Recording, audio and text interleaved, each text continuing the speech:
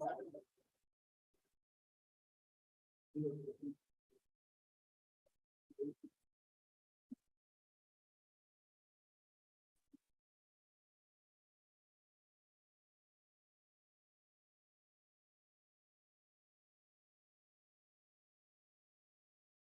también no está muy desordenado.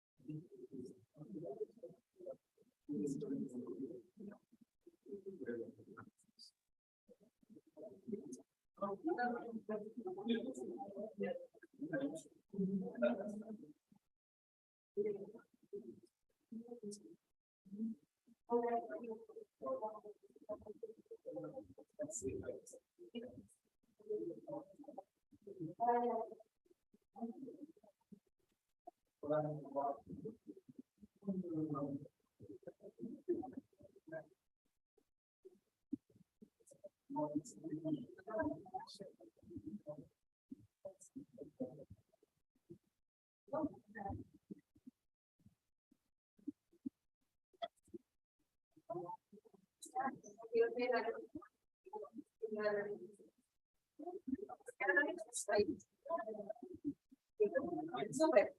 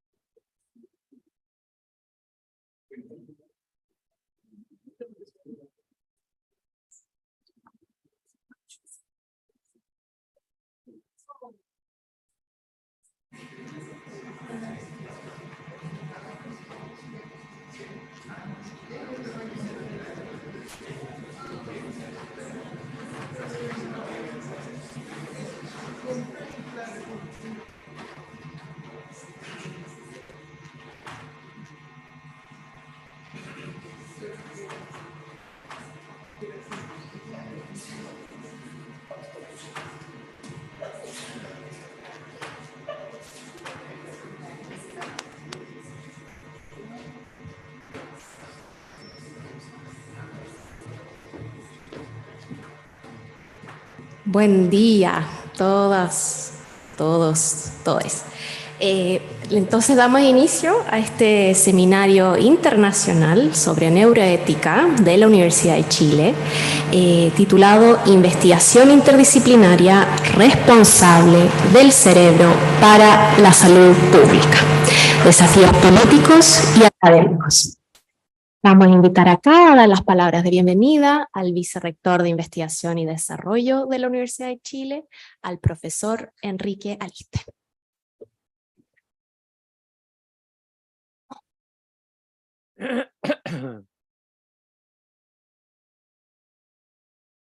Muy buenos días a todas, a todos. Sean bienvenidas y bienvenidos a este seminario internacional sobre neuroética de la Universidad de Chile. Tal como señalaba INTA, se titula Investigación interdisciplinaria responsable del cerebro para la salud pública, desafíos políticos y académicos. Este evento es de máxima importancia para los desafíos globales que enfrentamos, todos relacionados con la ética y del cruce entre ciencia y sociedad, donde las neurociencias pueden alimentar las políticas públicas de desarrollo en términos de educación, salud, vulnerabilidades. Aquí, la ética debe transversalizar este tipo de investigaciones, generando una parte indispensable de lo que es nuestra misión, una investigación responsable para el bienestar material e inmaterial de la nación y nuestros pueblos. Por lo anterior, este evento es de carácter intersectorial e interdisciplinario, y contamos con destacadas y destacados panelistas nacionales, como nuestra subsecretaria de Ciencia, Tecnología, Conocimiento e Innovación, la doctora Carolina Gainza, la diputada doctora Ele Molina y la destacada profesora de nuestra casa de estudio, la doctora Andrea Slachewski, que saben todas muy bien cómo es desarrollar conocimiento como un bien público y que este bien público pueda dar soporte al desarrollo del conocimiento.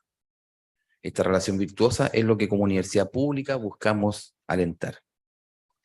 Asimismo, y muy especialmente, y a partir de este momento, ¿verdad?, nos acompañarán exposiciones de destacados conferencistas nacionales, como el doctor Manuel Guerrero, que está con nosotros y nos acompaña y organizador de este seminario, y que es un destacado experto en ética para las neurociencias y para la investigación responsable.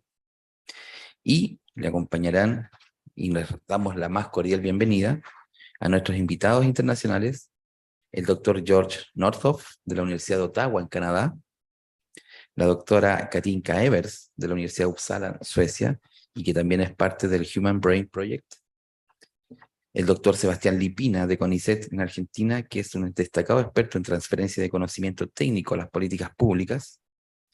Muy bienvenido, doctor Lipina. Y el doctor honoris causa de nuestra casa de estudios, el profesor Jean-Pierre Changeau, que es un destacadísimo neurocientista del Institut Pasteur y del Collège de France en Francia, y que nos acompaña en conexión virtual. Muy bienvenido, doctor Changeau. Será sin duda, por lo mismo, una jornada que viene a decorar de una manera muy virtuosa y maravillosa la celebración de los 180 años que esta semana estamos cumpliendo como universidad. La Universidad de Chile, dentro de todos sus festejos por estos 180 años de existencia, tiene el honor de que además podamos debatir materias que tienen que ver con la ética, que es uno de los motores esenciales que nos mueve como universidad y que tiene que ser un desafío permanente.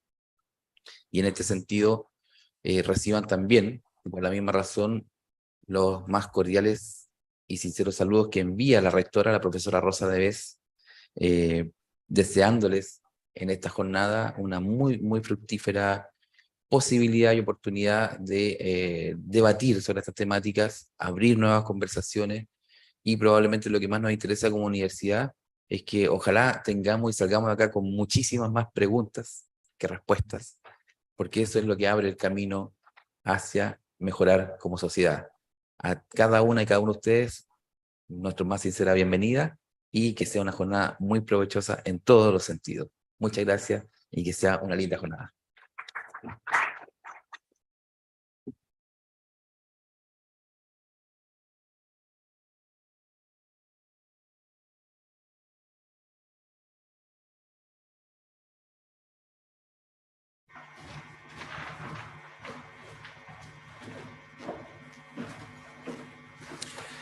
Buenos días a todos, todas y todes. Bienvenidos entonces a este Seminario Internacional sobre Neuroética de la Universidad de Chile, con el cual, entre otros muchos objetivos, estamos haciendo el lanzamiento público de la iniciativa neuroética de nuestra universidad.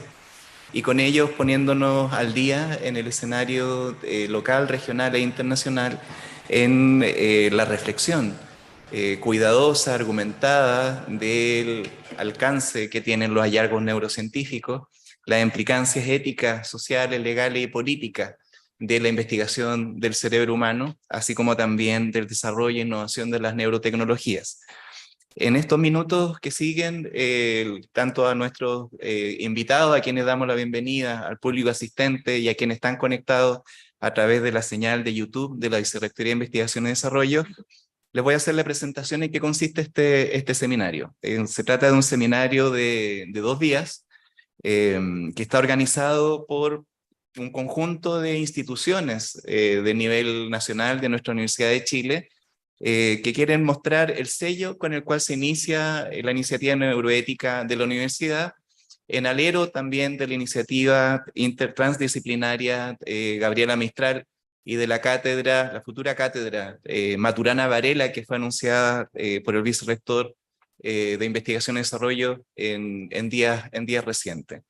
Este seminario está convocado y organizado por el Departamento de Bioética y Humanidades Médicas de la Facultad de Medicina de la Universidad de Chile, donde se cultiva esta disciplina relativamente joven, que tiene alrededor de 50 años, especialmente en el ámbito de la ética de la investigación científica, con seres humanos en el ámbito biomédico, pero también en bioética fundamental. El Departamento de Bioética y Humanidades Médicas, en conjunto con la Facultad de Filosofía, dirige y desarrolla el magíster en bioética de nuestra universidad. Y la neuroética, entonces, va a ser parte de sus líneas de trabajo en formación e investigación. Este seminario también es convocado y coorganizado por el Centro de Estudios de Ética Aplicada, CEDEA, de la Facultad de Filosofía, que es la contraparte en el magíster en bioética y que también tiene interés en desarrollar desde el ámbito de la reflexión filosófica la neuroética. En la Facultad de Filosofía y Humanidades, por ejemplo, está el Centro de Estudios Cognitivos de nuestra universidad. Y de esta manera, con el Departamento de Bioética en la Facultad de Medicina y el CDEA en la Facultad de Filosofía, tenemos inmediatamente ambas almas, podríamos decir, que se nutren en la neuroética, que es, en este caso, el ámbito de la salud y el cuidado, y también la filosofía y humanidades. También forman parte de los organizadores el Centro de Gerociencia, Salud Mental y Metabolismo, GERO, el Centro de Memoria y Neuropsiquiatría del Hospital Salvador y Facultad de Medicina, con el cual hacemos el enlace de la reflexión, investigación y formación en el ámbito de las ciencias de la salud, en el ámbito de la filosofía y las humanidades, con la práctica clínica. La neuroética es en una de sus dimensiones es también una ética aplicada, y para que sea pertinente y situada, tiene que estar en contacto con la clínica y la investigación que se desarrolla, por ejemplo, en nuestra universidad en el ámbito del Alzheimer y otras enfermedades neurodegenerativas y su propio tratamiento. Por eso para nosotros es muy importante y un orgullo contar con la doctora Andrea Slachewski, que es una de las inspiradoras de este seminario. Hubo una primera versión en el año 2016, donde tuvimos el privilegio de contar con la doctora Katinka Evers, con el doctor Sebastián Lipina y con el doctor Jean-Pierre Chagnot, que nos acompaña desde París, dando inicio a este intercambio internacional en el ámbito de la neurociencia, investigación del cerebro y de la neuroética. Este esfuerzo que estamos realizando hoy día, y con el lanzamiento de la iniciativa neuroética, recoge ese impulso y lo proyecta. Y como ustedes han visto, esta actividad también ha contado en forma crucial con el apoyo de la Vicerrectoría de Investigación y Desarrollo de nuestra universidad, con el apoyo, bueno, desde la rectora Rosa Debes, pero especialmente del vicerrector Enrique Aliste y el director de investigación André Enríquez, y una figura clave de la vicerrectoría en todo lo que hacía este seminario es Inta Rivas, a quien le agradezco públicamente por todo el tremendo apoyo, y a Andrea Hidalgo, de parte del CDEA, a Mónica Videla, de parte del Departamento de Bioética y Humanidades Médicas. Como colaboradores importantes de este seminario, tenemos un pilar que tiene que ver con la internacionalización de la universidad. Esta actividad cuenta con el apoyo y por eso la presencia de nuestros invitados internacionales de parte del Grupo Neuroética y Filosofía del Centro de Investigación de Ética, la Investigación y Bioética de la Universidad de Uppsala, del cual dirige Katinka Evers y del cual yo mismo me siento honrado de formar parte, y del Grupo de Ética y Sociedad del Human Brain Project, que es la iniciativa europea de investigación del cerebro humano. Un proyecto de investigación de larga duración, es uno de los grandes proyectos que existió en la historia de la ciencia, es de una duración de 10 años, con más de 100 instituciones que colaboran, con 500 investigadores e investigadoras, con centros médicos, en fin, que junto a otras iniciativas internacionales está investigando en neurociencia aplicada, pero también desarrollando una infraestructura de colaboración para que rápidamente alcancemos resultados importantes que impacten en la medicina, especialmente en los casos de la enfermedad neurodegenerativa. El Human Brain Project está en su última fase ya de desarrollo, concluye en marzo del 2023, una pequeña extensión hasta mediados de año, y va a dejar para la comunidad europea y la comunidad de investigación internacional una infraestructura en la que se van a compartir datos, publicaciones, experiencias, etc. Y un componente importante del Human Brain Project es precisamente la innovación y la investigación responsables. Y hay otra colaboración muy importante para que se haya podido materializar esta actividad, que es el convenio, el foro Access Chile-Suecia. Este es un foro que existe hace un par de años, precisamente el mismo año 2016, si no me equivoco, viajaron a Suecia, a la Universidad de Uppsala, al Karolinska Institutet, que es la universidad de medicina principal del país, que entrega el premio Nobel en medicina, en ciencias biomédicas, entre otros, y a la Universidad de Lund, son 3 universidades muy prestigiosas suecas, viajaron 100 académicos y académicas chilenas, encabezados por el entonces rector doctor Ennio Vivaldi. Y en esa oportunidad se entablaron vínculos que hoy día ya están rindiendo frutos. La semana pasada el foro Chile-Suecia se reunió en la ciudad de Punta Arenas, en Magallanes, donde 100 académicos y académicas que venían de la Universidad de Uppsala, del Karolinska Institute, de la Universidad de Lund y de otras universidades suecas se juntaron nuevamente con los académicos y académicas chilenas de distintas universidades y fundamentalmente de nuestra universidad. La iniciativa neuroética surge también con el apoyo del foro Chile Access y le damos la gracia por ello. Debo también mencionar que contamos con el apoyo de la unidad de formación del Colegio Médico, especialmente de la doctora Ana María Arriagada, y bueno, es la señal de que esto no lo estamos haciendo solo, sino que lo estamos haciendo con una gran espalda de múltiples apoyos, participaciones y además con vínculo internacional. Así que muchas gracias a todos, todas y todes que nos están colaborando con esta iniciativa.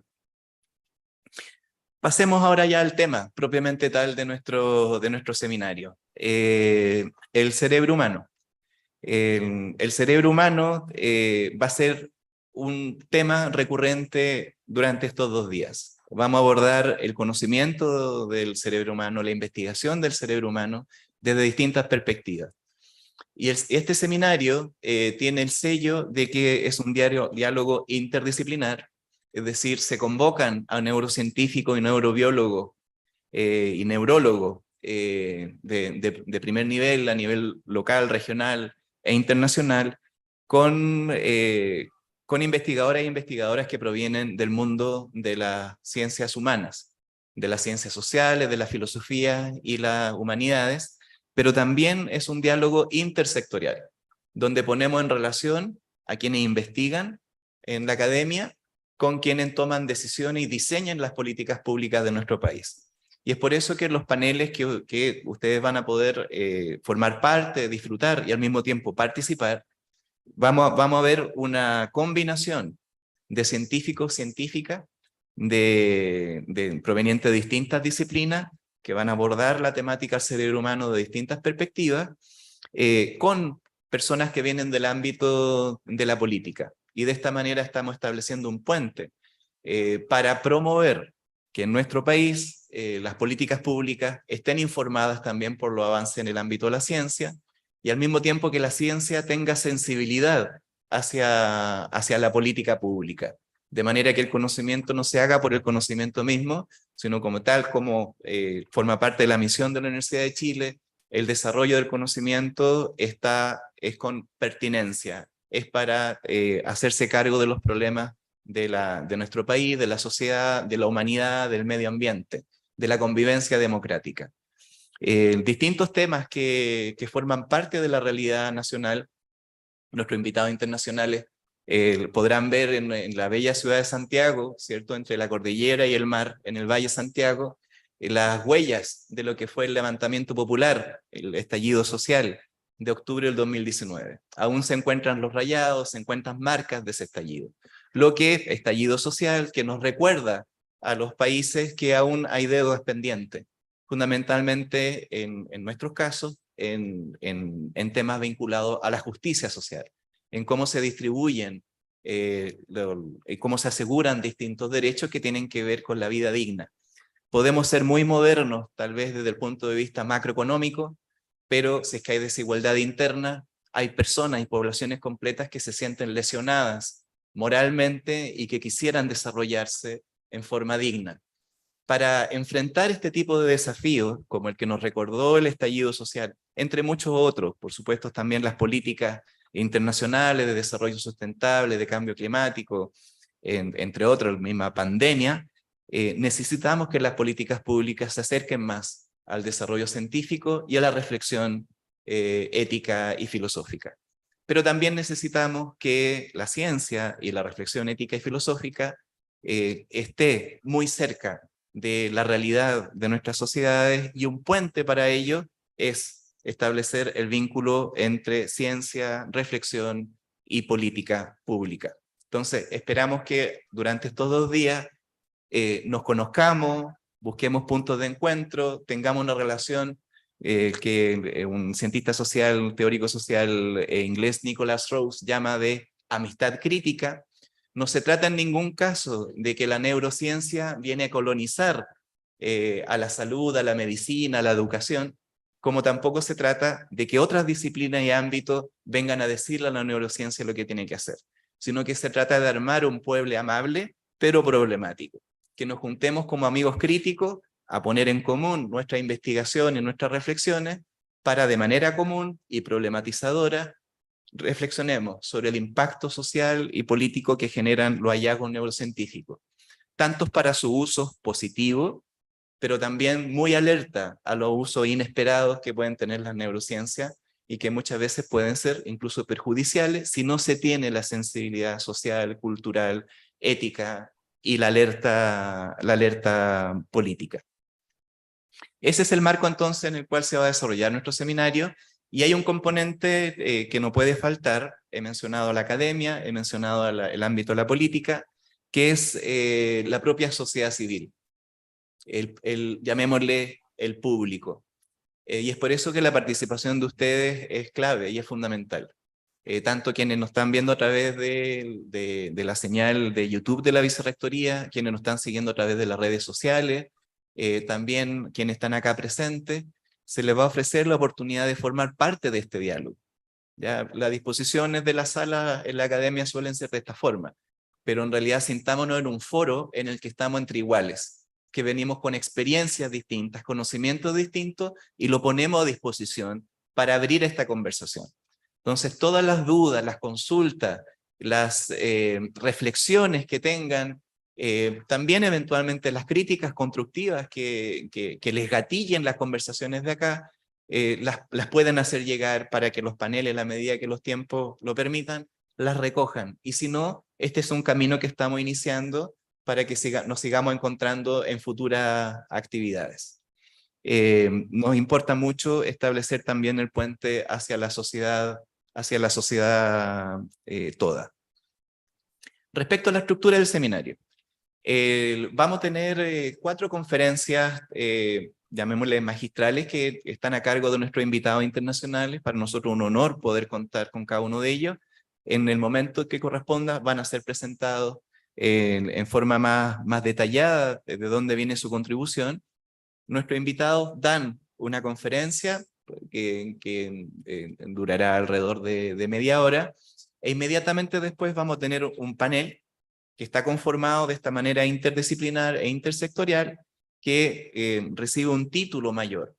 Parte de ese panel va a comentar lo que les gatilló la reflexión de quien hizo la exposición, pero también nuestros panelistas vienen con su vuelo propio, vienen con sus propias identidades y ponen en común sus reflexiones. Y ahí es donde iniciamos este diálogo. El primer panel que vamos a tener, vamos a contar con la exposición desde París a través de la señal en Zoom del doctor Jean-Pierre Chagnot, que va a hablar sobre la hominización del cerebro, de la genética y la selección sináptica a la evolución cultural. Es decir, vamos a abordar esto desde los fundamentos mismos. El cerebro humano es parte de la evolución biológica de nosotros como especie, pero al ser seres humanos, también el entorno es tremendamente importante, y la cultura, la sociedad, las normas forman parte del entorno también, del cual el cerebro va formando y es formado por él. El doctor Jean-Pierre Chagnot va a hacer una exposición muy completa sobre estos distintos niveles en los cuales, digamos, se juega el cerebro humano. Y el panel que le sigue va a ser sobre cerebro, cultura y sociedad, donde vamos a abrir una conversación más amplia sobre la relación entre este órgano impresionante, fantástico, que es el más complejo que conocemos del universo, con la relación a la cultura y a la propia sociedad. Luego de un pequeño café al cual les vamos a invitar a disfrutar, vamos a tener una segunda conferencia a cargo del doctor Georg Nortorf. Lo vamos a presentar en detalle en el momento de su conferencia, que nos va a hablar sobre el self y su cerebro, de la dimensión empírica a las dimensiones ontológica y ética. Y ahí entonces la reflexión se va a abrir desde el campo de la neurociencia y la psiquiatría y la filosofía que cultiva el doctor Northrop hacia estas preguntas grandes que tienen que ver con la relación entre el cerebro, la identidad humana y la responsabilidad moral. ¿Ya? El conocimiento del cerebro, su investigación, también nos ayuda a conocer nosotros mismos mejor, qué es lo que nos hace ser humanos. Luego de ese panel vamos a tener la pausa del almuerzo, y en la tarde, a partir de las 2 de la tarde, viene la tercera conferencia a cargo del doctor Sebastián Lipina, que nos va a mostrar sus reflexiones y su hallazgo en una larga trayectoria de investigación sobre la relación entre cerebro y pobreza, especialmente en el ámbito de ejercicio que tiene, que es colaborar hacia las políticas públicas, en este caso del Gran Buenos Aires, pero también a nivel internacional, con Naciones Unidas y otros, de cómo los hallazgos neurocientíficos pueden indicar formas distintas para comprender el desarrollo humano y la responsabilidad política, y que hay que tomar medidas correctas para revertir los daños de quienes son expuestos a la pobreza desde muy temprana edad. Y ahí entonces viene un panel también muy interesante en que se va a poner en relación cerebro, pobreza y salud pública. Y con ello vamos a concluir el primer día de nuestro seminario, y el conjunto de esta actividad entonces forman parte del lanzamiento de esta iniciativa de neuroética. El día de mañana vamos a continuar, nos vamos a desplazar desde la clase central al auditorio del Departamento de Bioética y Humanidades Médicas de la Facultad de Medicina, para encontrarnos allá con el cuerpo académico, los estudiantes y el público que quiera asistir a una conferencia que va a dar el doctor Georg Northrop sobre neurociencia, filosofía, que se llama Trastornos psiquiátricos en la intersección de neurociencia, filosofía y dogma. Y luego nos trasladamos a la Facultad de Filosofía y Humanidades, donde nos van a recibir el Centro de Estudios de Ética Aplicada, CEDEA, y con eso, junto a una visita al Museo de la Memoria y los Derechos Humanos, concluimos nuestros 2 días de seminario. Eso es a lo cual le invitamos. Suena harto, son temas potentes, pero lo vamos a navegar juntos y de una forma en que todos podemos participar, aprender y colaborar. Así es que, sin más, le hago inicio de este seminario internacional e invito inmediatamente a que pueda dar su primera charla la doctora Katinka Evers de la Universidad de Uppsala, filósofa, que ha dirigido la investigación en neuroética desde muy temprano, formación de esta disciplina, también en el contexto del Human Brain Project.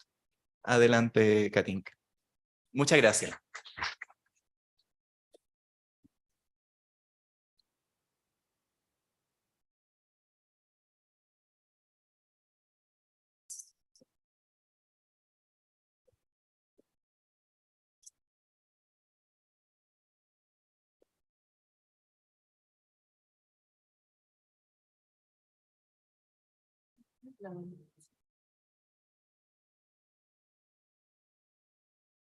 ¿Cómo hago para cambiarle?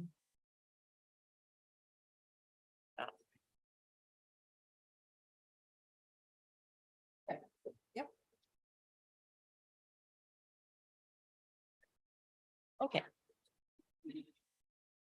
All right. Excuse me. Well, first of all, I would like to thank the organizers of this very important and timely conference. It's also for me personally a great pleasure to be back in the beautiful city of Santiago. It's been a few years since the last time. I'm going to give a few introductory words only to the need for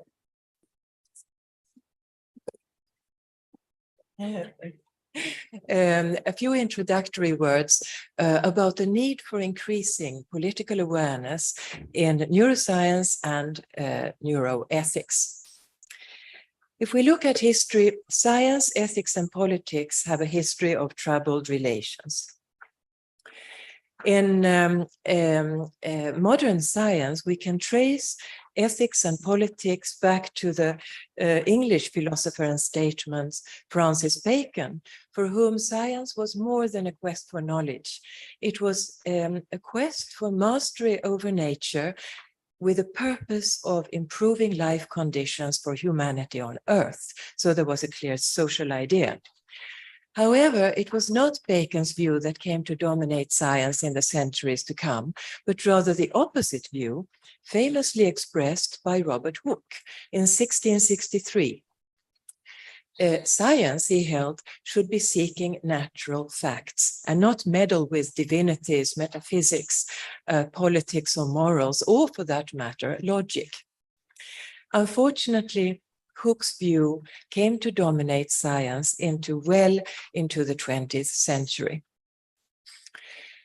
By virtue of dealing essentially with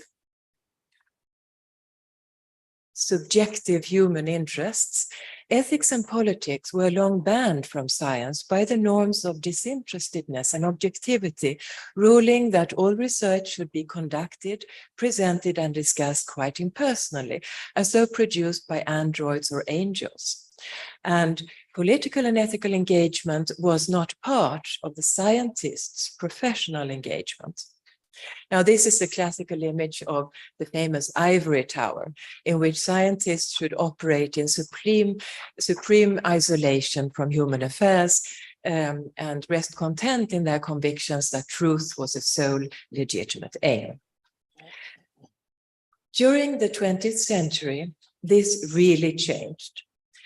Ethics became a clear part of the scientific agenda through a variety of measures, courses, curricula at the university, some of which are today obligatory. We have ethics committees, we have ethics regulations, guidelines, we have a lot of things. So ethics is really part of science today.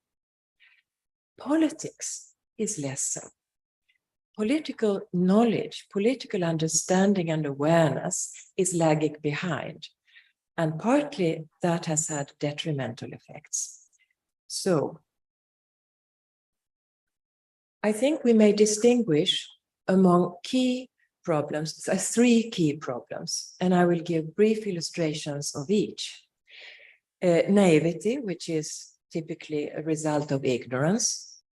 Vacuity, by which I mean empty words, that you pay lip service to some value, but without really letting it be followed by action. And finally, distortion, where ideologies permeate science and distort it. Now, the classical illustration of an almost criminal historic and political naivety was the physicists' development of the atom bomb as a peace project, followed by the decision actually to use it on Hiroshima on August 6, 1945. 67 of the scientists who helped develop the bomb, they wrote a letter to President Truman begging him for restraint. They were saying that this was not meant to be used. They didn't realize that anyone would be so cruel as to use it. Of course, they were not heeded at all. So did they have responsibility by virtue of having provided the methods, the tool for this mass destruction, this crime against humanity? Or was the letter enough to liberate them from it? Well, this is a very old discussion. Connecting to neuroscience, I think we should remember that most of science funding historically comes from the interest in waging wars, and that a very large portion of the funding for neuroscience comes directly from the military, especially in the United States. And of course, then the development of new weapons, new methods for interrogation, and new methods for subjugating populations is high on the agenda. So political ignorance and political naivety in this respect would be most unfortunate. Concerning vacuity, I will take a different example.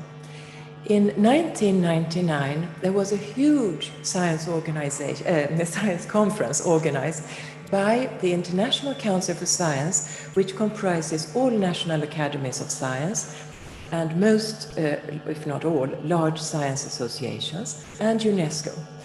And the aim was to develop a new contract between society and science by the term of the millennium.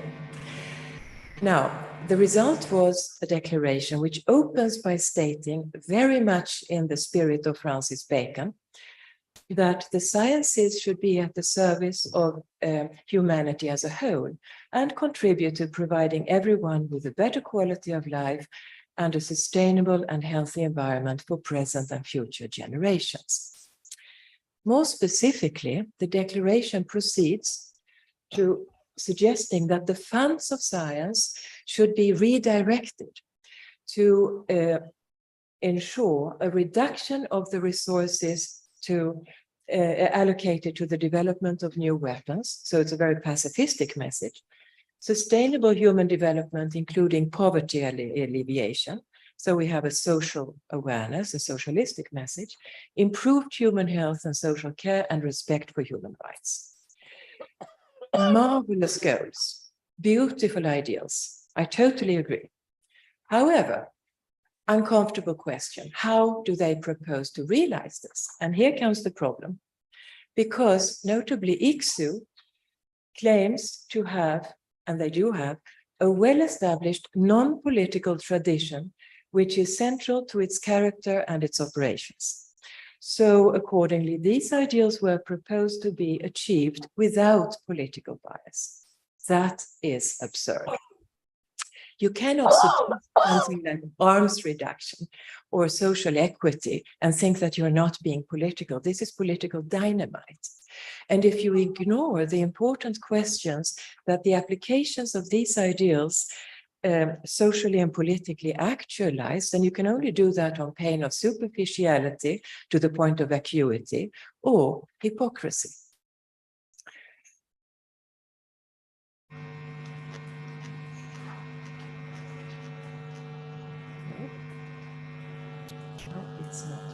Here we go.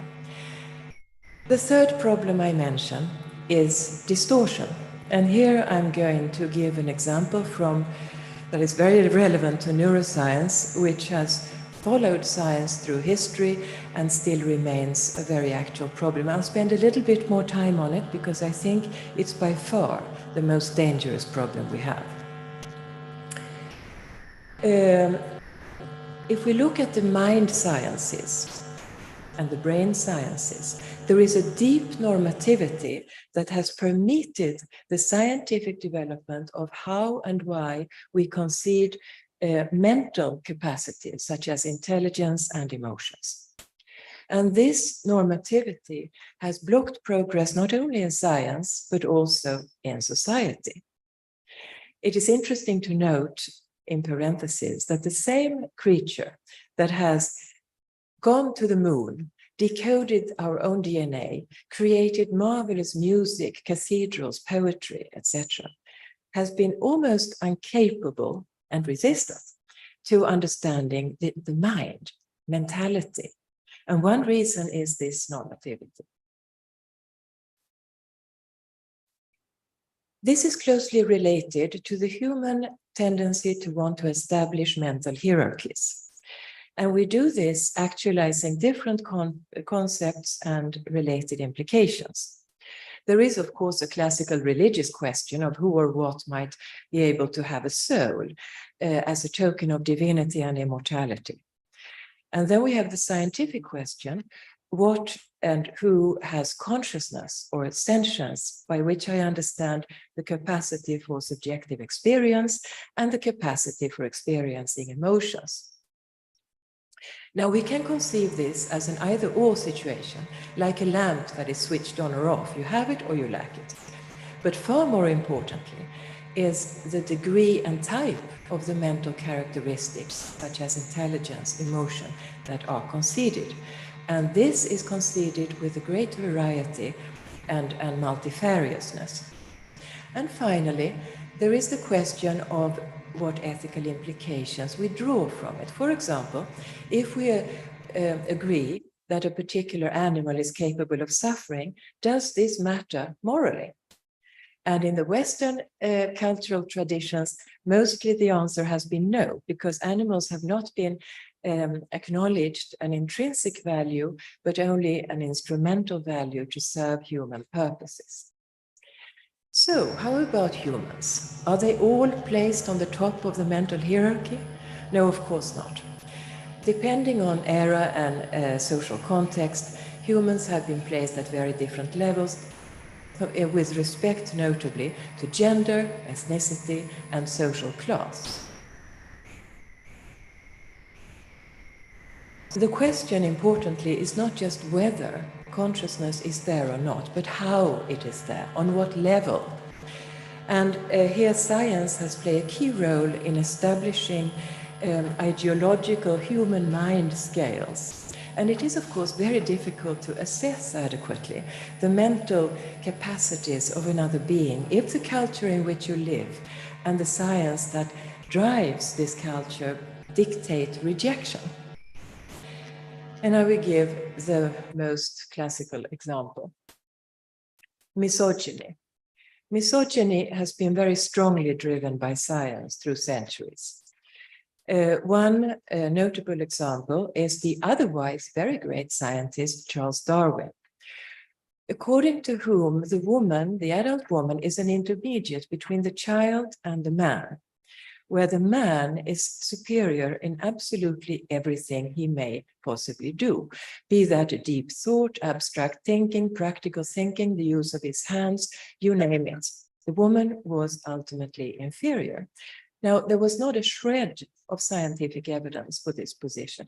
It was a very conservative position because at his time, there were several other very prominent figures who defended equality between women and men. For example, the philosopher John Stuart Mill.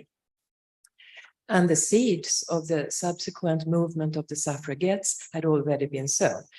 Be that as it may, it inspired and threw a lot of oil on the fire on what has been called the oldest, the most universal, and the cruelest of all wars that has ever been waged, and that is man's war against woman. The war against the female brain, the female mental capacities, the female intellect, and the female emotional level. In Sweden, for example, well into the 20th century, medicine, biology, and philosophy collaborated in trying to prove that the female brain was too weak to receive higher education. She would develop mental disorder. She would have her ovaries shrink so she could not bear children. So it would be bad both for the woman and for society to allow women to be educated. Again, there was not a shred of scientific evidence. And it took time to reveal this. And of course, the same story can be told about these distinct ethnic groups. Sweden, for example, I prefer to take my own country as example on these horrible things, has a very racist history. There has been a strong anti-Semitism, has been a strong racism against non-whites. Our own original population, the Samis, have been extremely racistically treated and often with respect, or always, I would say, with respect to key mental characteristics. It's very important to reduce the mental characteristics of what you want to subjugate. Now, I'm not saying that normativity is a problem in itself. It is not. On the contrary, I think that normativity is a very positive and strong driving force, and it's one of the things that has driven the development of this conference, and one of the reasons why I'm here.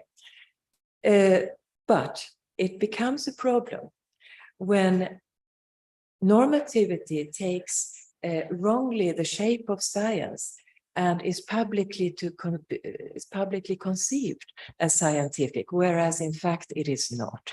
And that is something that has hampered the mind sciences through history, that to some extent still hampers them. And that is extremely damaging, both for the science and, of course, it blocks progress for the society at large. It has reduced the vast portions of humanity, not only women, but also especially non-whites, to life in misery and intellectual prisons. So it's a very, very serious thing. Now, today the situation is far better. Racial hierarchies are no longer in vogue, and the previously so passionate attempts to deny the advanced mental capacities in women have lost some, at least, of the momentum it once possessed. But we must not lower the guard. Looking at Europe today, I am deeply worried about the political development. We are going backwards. Ideologically, we're going backwards with big leaps. Misogyny is returning. Racism is returning. Violence is returning. And if anyone believes that science is immune to ideological perversion and corruption, they do need to read more history. It is clearly not. So we must keep our guards up and make sure that science serves, first of all, clear purposes and the purposes we want it to serve, and also that no matter which ideals we have, the normativity needs to be brought to the surface. It has to be clear, if there is normativity, what it is and what it is dictating. So it is very important to have political awareness in all science, and not least in neuroscience. Without political knowledge, understanding, and awareness, we risk having scientists that create, inadvertently or intentionally, new monsters, that introduce ethics, social, and political responsibility in such a superficial and ignorant way that it becomes just a form of lip service to the ideals that are supposed to support. And we risk that they are driven by ideological convictions to distort science. These are probably not the only problems, but they are three key problems that I think we need to be aware of. Coming to neuroethics, I think neuroethics has a clear responsibility to assist neuroscience in advancing our understanding of the social and political contexts in which science is pursued and applied. I think that neuroethics has been contributing some very important analysis and suggested applications to neuroscience so far, but we lag behind in the social and political domain. There are neuroethics groups in Europe, the United States. There are some small neuroethics groups also in South America, Mexico, Brazil, Argentina. But none of them, so far as I can see, are really advanced in their social and political analysis of the context of science. And I think that would be an extremely important contribution for the future. So that's also one reason why I'm so happy about this conference, which in addition to the wonderful keynote talks, and I've had the pleasure of collaborating in research with all three keynote speakers, which has been an enormous privilege. We also have the inauguration of a new neuroethics group, NEUROÉTICA Chile, which is a new neuroethics teaching and research group that will be directed from La Universidad de Chile. And it's deeply interdisciplinary, comprising both neuroscience, bioethics, philosophy, and importantly, social and political science. And it's already quite well internationally associated with Sweden, Argentina, Canada, and France, and surely more to follow. And I think this promises very important contributions for the future. And I thank you very much for your attention.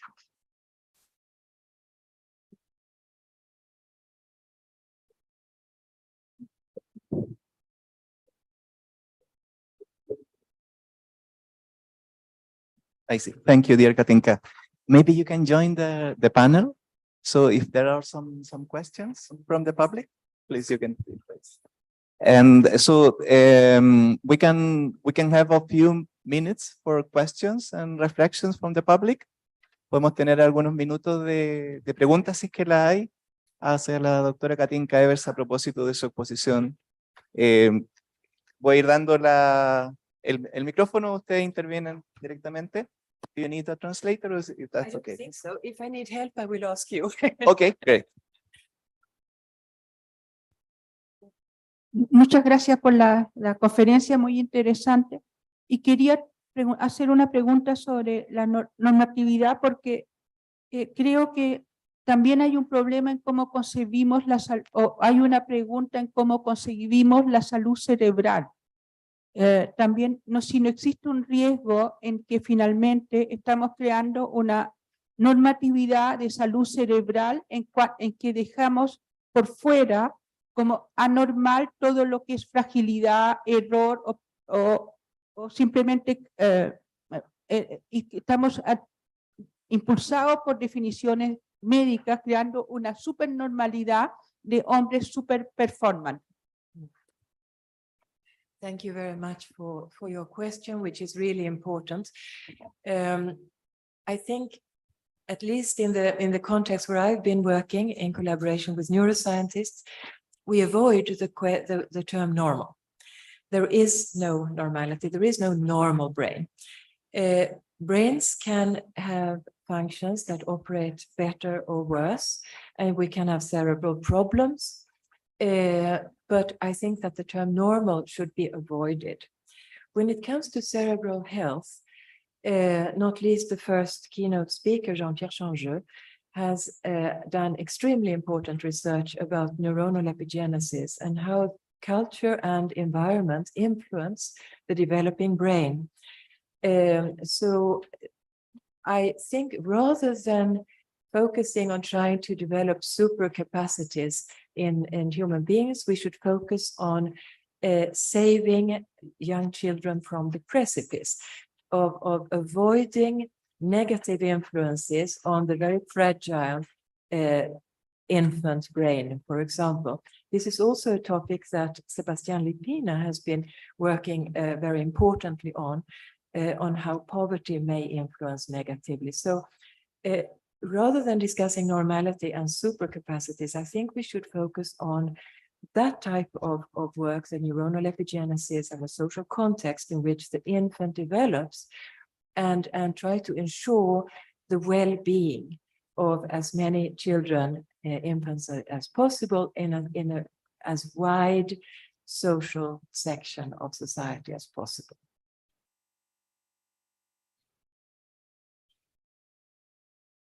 Hola. ¿Me escuchas? Sí. Sí. I'm going to try to place the question in English, and if you don't understand me, you just tell me, so I'll stop embarrassing myself. My daughter had just told me that I speak like Google Translator, so I couldn't agree more with what you just said, no? The way we have to be aware of our own misconceptions or maybe prejudices when we are investigating or being scientific in these themes, no?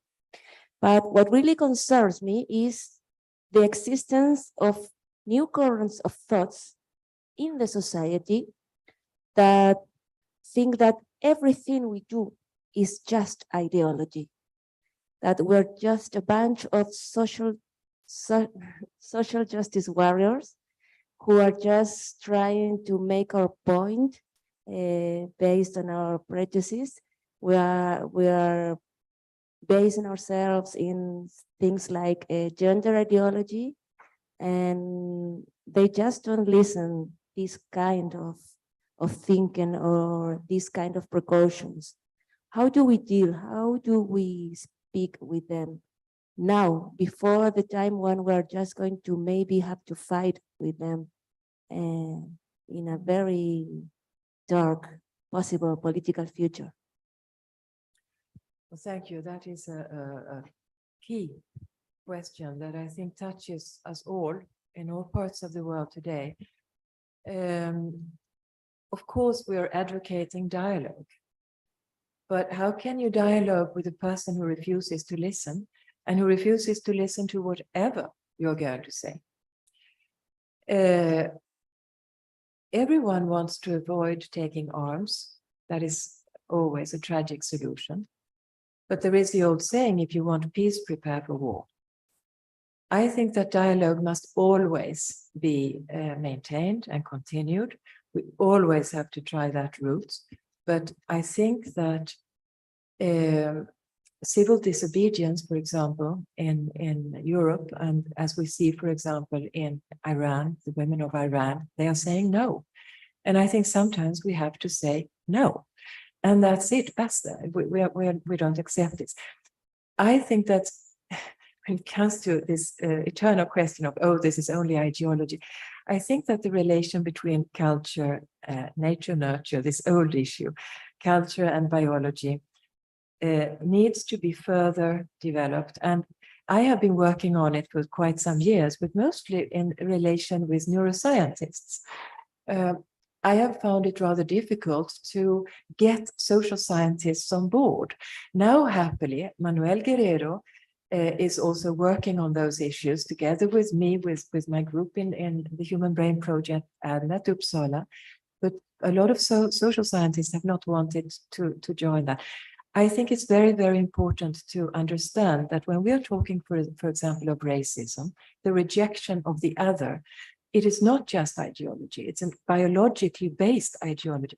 We are biologically predisposed for rejection of the out-group individuals. And I think that there is a big variety across the world culturally, but we do also share some basic biological features by virtue of being human. We need to take that into account in order to advance society in the direction we wish to go. It's extremely complex. And when I look at what is happening, and I think you have a more positive situation here now, at least in Chile, than we are developing in Europe, where we seem to have collectively lost memory of the lessons learned from the Second World War. So there is reason to be deeply, deeply worried about what is happening now. And I think we need to prepare ourselves on all fronts. But dialogue has to be continued, because without dialogue, we have given up.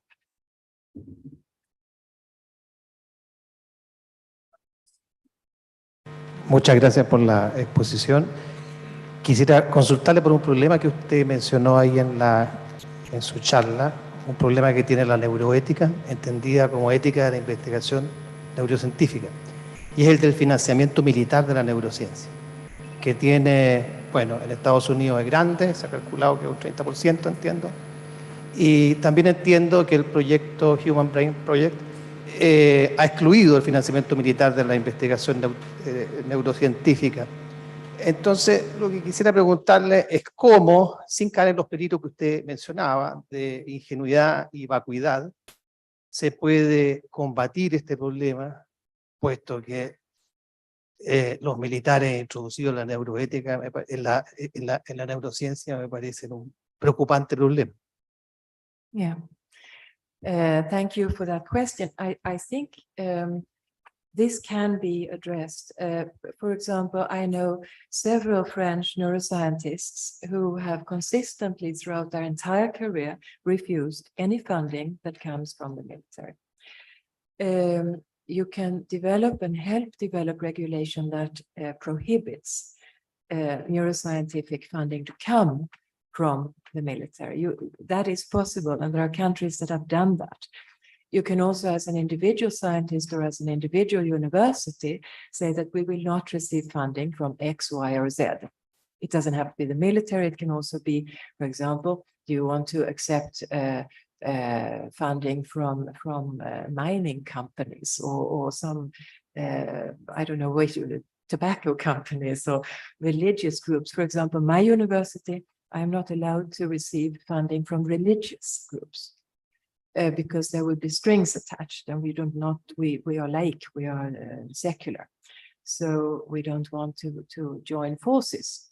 And we would certainly not be allowed to receive funding from the military either. I think that's the way of combating the influence. Or you can be very clear about how the funding is used and what purposes the science will serve. The problem with the military is that they have the capacity to obscure, legally obscure, the use of the science.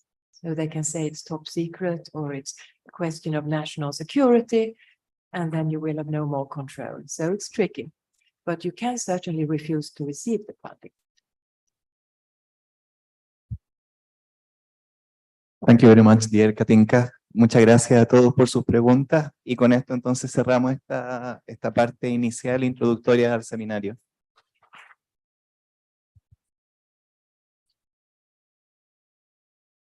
Y ahora entonces pasamos a la parte de las conferencias y está en línea el doctor Jean-Pierre Chagnot. Aquí voy a tomar mis notas porque quisiera presentar al doctor Jean-Pierre Chagnot. Yes, do you hear me? Do you hear me? Yes, we hear you, dear Jean-Pierre. Welcome to Santiago's seminar on Thank you very neuroethics. much. Thank you. Thank you. I will present you shortly so that the people via YouTube, the via YouTube channel, we are broadcasting this, and also here at the University of Chile knows who you are. And el profesor Jean-Pierre Chagnot es profesor honorario del Collège de France y del Instituto Pasteur de París, ex miembro del Cable Institute for Brain and Mind de la Universidad de California, San Diego. Es uno de los grandes investigadores en el campo de la biología molecular, ya durante su estudio de doctorado que realizó bajo la supervisión de Jacques Monod, propició la base experimental y conceptuales para el modelo formal de interacción alostérica en proteínas reguladoras. El resultado de esa investigación se convirtió en un artículo que es uno de los más citados a nivel mundial de la literatura científica. Dr. Jean-Pierre Chagnot ha contribuido durante los últimos 50 años en el campo de los receptores y sus transiciones alostéricas, principalmente en el sistema nervioso, trabajo que dio pie e inició la identificación por primera vez de un receptor de neurotransmisores, el receptor nicotínico de acetilcolina.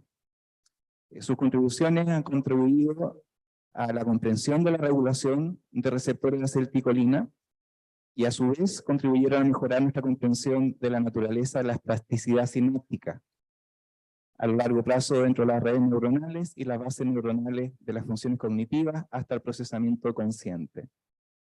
Las consecuencias del trabajo del Dr. Chagnot para la patología humana han sido enormes, desde la comprensión de la adicción de las drogas a las drogas hasta la terapéutica de la enfermedad neuropsiquiátrica.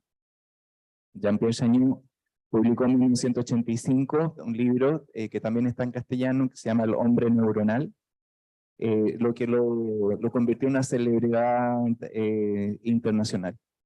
Desde entonces, el doctor y profesor Jean-Pierre Chagnot ha sido coautor de muchísimos libros, es un entusiasta y convencido del diálogo interdisciplinar y tiene libros publicados con músicos destacados como Pierre Boulez en Francia, con matemáticos, un libro en conjunto escrito con el filósofo Paul Ricoeur, en fin.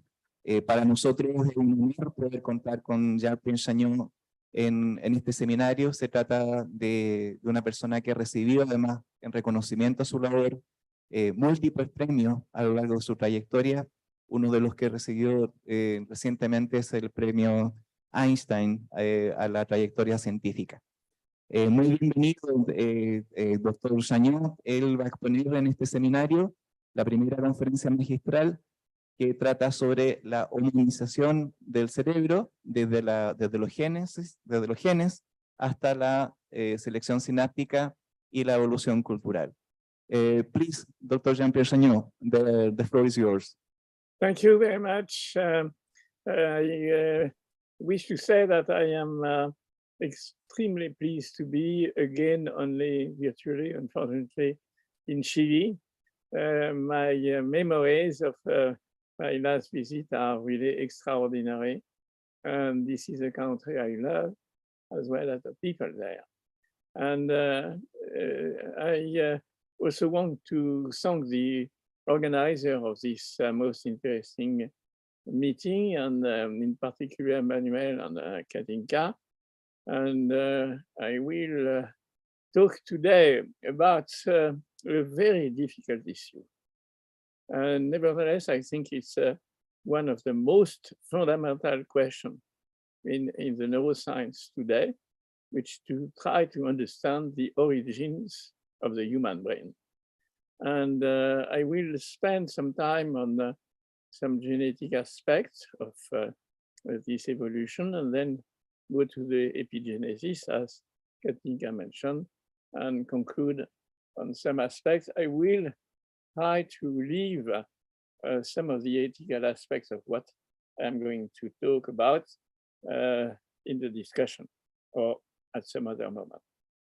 So the issue is the following, is how to follow the paleontological evolution of the human brain. We can follow it by observing the endocast, what could have been the brain behind the cast, and the volume of the brain in particular, but also the culture which goes with it.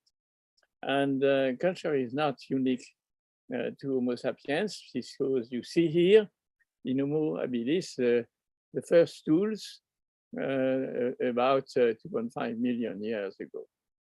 Now, very interestingly, through evolution and from Homo habilis to Homo erectus, the size of the brain increased, but the tools also became quite interesting, since they show symmetry, like in bifaces that you see here from 1.5 million years ago. So there was already at that time some kind of aesthetical feeling, and this was more elaborate in a follower of Homo erectus, Homo heidelbergensis, which is almost Homo sapiens, with the discovery of symbolism at the Aven sepulchral, where you can see that there were some artifacts associated with funerary kind of ceremony. So this shows that there is a clear parallel evolution between the biology of the brain and the development of cultural complexity, from tool making up to symbolism and eventually religion. So this is, of course, something which is followed initially by the simple volume of the brain as a function of time, as you can see here. And you can realize that, in fact, from Australopithecus up to Homo sapiens, the main increase of size take between Homo habilis and mostly Homo erectus and Homo sapiens, and did last about 1.5 million years. At the paleontological scale, this is a rather fast evolution. And you can clearly see that even between Homo sapiens and the Homo erectus and Neanderthal, there is a remarkable difference in endocranial shape that I will document in a few minutes. So clearly, with this increase of size, there is also a development of the connectivity in the Homo sapiens brain, and also the development of cognitive abilities, distinct from those of non-human ancestors that I just presented, even though many of these species are disappeared. So we have only the big apes as a comparison. But in any case, we may say that in the course of this recent evolution, there is a development of language, self-awareness, theory of mind, creativity, cultural evolution. So this is further documented by following the reorganization of brain connectomics during hominization. One cannot say that there is a straightforward expansion between the let's say the brain of the chimp to Homo sapiens. It's not only that there is some kind of complexification of the connectivity, but it follows some rules. As you can see here, from early Homo, a precursor of Homo sapiens, which is going to come later, you see that there are some territories in green which expand, like the prefrontal cortex or the posterior parietal cortex, and also some areas where there is some bulging that you can follow quite carefully on the brain undercast. So there is, as I say, a reorganization of the connectivity taking place during hominization, and even during recent evolution between Neanderthal and Homo sapiens, you can see that there is a quite interesting change of shape of the undercast and therefore of the brain from, I would say, local compaction to expansion of some territories. And as you can see here, from Neanderthal to Sapiens, there is an expansion of the prefrontal cortex, of the occipital and parietal, temporoparietal cortex, and here, surprisingly, of the cerebellum. So this is, if I may say, a newcomer in the evolution of the brain with incidences which are not yet fully appreciated, but that we may discuss later on. So this clearly illustrates the difficulty of the problem. So we have, as I said, the expansion of brain weight and complexification and reorganization of the cortex from human precursors like chimps or homologue of the chimps like Australopithecus and Homo sapiens. But this is not the only paradox. From a genetic point of view, this is a rather fast evolution. So we have to understand genetic mechanism, and you may say, oh, there are plenty of genes which change along this evolution. Now, first surprise, if you look at the number of genes in the mouse and in humans, you find the same. And despite that, the number of neurons is going from 40 million to 100 billion. So there is there a first paradox, even though the number of genes is not a very good indicator or index of what's happening at the genome level.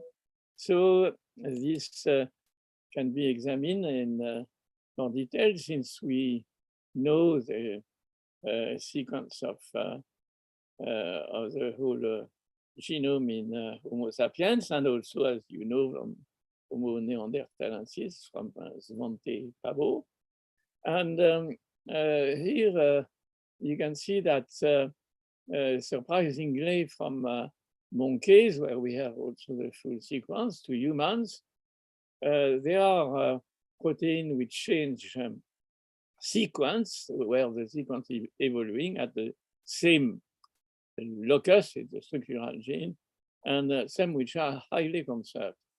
And to increase the paradox, what Guillaume Dumas, I worked with him in the past years, has discovered is that the brain protein are also some of the most conserved, at least compared to all protein or to testes and kidney or lung. So this is an additional paradox which we have to try to solve. And from the beginning, I am not going to give you the solution. And I want to insist throughout my talk that we are at the very beginning of this kind of study, and that we know very little, in fact, about all these issues, which are, as I said, of extreme importance. So the hypothesis we propose, we call it the connectomic hypothesis, tries to precisely link the nonlinear evolution of the genome to the increase of brain connection. And our hypothesis is if the structural genes which code for proteins are not changing very much and cannot account for what we call the hominization of the brain, there might be, and this is still a speculation, very different in the regulation of gene expression, which may cause substantial changes of brain connectivity. And the idea, one gene, one synapse, of course, does not hold.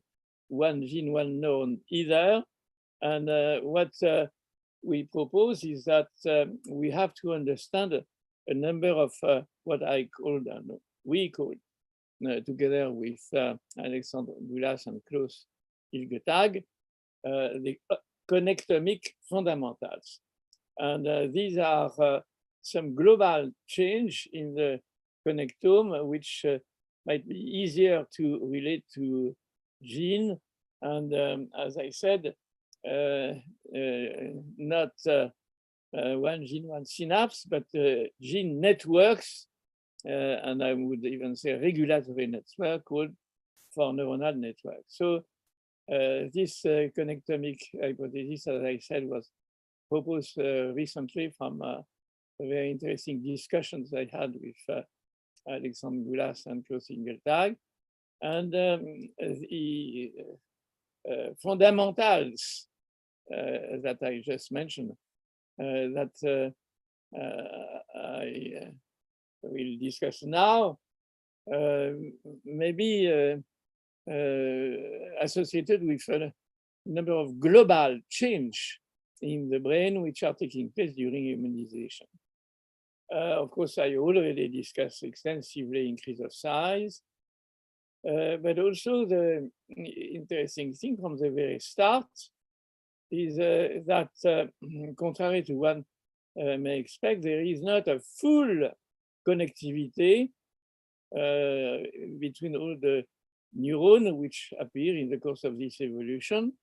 But in fact, the average number of synapses per neuron remain constant. So this is even for us increasing the problem, except that if now you look at the white matter compared to the gray matter, you can realize that there is a dramatic increase in red of white matter from the mouse to humans, and that might be due to long axon. I will come back on this connectomic fundamental later on. So there is an increased parsimony, surprisingly. The synaptic contacts are more dispersed, but that also gives an interesting additional property to the brain during evolution, is that it gives the possibility to create modules, and therefore to have a granularity of a scale larger than the nerve cell, which is taking place globally in the brain. And the very interesting aspect of the evolution of the brain during humanization is that there is an increase in the number of modules despite a decrease of sparsity, which is, as you saw, the number of absolute number of synapses per neuron. So this is something interesting because at least from theoretical studies, I summarize this very quickly. This modularity increase the efficiency of cognitive processes, and in particular, working memory among others. So this is an aspect which links the evolution of the connectivity with the function. So we have here a possibility to have an enhanced diversity of mental representation through these modules. Now, another cognitive fundamental is that in the course of this evolution, you can see that there are levels of organization which develop on top of the lower levels. And this is, of course, very interesting for the evolution of the cortex, from the mouse to the monkey to humans. And there is some kind of expanded multi-level structure. And this, of course, is, as we shall discuss at the end, possibly in relation with an increased capacity of abstract representation, and in particular, the development of language. So this evolution through the increase of level of organization is also accompanied by enhanced higher cognitive abilities. As I said, abstraction, memory, recursivity with language, and consciousness.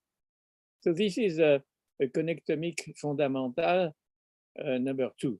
And as you can see, in each of these fundamental, you may, in fact, need not many regulation to be involved to expand them differentially. Now, the third connectomic fundamental, which is associated with the previous one, here you see the last level, the top level, and the idea is that there is an horizontal architecture which developed in the cerebral cortex, which was already seen with the white matter development by Desjardins, and also by Ramon y Caral, who showed that there were pyramidal cells in the cerebral cortex, mostly from layer 3 and 2, which in fact are able to go not only through one hemisphere, but also from one hemisphere to the other. So this would be the origin of what is called the global workspace for data sharing, which is some physical space for the broadcasting of conscious representation versus non-conscious processes. And here in this hypothesis, again, proposed with Stanislas Dehaene and Michel Kersberg, they further developed with Dehaene and myself, the idea that's also illustrated here from Patricia Goldman-Rakic, is that there would be a development of this long-range connectivity, parieto-temporal and cingulate, where you can see here not only the cognitive aspect, but also some kind of emotional and reward system involved in the workspace itself. So this led to some scheme for the conscious versus non-conscious activities. And the idea is that for a non-conscious processing only, for example, for visual processing, the posterior visual areas, primary visual area, and secondary visual areas are activated exclusively, and that there is, during access to consciousness, some kind of reverberation which is taking place, which invade the whole cortex, and we call it ignition. And I want to say that this affects the cerebral cortex, but also the thalamus and the thalamo-cortical relationship. So this idea is that the ignition is in fact some kind of way to create conscious processing and give the subjective experience of conscious access. But again, this is a model, this is a scheme. We are just at the beginning of the debate. There are alternative models, which some of them are in fact consistent with this one. But again, it's a beginning, and this connectomic fundamental is nevertheless very interesting, and you may not need again much genetic regulation to expand this neuronal long-range network from the top of the hierarchy that you have already reached through the other steps during brain evolution. And this is just to illustrate from the work of Rolf Sema how you go from V1 to V4, I just illustrated, and how when you reach the prefrontal cortex and the global neural workspace, then you have this ignition which is taking place. And just to illustrate some work of Klingelbach, who is a Danish scientist doing interesting work on some infant healthy. I did not use the word normal, healthy, and he had one with cleft palates. And when you look at the ignition process for conscious perception, you can realize that there is a somewhat different population of neurons which are being mobilized through this comparison between acute and unacute. And this is perhaps a simple way to start to understand not only art, but also aesthetic in general, and ethics in particular. So this is what Katinka mentioned already. This is another connectomic fundamental, which I think is one of the most dramatic one for the consequences of neuroethics, if I may say, if that from birth to the adult, the brain weight increased by 5, and the number of synapses increased by a number which is in the range of 10 to minus 15. So there are at least, and in the average, 10 million of synapses per second, which are in fact appearing during the postnatal development from birth to, let's say, maturity or the young adults after puberty. So the idea which we developed with Courage and Danchat quite a while ago was that there are indeed outgrowths of synapse, many of them taking place during this evolution. But for one of these elements or one of these units, you can see that the idea is that you have not coding from one synapse to one neuron, but to one category of axon to one category of neurons, where there is a maximal variability taking place, and then a selection by activity, which is accompanied by synapse elimination or pruning. So this is for us, and make a long story short, I've already spoke many times about that, is that this connectonic fundamental of a prolonged postnatal development is in fact very characteristic of the humanization of the brain from the chimp to Homo sapiens. And my conviction is that this important fundamental is associated with the acquisition of basic knowledge, the production of culture, the genesis and internalization, and of course transmission of culture, including ethics and art. So this is important with what with Katinka, the epigenetic development of ethical rules and proactive epigenesis, and of course the individual ethical experience of each individual. And there are no identical brains existing. And one of the important predictions of this kind of process is that precisely the variability of the brain, even with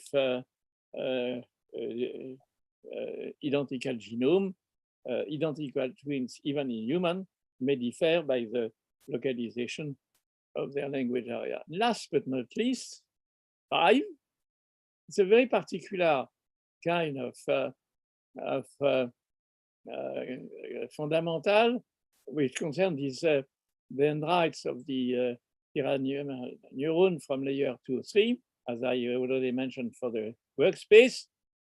And the interesting is that, and this was discovered by Petonček, Croatian scientist, together with his team, is that there is some kind of additional outgrowth of these dendrites after 2 years, and which correspond here, you can see here, to some additional layer of connectivity and epigenesis, and possibility, which again has to be further discussed, is that could be at the origin not only of abstraction of the language through the different layers which are involved, but the recursivity of language, and also the diversity of language,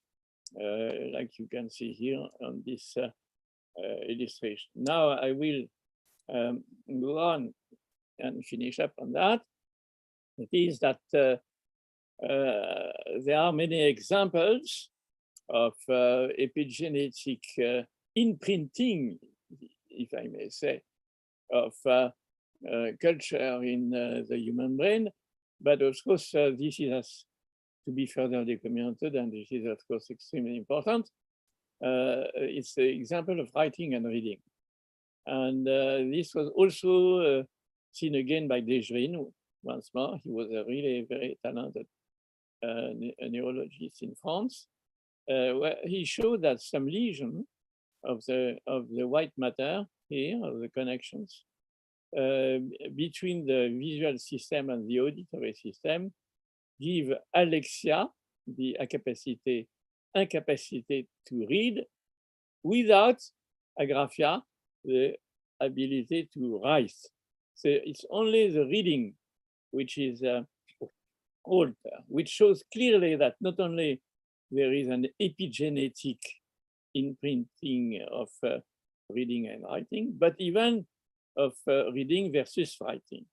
So this has been further illustrated by a Swedish group from Martin Ingvar and Portuguese from Castro Caldas and Martin Inouye. And you can see that there is a striking difference here between the literate and the illiterate brain. And this has been further documented recently by Dehaene, Cohen, and colleagues. There is, as a consequence of the acquisition of learning, some kind of reorganization, epigenetic, of the human brain which is taking place. And as you know, this is very important because the trace of the first language acquisition is very stable. And as you can see, I am from a French origin because I have a very strong French accent in English. So this simply means that could be at the origin of important social discrimination.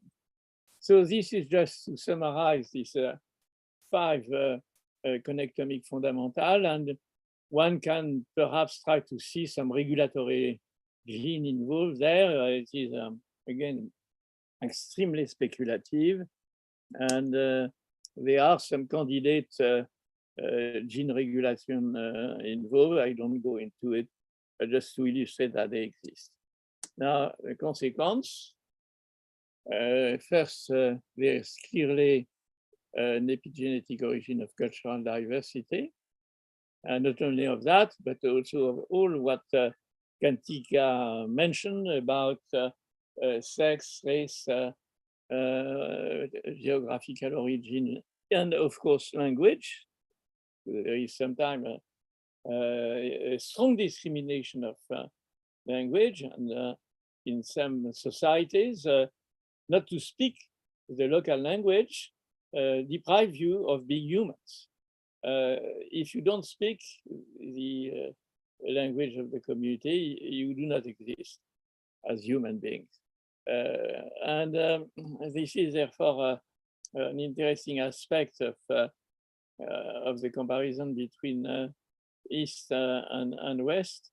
And of course, I am not going to make a choice between Occident and Orient. I think we are faced here by 2 extraordinary traditions, and many other ones, of course, and which are of epigenetic origin. And last, I will say only one word.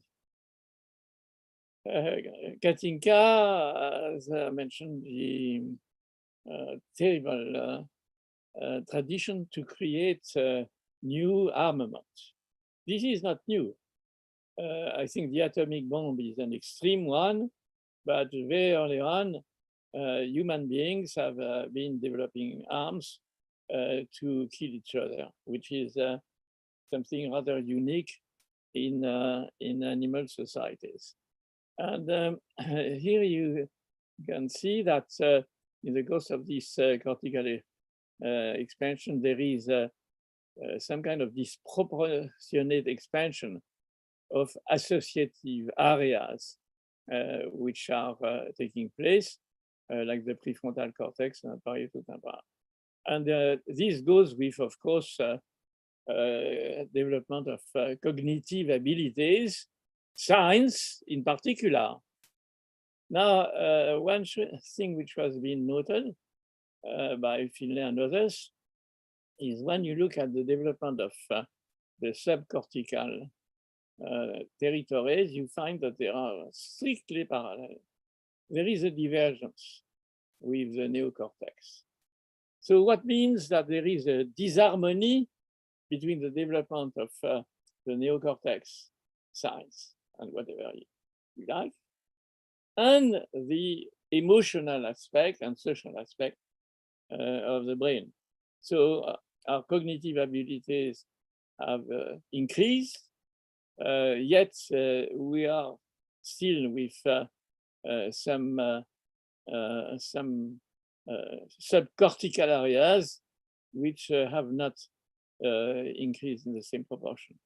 So this is what Günther Anders have noted, a Promethean gap between our faculties of manufacture and imagination. And in fact, what is striking is in human society, you can see that through the centuries and presently in Ukraine, and the incapacity of human beings to master their reciprocal killing. And Günther Anders proposed that there was a Promethean gap between our faculties of manufacture to create science and technology and our imagination, the incapacity of our imagination and our emotional aspect and socio-emotional aspect of the imagination to grasp the enormity of what we can produce and set in motion by our brain. So this has to be further discussed from an ethical point of view, of course. And this is just to conclude by this nice and dramatic picture of Kissaring. And I show oh,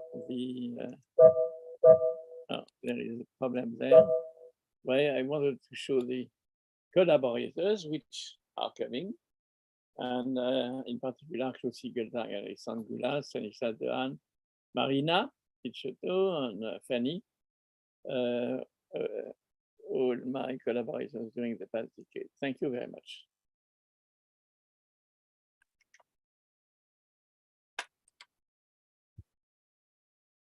Thank you very much, dear Jean-Pierre. And now we will invite some of their assistants to take place on the panel to discuss and reflect upon what Dr. Jean-Pierre Chagnon has exposed, but also their own reflections. So I would like to invite Dr. Andrea Slachewski, directora del Centro Memoria y Neuropsiquiatría del Hospital Salvador, investigadora principal del Centro Gerociencia, Salud Mental y Metabolismo Gero, académica de nuestra Facultad de Medicina de la Universidad de Chile, de la Clínica Alemana Santiago, y vicepresidente de la Corporación Profesional de Alzheimer y otras demencias, COPRAT. También quisiera invitar al doctor Mauricio Suárez, al panel filósofo, académico, colega del Departamento de Bioética y Humanidades Médicas de la Universidad de Chile, profesor de pregrado y posgrado de nuestra universidad. Y se excusó la doctora Mercedes López por un problema académico que tuvo de reemplazo en su clase, así es que lamenta mucho no poder estar. So I would like to invite you, Katinka, if you can join us in the panel. Y el panel lleva por título Cerebro, Cultura y Sociedad. Y también tenemos con nosotros al doctor Jean-Pierre Chagnon, quien acaba de exponer. La intención es ahora tener algunos minutos de conversación antes que nos vayamos a la pausa para un cafecito rico.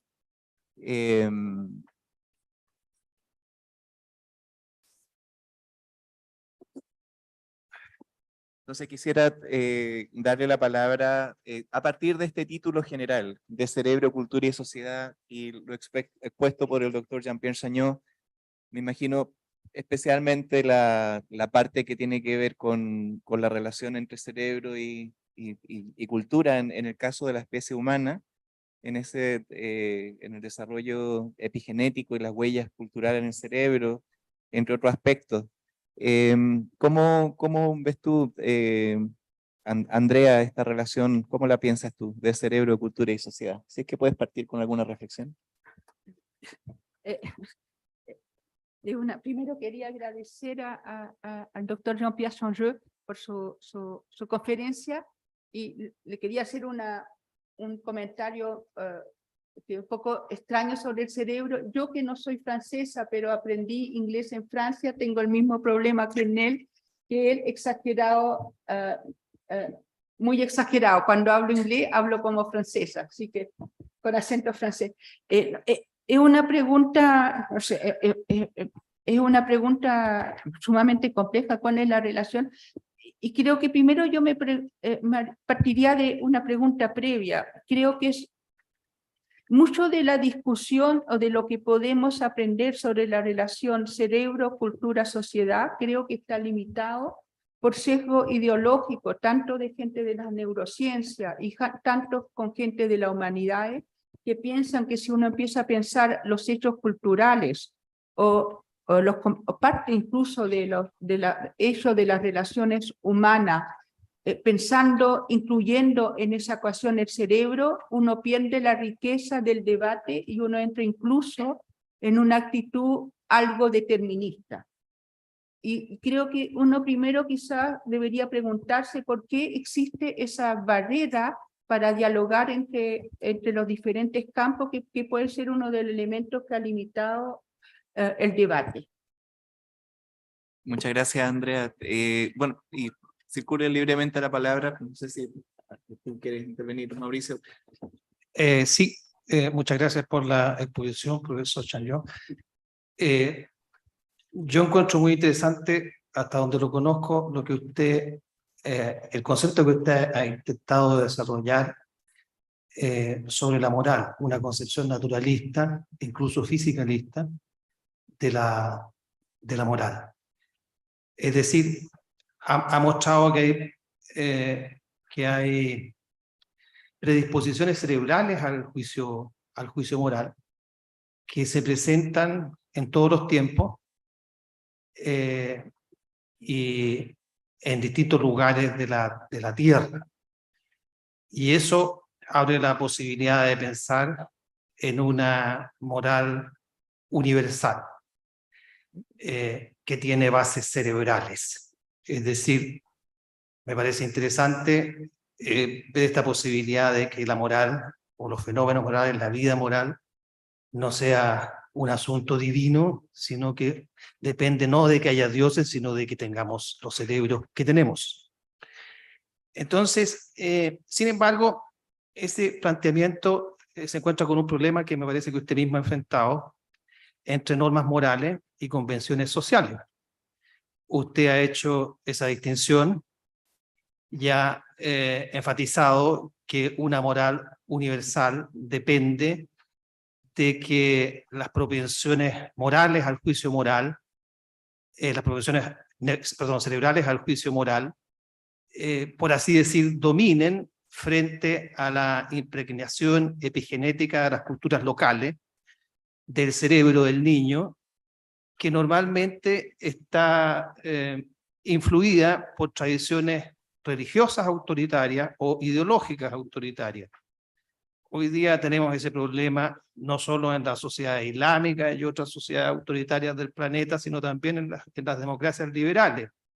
Hay un creciente y preocupante aumento en Francia, en Estados Unidos, en Italia, en Chile, en Brasil, etcétera, de los populismos nacionalistas que apelan a culturas, a tradiciones culturales locales. Entonces, tenemos por un lado, y aquí va en realidad una pregunta, tenemos por un lado una gran batalla cultural entre los medios académicos y algunos grupos sociales.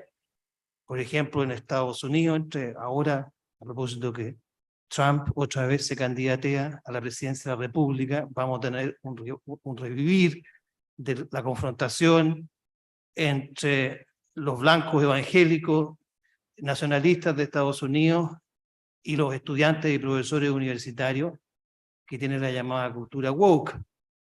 Así que ahí hay una lucha cultural que puede tener su impregnación, entiendo, cerebral.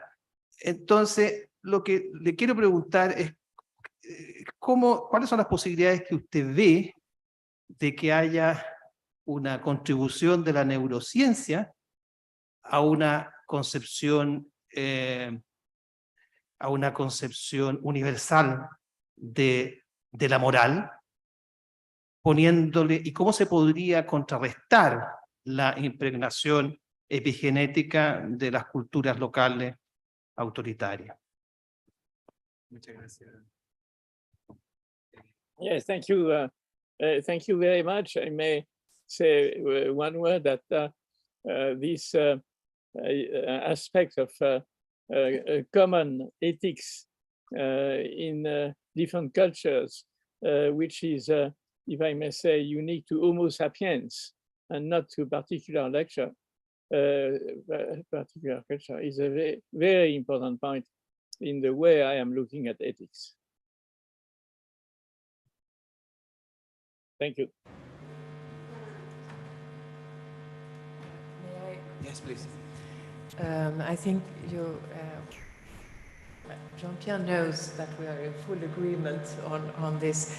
I think you are raising an extremely pertinent and central question.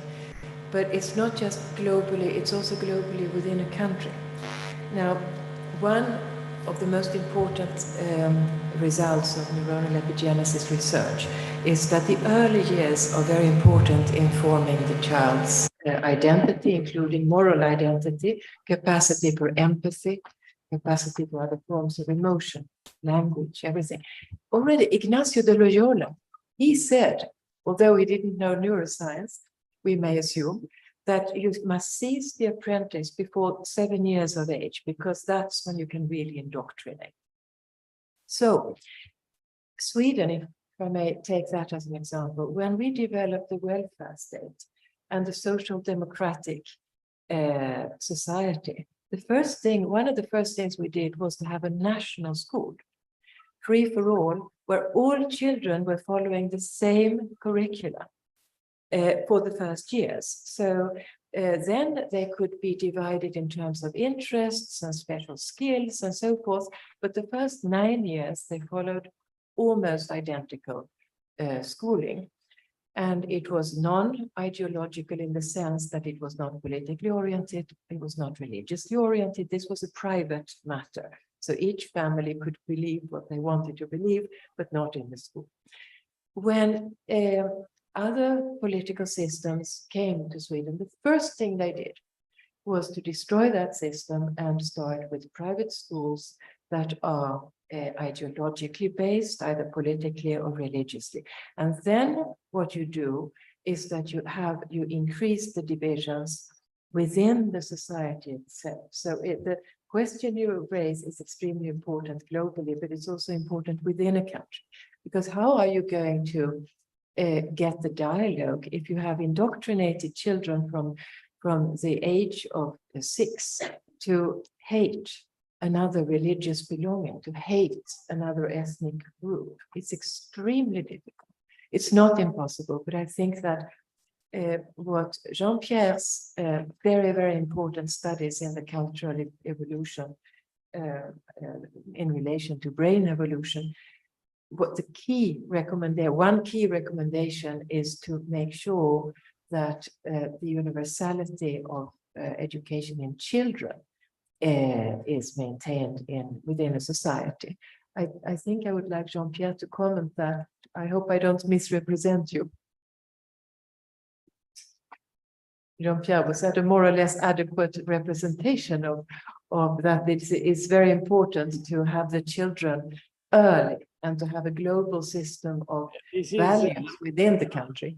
Of course, this is absolutely what in France we have called éducation laïque, secular education.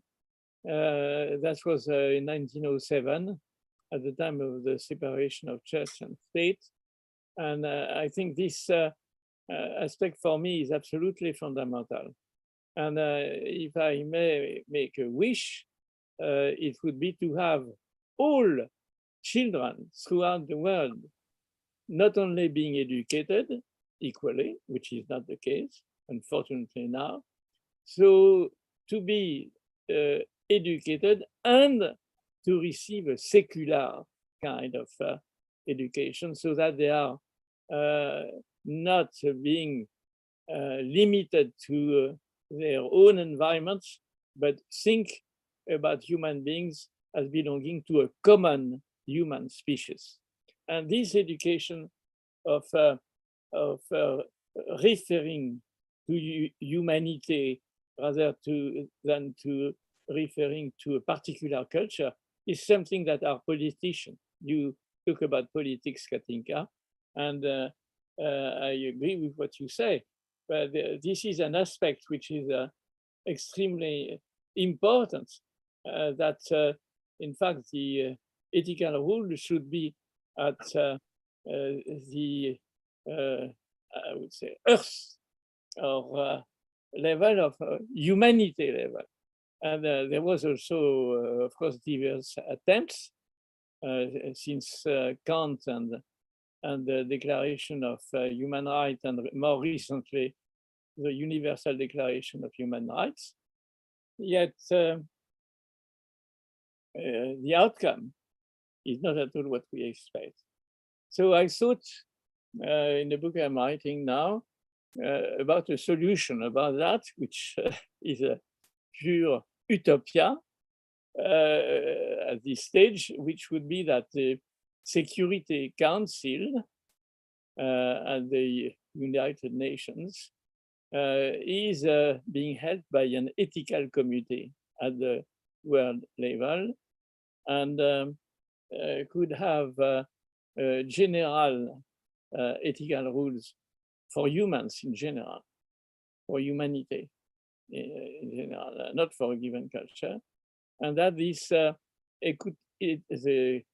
committee now, as you know, is incapable of taking a decision because of the veto of the members, and you see that with Russia putting a veto on anything which would concern his side of the war.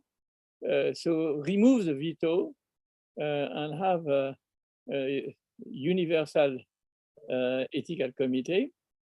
And the interesting condition that my colleagues have been suggesting intensely is that it should have the power to ask nations to respect these ethical rules.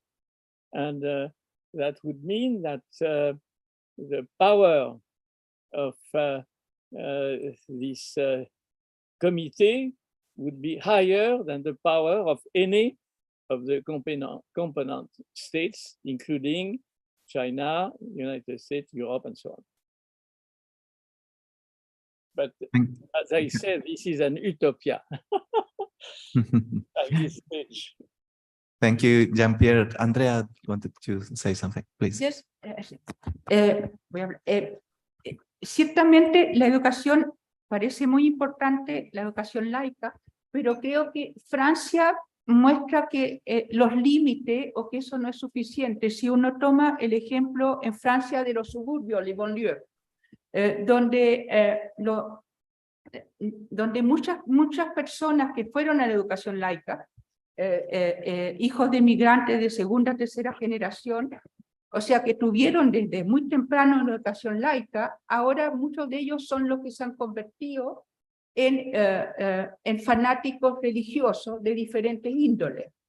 Entonces ahí uno se pregunta, de acuerdo, educación laica, pero primero no es suficiente, y segundo, que impresiona que hay algo más que nos lleva justamente a ser más propensos a los fanatismos. Y eso creo que es un punto que quizá ponemos mucha fe o mucha esperanza en la educación, que si logramos educación igualitaria para todos vamos a hacer una mejor sociedad, y me parece que hay que tener más cautela. Gracias, Andrea. Katinka, please. I couldn't agree with you more.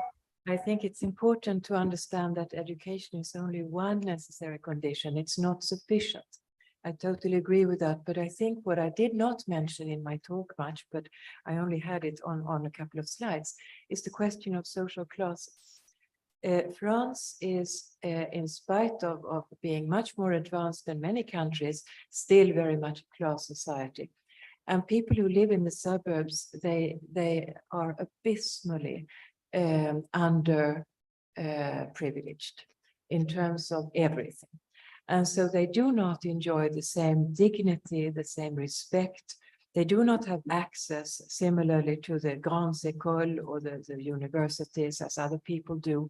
So they are basically despised from the beginning.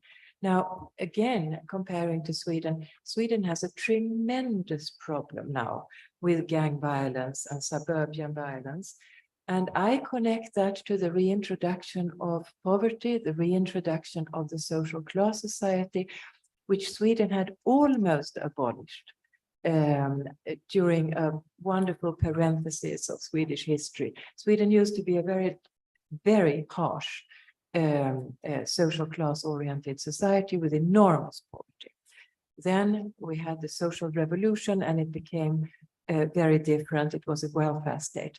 Then that was smashed by other governments, and it's via this that the violence in the suburbs returned. Again, the abolishment of poverty and underprivileged social classes is not either a sufficient condition, but it is a necessary condition alongside education, I would say. Thank you, Katinka. Un aspecto interesante que creo que sucede en un diálogo interdisciplinar como este, invitado por la reflexión de la exposición del doctor Jean-Pierre Chagnon, es que hay temáticas como la sociedad de clases, la división en clases de una sociedad que permite el acceso a ciertos grupos de la población, a cierta experiencia mientras excluye a otras, el valor de una educación de calidad, laica, pero que no recaiga en fanatismo, etcétera, que son temáticas que normalmente provienen del ámbito de las ciencias sociales y que en el campo de la discusión pública, política, muchas veces identificada con izquierda y derecha, se han desgastado muchas de estas ideas en el debate público. O sea, hoy día que salga un parlamentario a decir que está por la abolición de las clases sociales en la sociedad, probablemente va a ser tratado como un idealista o como un trasnochado. Sin embargo, ahora, por la vía del estudio del cerebro humano, los hallazgos que hay, que nos iluminan la neurociencia en ese sentido, sobre las huellas epigenéticas en el cerebro, vuelve a tener pertinencia esta conversación. De que es necesario avanzar hacia mayor igualdad y justicia y educación pública de calidad para todos, ¿no? Es interesante cómo el argumento ahora vuelve, pero con una base ya informada neurobiológicamente. Y eso me parece que tiene mucho valor en este tipo de conversación. Hay otro aspecto que quisiera rescatar a propósito de la pregunta y reflexión de Mauricio, y que respondía el doctor Chagnon, que me surge la siguiente inquietud, porque cuando vemos el impacto que tiene el entorno y la sociedad, ese entorno también, y parte de lo que genera y forma el cerebro, y lo mismo la cultura, es decir, las huellas culturales en el cerebro, y en eso el rol que cumple la educación, por ejemplo, o las condiciones sociales, esas huellas epigenéticas, imagino que tienen una temporalidad larga, que no son solamente de lo que vive una persona en su ciclo vital individual, la biografía de 0 a 70 años, por ejemplo, una persona, sino que esas transformaciones culturales, el proactivismo epigenético que planteaba el doctor Chagnon y que tú has trabajado, Katinka, imagino que demora un tiempo, quizás un par de generaciones. Entonces se produce una tensión. Por una parte, esta mirada nos permite tener en pleno momento de los fanatismos que están volviendo, que nos lleva a una especie de pesimismo respecto al presente, nos permite tener un optimismo evolutivo, un optimismo a una temporalidad más larga. Sin embargo, pensando en parte del interés de este seminario, los tiempos de la política son rápidos, son cortos. Gana un gobierno democrático, como por ejemplo el presente, el actual, un gobierno joven que no lleva ni siquiera un año y está tremendamente sometido a tensiones. Y el periodo en que alcanza a hacer transformación, estamos hablando de 4 años, 5 años. Y luego perfectamente puede venir un gobierno de otro color que hace cambios, como los que tú comentabas que sucedió en Suecia, y pueden haber retrocesos de 50 años. Entonces los tiempos de la política pública, y esto seguramente será materia de los próximos paneles, parecieran ser que muchas veces están atados a quien gobierna, y eso es muy corto. Sin embargo, las huellas epigenéticas o el proactivismo epigenético no suponen una temporalidad más larga en el tiempo. Entonces ahí se produce como una tensión entre la capacidad que tenemos en la forma organizada que hemos conseguido de estas democracias, de tomar medidas desde los gobiernos, que son durante 2 años y no más. Llega un gobierno, se instala 1 año y aprende a gobernar, tiene 2 años para llevar adelante su programa si es que puede, y el 4.º año está haciendo campaña. Y sin embargo, estas otras medidas que ustedes proponen, Katinka y Jean-Pierre, me parece que son de una temporalidad más larga. ¿Cómo pudiéramos abordar esto? Quizás la forma en que estamos organizados políticamente, o sea, debiera llevarnos a reflexionar. La tensión quizá entre gobierno y Estado, en que el Estado asuma esas reglas éticas como las que propone Jean-Pierre a nivel global, que sean más largas, o sea, unas políticas que duren 30, 50 años para que tengan impacto real y epigenético, y independientemente del color político de quién gane a través de votación. Yo veo que ahí tenemos una dificultad entre ese gap cognitivo que hablaba Jean-Pierre, de la capacidad que tiene nuestro como ser humano imaginar lo que nuestro cerebro es capaz. Aquí pareciera que hay un gap político entre la urgencia y lo necesario a largo plazo. ¿Cómo ven ustedes esto un poquito? ¿Qué les provoca?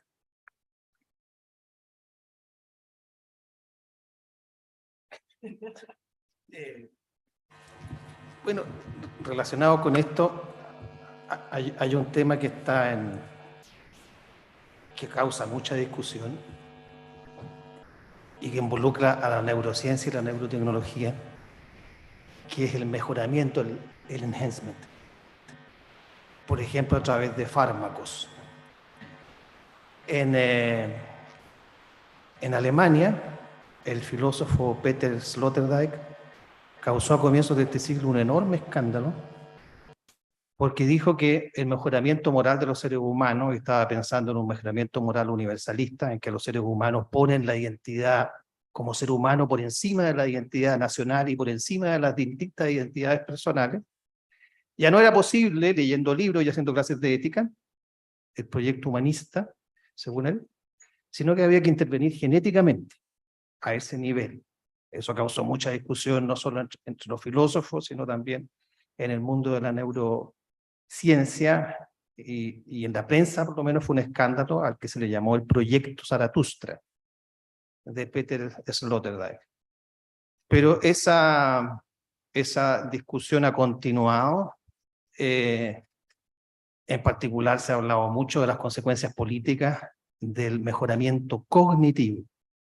El último libro de Jürgen Habermas, El futuro de la naturaleza humana, se enfrenta con este problema de que la biotecnología en el futuro, a través de la farmacología y de la intervención genética y otros mecanismos, podría hacer que una parte de la población humana tenga un nivel cognitivo muy superior al resto, lo cual va a causar una enorme inequidad social. Y otra gente ha dicho que, bueno, que quizás podría haber un enhancement, un mejoramiento moral, paralelo al cognitivo, pero ese mejoramiento moral podría tomar distintas direcciones, dependiendo de lo que se entienda por moral y de lo que se quiera en términos de moral. Lo que quiere un nacionalista no es lo mismo que lo que quiere una persona más bien orientada al cosmopolitismo, al universalismo. Entonces, ¿cómo se podría direccionar esto? ¿Y qué puede hacer ahí la neurociencia? ¿Tiene algo que hacer? ¿Puede favorecer alguna dirección? ¿O simplemente es un medio que puede ser usado para cualquier fin? Gracias, Mauricio. This question, I think, relates very much to what Jean-Pierre was saying about at one of the last slides, or maybe the last slide, that there is a discrepancy between the cognitive development and the emotional development, and the same with enhancement. There are a few cognitive enhancers, although I think maybe coffee is one of the best ones still.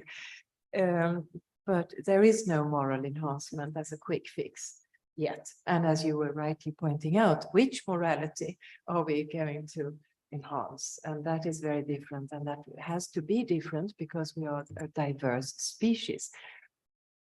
I think those questions highlight what I began by saying, that we do need to have groups that are well educated in social science and political science, because they are needed to analyze these questions. And the question that you asked, Manuel, is really, really difficult to answer. It's right, it's true that in 4 years, a government can destroy so much. And it takes much more than 4 years to build something up. And that is why a lot of Swedes right now are in a state of complete depression, because we are seeing our society simply crumble in every conceivable aspect: education, healthcare, environmental protection, everything. And it's like we are just losing our country. Those of us, I'm saying us, who wanted the country, the society to benefit all citizens.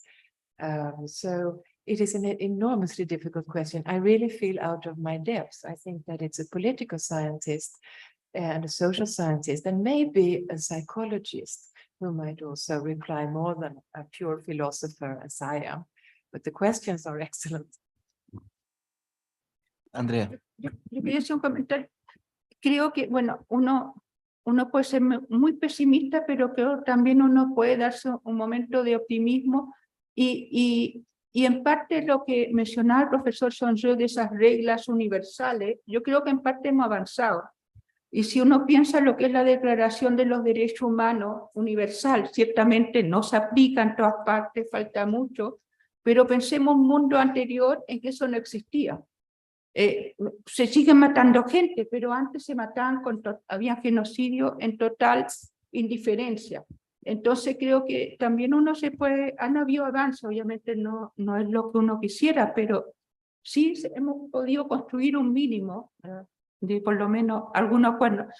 Yo quería hacer una pregunta un poco porque estamos hablando mucho de desarrollo moral, de empatía, de educación, cómo puede eso ayudar al desarrollo moral. Pero en neurociencia mucho hemos aprendido de la normalidad. Por ejemplo, el paciente Phineas Gage, que no aprendió del desarrollo del lóbulo frontal, HM de la memoria.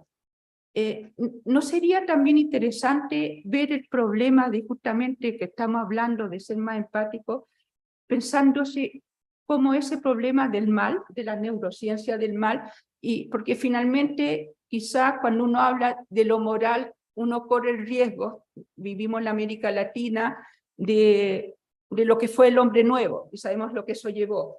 Pero ¿no sería interesante pensar justamente cómo no logramos no volver a caer finalmente lo que es el gran, lo que puede ser el mal y lo que somos capaces de causar como especie y como el mal, y pensar también no solamente en como mejor moral, sino cómo evitar el mal? O que nos llevan neurocientíficamente en nuestro cerebro a ser tan propenso para cometer mal. Muy interesante. Dear Jean-Pierre, did you hear Andrea's question?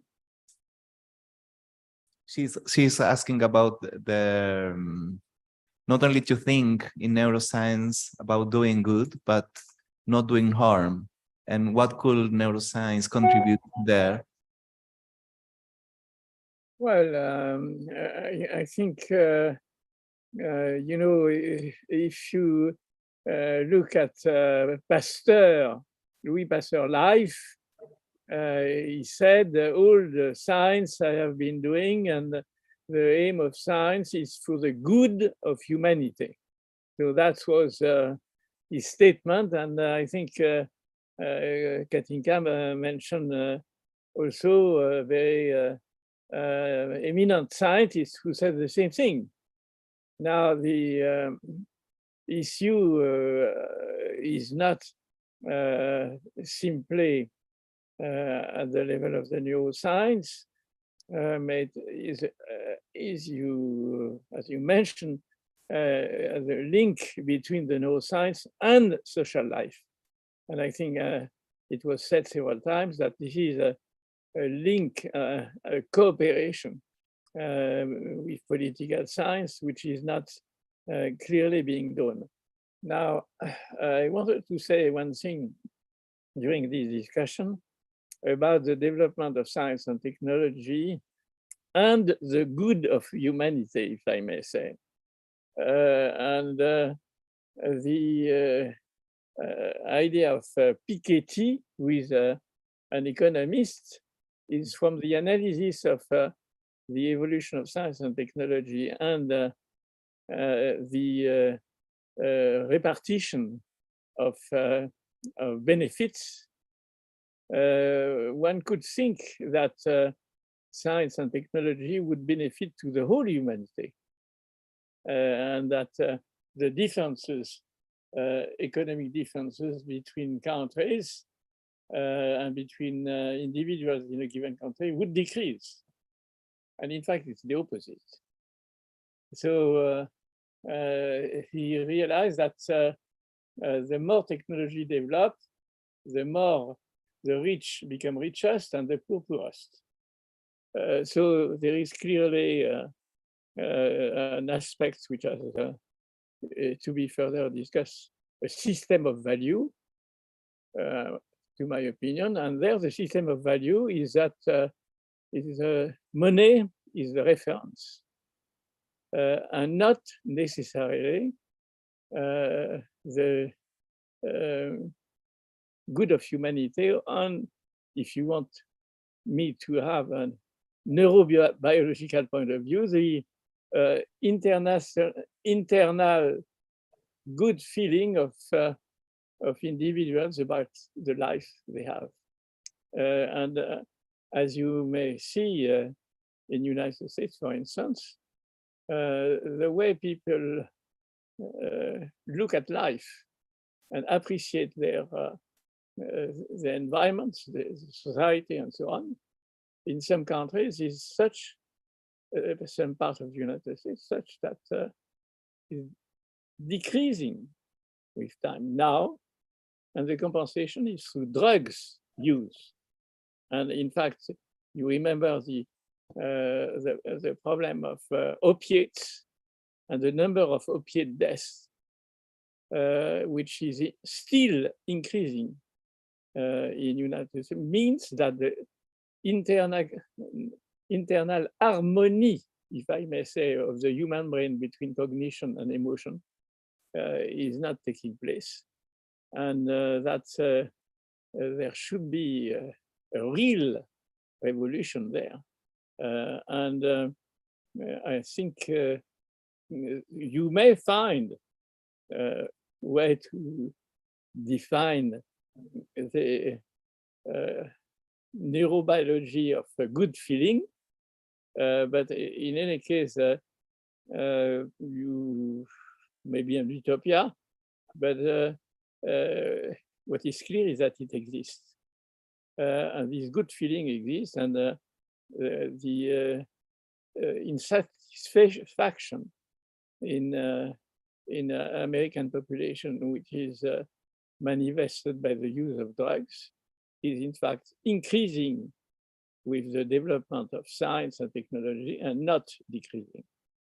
So there is there a very interesting issue, which is in fact the value system that we may have to establish ourselves.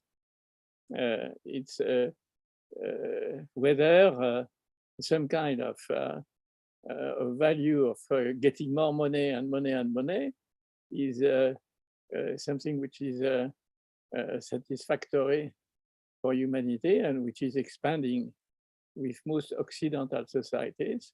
Or are there other systems of values which have been used in other civilizations, could be used in other civilizations to give a new system of values which give more harmony within our brain?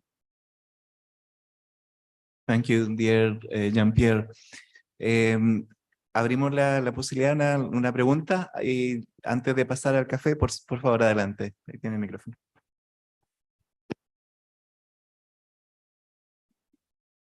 Bueno, muchas gracias. Ha sido muy interesante este encuentro. Me parece que es muy importante que esto se vaya institucionalizando en términos de que la ciudadanía completa se empiece a involucrar en estas reflexiones, por cuanto creo que estamos en una crisis muy profunda, ¿no? Y la crisis, a mi juicio, traduciendo un poco de Claudio Naranjo, de Francisco Varela, estamos en una crisis paradigmática.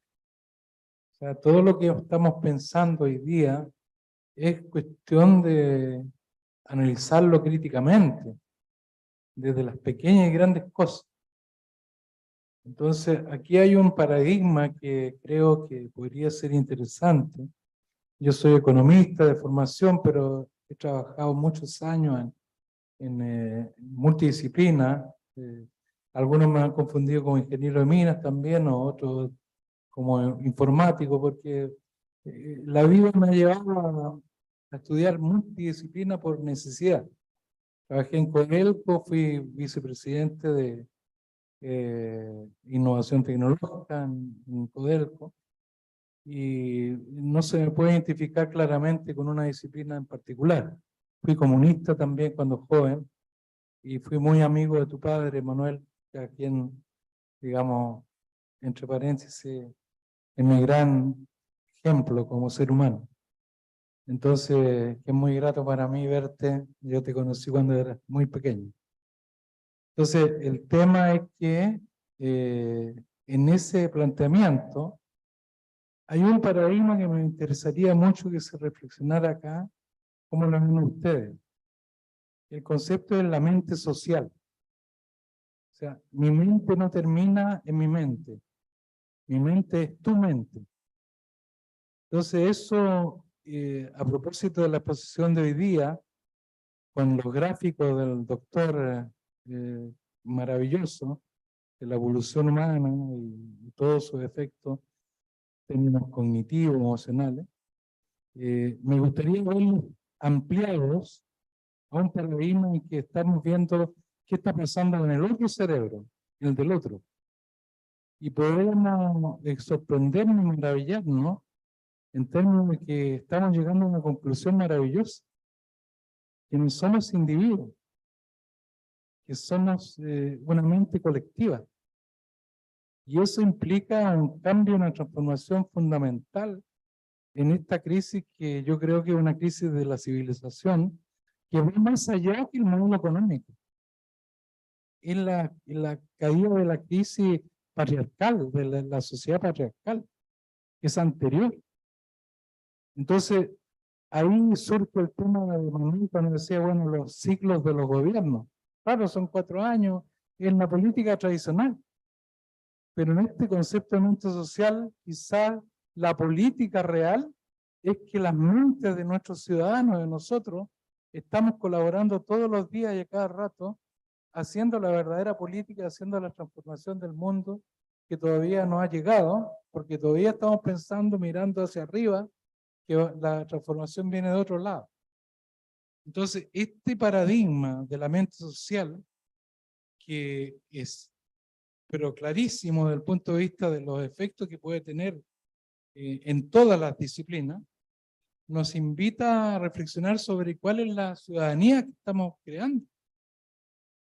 En el fondo, la política la están haciendo los políticos profesionales, o la política realmente la hacen la mente social que está colaborando en el día a día, en el buen vivir, en la comunidad, en el barrio, donde podemos hacer realmente una nueva academia, donde estamos los científicos con los ciudadanos, conversando todos los días sobre nuestros problemas, por ejemplo, para ver el tema de la seguridad y darle una solución definitiva y no la solución clásica, paradigmática, patriarcal, de que estos son los buenos y estos son los malos, sino que el concepto global de la seguridad como un elemento fundamental para el bienestar humano. Entonces, quizás a lo mejor ha sido no muy ordenada mi reflexión, pero por lo menos quisiera decir de que estoy maravillado con la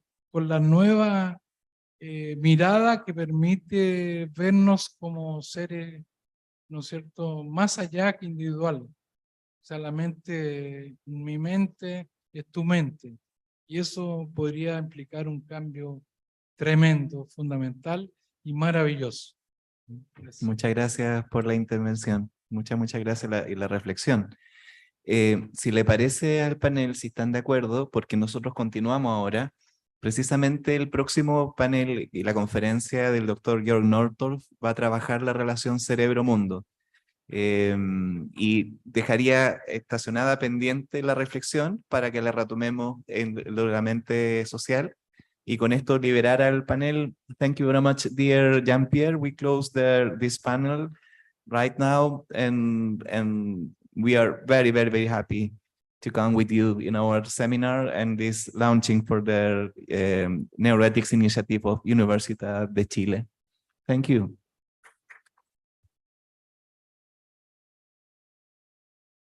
Thank you very much. I am very pleased to be with you. Very pleased. Thank you. Pasamos entonces ahora a un cafecito, por favor se lo pueden servir y volvemos en 15 minutos. Muchas gracias a los panelistas.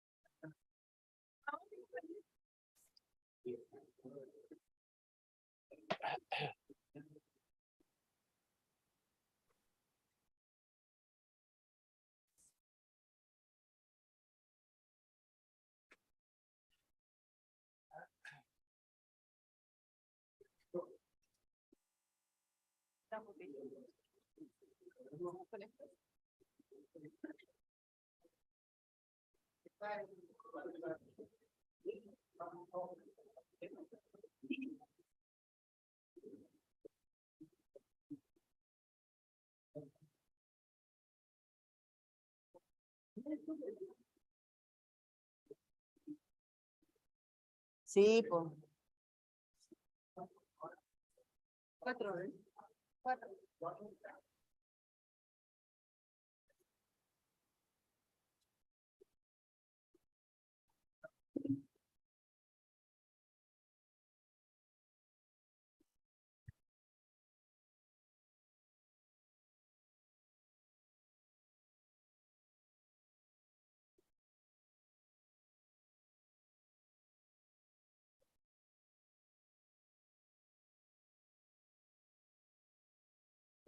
Muy bien.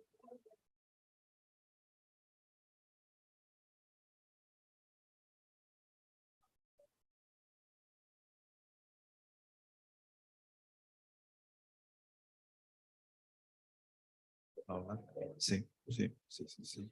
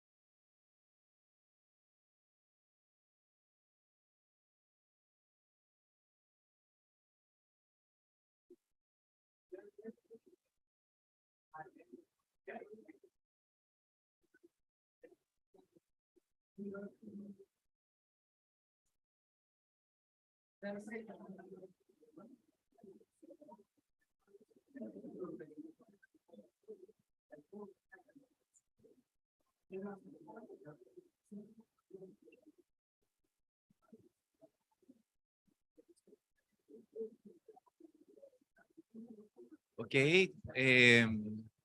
welcome back. Bienvenido de regreso.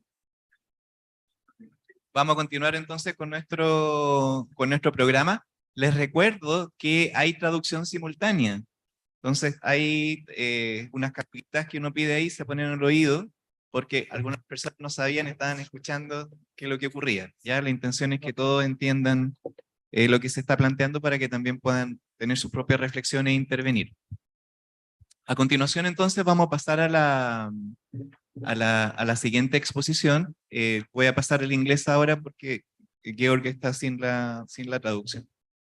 Now we will start our second key conference, and we have the honor to count with Georg Nordhoff, filósofo, neurocientífico y psiquiatra. Trabaja en las tres disciplinas, en las tres investiga y en las tres ha publicado. Es de Ottawa, Canadá. Ocupa la Cátedra de Investigación de Canadá para la Mente, Imágenes Cerebral y Neuroética. Su investigación se centra en la relación entre el cerebro y la mente. Es de una de las principales figuras que vincula la filosofía, la psiquiatría y la neurociencia. Ha desarrollado una neurofilosofía no reduccionista. ¿Ya? Estos son aspectos que van a surgir de su propia exposición. Hay una corriente dentro de la filosofía del cerebro, la neurofilosofía, que es la que se hizo más conocida en un inicio, que reduce a la persona humana solamente, por ejemplo, somos un grupo de neuronas. Planteó una neurofilosofía. Y respecto de eso han surgido otras vertientes más en línea con lo que hemos estado conversando, que es una mirada integral, interdisciplinaria, y la neurofilosofía de Georg va en esa línea, no es reduccionista. Es autor de más de 300 artículos revistas, 18 libros sobre neurociencia, psiquiatría y filosofía. Varios de los textos de los libros que ha publicado el doctor Nordhoff son ya prácticamente son mucho más complejos que un manual, pero ya son utilizados para introducirse al ámbito de la filosofía del cerebro, la neurofilosofía. Así es que es un placer poder contar con él. Él ha desarrollado uno de sus últimos libros, se llama El cerebro espontáneo, The Spontaneous Brain. Ha desarrollado una concepción del cerebro, parte va a exponer, en que supera o invita a superar un dualismo que ha estado muy presente en la llamada filosofía de la mente, la filosofía de la conciencia, que ha sido conocido como el dualismo, que separa mente del cuerpo, y que ha sido llamado el problema duro, difícil de la filosofía de la mente, the hard problem, según David Chalmers. Y saliendo de esa tensión, el doctor Nordhoff propone la relación cerebro-mundo, world-brain relations. Y esto tiene implicaciones, no solamente desde el punto de vista de la comprensión del cerebro y nosotros mismos y del mundo, sino que tiene implicaciones para la clínica, de cómo concebir y tratar los órdenes de conciencia en el ámbito psiquiátrico, por ejemplo. Así es que we are very, very pleased to count with you, dear Georg, in this seminar, and we are eager to hear your reflections, please. Yeah, thank you very much. Also, thank you for the long introduction. And I'm sorry for moving this, because I wanted to see the left half of the auditorium too while I'm talking. Yeah, so I hope it's okay. And also, thank you for the translators ahead of time, because I think it's a difficult job. I could never do this. So please let me know if I speak too fast. Yeah. Okay. Yeah. So I'm speaking about something. So primarily, I'm a neuroscientist. I do a lot of philosophy in the background. So sort of putting things into socio-political angle is not my primary business. But you will see the way I do research and the way I conceive the brain-mind has major implications. And I will try to sort of walk you a little bit through some of the steps through my research And at the end, I will show you the implication. And for me, it's very important that also almost the program of my neurophilosophy or the non-reductive approach I developed is that really different people talk with each other. And I mean really talking. So what is talking? Not just talking about the weather in Canada, it's too cold, it's snowing here, it's very nice and beautiful. But talking means really trying to understand the other's position, where she or he is coming from, the point of view. Dia and logos, yeah, talking through the different positions. That's the original meaning when Socrates went on the marketplace in Greece and confused the young people. That's a good thing, yeah, because you need to be confused. If you're not confused, it's a problem. So, and I will tell you, I think there is a deep, and I think the way our self works, the science of the self confirms such a view. And I will try to walk you through different steps. And Manuel pointed out, and at least for my research, and I think also for our time, one key question, very fundamental, is the relation for brain and mind. It's not just an academic question in philosophy or maybe in neuroscience, because this has huge implications, also for ethical questions. Every ethical opinion has an ontological, empirical, epistemological background assumptions. And we are notoriously weak in not articulating these background assumptions. Yeah. So it's very important, because with the background assumptions, sometimes the foreground assumption change. Imagine if the floor of this building would be, of this room would be like this. Each of you would sit very different and try hard not to fall down. Yeah, floor is the background, your chair is the foreground. So same here. And I think that's very important. So by the way, look this up. This is the Frankenstein movie, highly funny on YouTube, highly recommended. And some of that, what he tried in the movie, I think is somehow in part reality with the animal. So we can learn from the mistakes this poor guy did. So where I'm getting it. So there's a lot of discussion, Katinka touched upon this, about the upper part of the iceberg. You all know this picture. This is what is the conscious world, there's some unconsciousness. And then everybody says, okay, what is so special about the conscious? What is so special about this one? However, I said nothing. Why? Because this is based on this one. Any iceberg, I'm sure when you, I've never been there, when you go to Patagonia, is it south? Yeah, it's south, because I always confuse south and north here. In Chile, because it's the opposite part of the world. In Canada, it's the other way around. So if you go, you know that every iceberg and the shape of this one is highly dependent upon what is beneath the water. And my claim is really that current neuroscience and philosophy of mind, I just put them all into one box, completely misses. Why is this so? Because this is where the iceberg is connected to its environment, the water. This is where the brain is connected to the world. Yeah, that's what I mean by world-brain relation, and not brain-world relation, which is up here. Yeah, so that's extremely important, and I will show you that the most inner psychological feature, our sense of self, which is always located in here, some homunculus, some special entity, and blah, blah, blah, blah, is down here. That's what the neuronal data show. And that has extremely important implications for any kind of business. Okay, so I already talked before I push the button. So how can we do this? Basically, if you want to go home now, you can go home. This is basically, I explicated a little bit in the rest of my talk.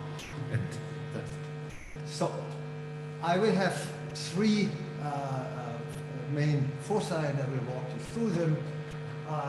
My theoretical model of brain psyche, and you'll see everything will revolve around space and time. I will explicate that in the further course of my talk.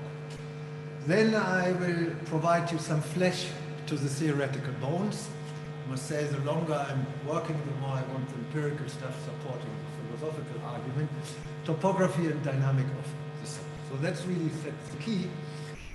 And I show you some neuronal data which we acquired recently.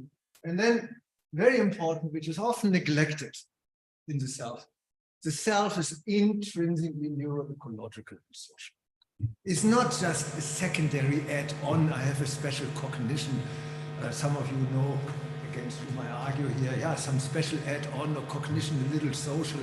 No, the bottom, the background, the floor on which we stand is intrinsically social and relational.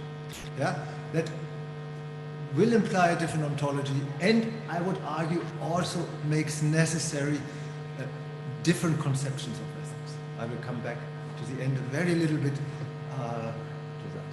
Okay, so let me start a little bit with the theoretical background. So what we're really suffering is how to link psychic mind, brain, and we really have a gap.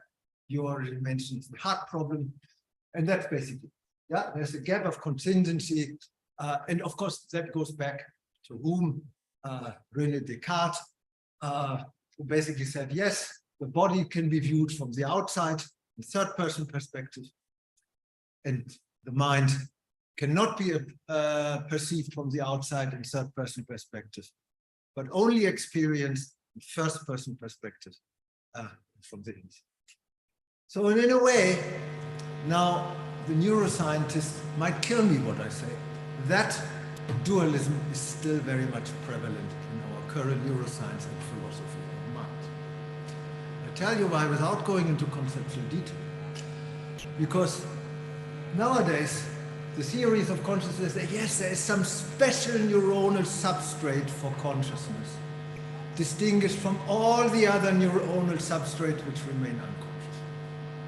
If that is not dualism, then what it is? It's a neuronal dualism. And that neuronal dualism you see almost in all theories of consciousness, maybe except the predictive coding approach, which has the potential to carry on. But in almost all other theories, yeah, and philosophy of mind, I don't need to tell you. That's clear. So there's a gap of contingency. What does this mean? We do not necessarily cannot link the neuronal to the mental activity. There's nothing which connects the two.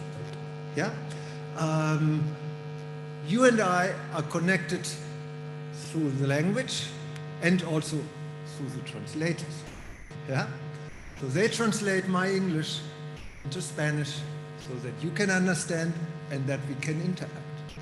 Now imagine if I were to start speaking German. Now maybe some of you have a German background, you never know here in Chile. We could not communicate. We wouldn't share anything. There would be a gap between us, a gap of contingency. The English necessarily connects. You have no choice but listening to it. But we're speaking German, we would say this. Okay, I got it. Yeah, and that's the kind of gap. So what we are looking, philosophically speaking, is for a necessary connection between the brain and the mental. And for the specialists in that field, it's not a necessary a priori connection I'm looking for, because I'm not a philosopher. I'm looking for a necessary a posteriori connection. That's why I'm a neurophilosopher, yeah, and not just a philosopher. Sorry. Good. So, and what do we find then? So what I developed also here together with Katinka in the paper, which is fortunately a lot of has been picked up a lot now. We look for something which are shared by brain and mind. And where can you find that? In very basic features of the natural world. Yeah? Look at this beautiful quote by Tesla. Again, look up his website. He is as interesting and crazy as the guy, Elon Musk, who does the Tesla car, so there's a connection there. If you want to find the secrets of the universe, think in terms of energy, frequency, vibration. So what I'm doing here, I'm not referring to some special features which are just in the human brain. No, I'm going the opposite way. I look for the most basic, fundamental, non-special features in the natural world and say that these features are key for developing mental features. Because after all, mental features are natural features. So don't come now with the argument or not of the panpsychism, I will trash that argument discussion. Yeah. So that's the basic idea, and everything revolves around that. And what do I mean by time and space? Basic. Go to the seaside, it's not far from here, you know it. You see big waves, you see small waves. The big waves are very powerful, very slow, and have a lot of energy. So it's good for surfing, they propel you a lot. The small waves are short, fast, and not very powerful. Same in the brain. You have different waves, meaning continuous activity change. Continuous activity. Keep that in mind, very important. Continuous different, this is basically raw data, and there's a certain pattern, and this is the kind of pattern with slower waves, faster waves, which you can measure with fMRI, EEG, I spare you the details. And these kind of features, I say, they are permanently constructed in the brain, and you can also see them, they provide the connection to the mental features. And my talk is showing that. And we developed a lot of, for measuring these kind of dynamic patterns. That's where you go into engineering. Engineering and physics, so I work a lot with those guys in recent years, because they have measures, they can operationalize these kind of dynamic changes, the pattern. Yeah? So that's basically the same thing. So it's a dynamic, just for conceptual rehearsal. What do I mean by dynamic? Dynamic is the change from one time point to another. Yeah? So there's a certain pattern of change. For instance, now I change my voice, not at all, there is no time, and now I change it. I'll not change it a lot. Different dynamic in my voice. Yeah, very important. And if some of you are interested in brain imaging, I can show you the important. And then topography, what do I mean by topography? Topography is a concept which comes from geography. And you see these lines, you see the hills, you see the mountains, basically the geographic maps. And that's the same, the brain has among its different regions and networks, there's a certain spatial organization of the whole brain. So now that's basically the theoretical background, and now I want to provide you some flesh to the bones and look for the self. What do I mean by self? Self is often in current cognitive neuroscience considered like a separate cognitive functions, like this bottle. There's another bottle called attention, yet another bottle called working memory, and this bottle is, I don't know, sustained attention, and so forth. However, when I started this research on self, I think it's now 20 years ago, no, I don't want to know so long. For me, it's always an expression of the basic subjectivity of human nature. Yeah? Of course, the cognitive neuroscientists reading my paper don't see that. Yeah? So I'm after where does this basic subjectivity of our experience come from? That's for me the self. And here I indicate a preview of a little bit I talk tomorrow, that this kind of self, this basic subjectivity is altered in psychiatric disorders. Very important, with a basic subjectivity change. So this is what I'm after. Cross. So here I show you a little bit some recent data. So here we show it's a topography of the brain. And what we see, this is a meta-analysis of all kinds of self-studies in recent cognitive science. And it shows that the self is not a unitary homogeneous construct, but it has different layers. Yeah, it has an interoceptive layer about your inner body, your heart, your breathing, your stomach, part of yourself.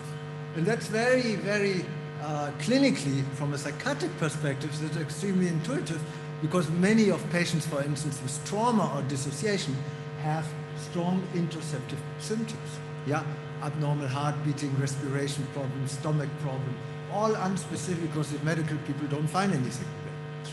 Then you have more exoceptive, proprioceptive processing. This is for the level of the studies by Olaf Blanke et al. And you see, again, slightly different regions. So this involves the first one, interoceptive bilateral insula, thalamus, here dorsal anterior cingulate, so typical science network region. Exoceptive is here the bilateral TPJ, temporal parietal junction, insula again. And then you have sort of the more cognitive, the mental, where you're detached from your own interactions. You dwell in your own thoughts, you project yourself into the future, mental time travel. And there you see the typical cortical midline structures, default mode, neck roots. And what is really interesting, let me see, what is really interesting in the whole thing, and you can already see this here, that the regions from the interoceptive are replicated in the extroceptive. They're also, the insula is also activated here and also in the mental. Yeah, so this is a very interesting thing. This is like nestedness. Yeah, so the lower order regions, the interoceptive, are again recruited during the next layer, the extroceptive. Yeah, this is what we try to indicate here. And this is really like the Russian dots. Or here the Chinese, of course, has a more refined version, the Chinese crystal ball. These are all the same crystal balls, different sizes. Unbelievable. I don't know how they did this. Yeah, incredible. Yeah, so you see this kind of, my Chinese student made me aware of when I gave the talk in China. I show this one. So, and this is amazing. Yeah, so, and this is exactly the same. You have sort of different topographies, and then they constantly extend in more region. And that provides an overall organization. Nestedness. The key feature of nature in general, you see nested organizations. Let's say when you look at trees, the layer of trees, when you cut the trunk on quandaries, you see a nested organization. So the most basic feature of nature, nothing special. Yeah. And interestingly, we see this kind of topography already in the resting state, when you don't process any self-specific stimuli. So it's an intrinsic feature of your brain. Your brain has this organization. It's a basic, I would say, a basic subjectivity inherent in the topography of your brain. And I will probably not show this, but in different psychiatric disorders, the relation between these different layers or Russian dolls are changed. One is too big, the other one is too small, and that gives some discrepancy in our mental life. Yeah? So this is very interesting. So my hope is that this can also serve for differential diagnostic in psychiatric disorders. And we're working on that. So this is the same thing. This is actually done by Andrea Scalabrini, the co-author on this paper, who is a Jungian psychoanalyst and a neuroscientist. A brilliant guy. He's now in Bergamo professor. And as a Jungian, he's very Eastern inspired. He draws everything in circles. Very interesting. You see this. Yeah? When you give the same task to a typical Western Anglo-American person, they would draw different boxes. The Eastern people, and Jung was strongly impacted by the Eastern, always in circles. And I think this one is right. Yeah? Okay. So same thing here. So I showed you a little bit about the topography of the self. It's a nested organization, and you will see why that is very relevant later. So it's not just one single region, one single function. It's a nested organization, and it's intrinsic. Your brain has a predisposition to develop that. Yeah? And what we're also trying now to do, to look for this topography also in other species. Maybe when we just investigate the topography on the neural level, we can infer something for the mental. And that's exactly what you want. Yeah? So now I show you a little bit about the dynamic. Remember, I showed you the wave stuff here. And you see, have the slow waves are very powerful, as you all know when you're surfing. They have a lot of power. And you have faster waves, they're harmless. You're not afraid of the faster waves. But you're afraid of the big waves that might smash you towards the beach. Now, what we did here, again, pure resting state, no specific task, nothing cognitive here, just subjects don't do anything, just lie in the scanner, enjoy their life, or not. So in what you can measure, basically, the balance between faster power here and slower power. Yeah, the power is higher in the slower frequencies than in the faster. This is called scale-free activity. Yeah, you have more power in the slower, less power in the faster, as I illustrated already several times. And you see there's a certain steepness of the curve, which you can measure using the power law exponent. And you can see here again these midline structures, and we see each curve is one subject. So you see how different the subjects are. Yeah, I think, I don't know, 40 people are here in the room. I'm sure we have all different, what we call power spectra. Yeah, we're all different. Yeah, particularly you compared to me, because we're in different cultural contexts. Yeah, and huge impact. So, and then you also see the different regions are also not the same. This looks slightly different than here. So each region, you can imagine, in the brain contributes something slightly different. So imagine the brain, that's the way I often imagine the brain, like here this whole room with all people would be one brain, and each contributes slightly different. So I'm always amazed how well usually our brain is coordinated. Yeah. So it's quite amazing. And then we looked for these, the steepness of the curves, how that is related to self-consciousness. We applied a scale for that, your sense of self-consciousness, and there are different scores, private, public, social. Particularly here go for the private.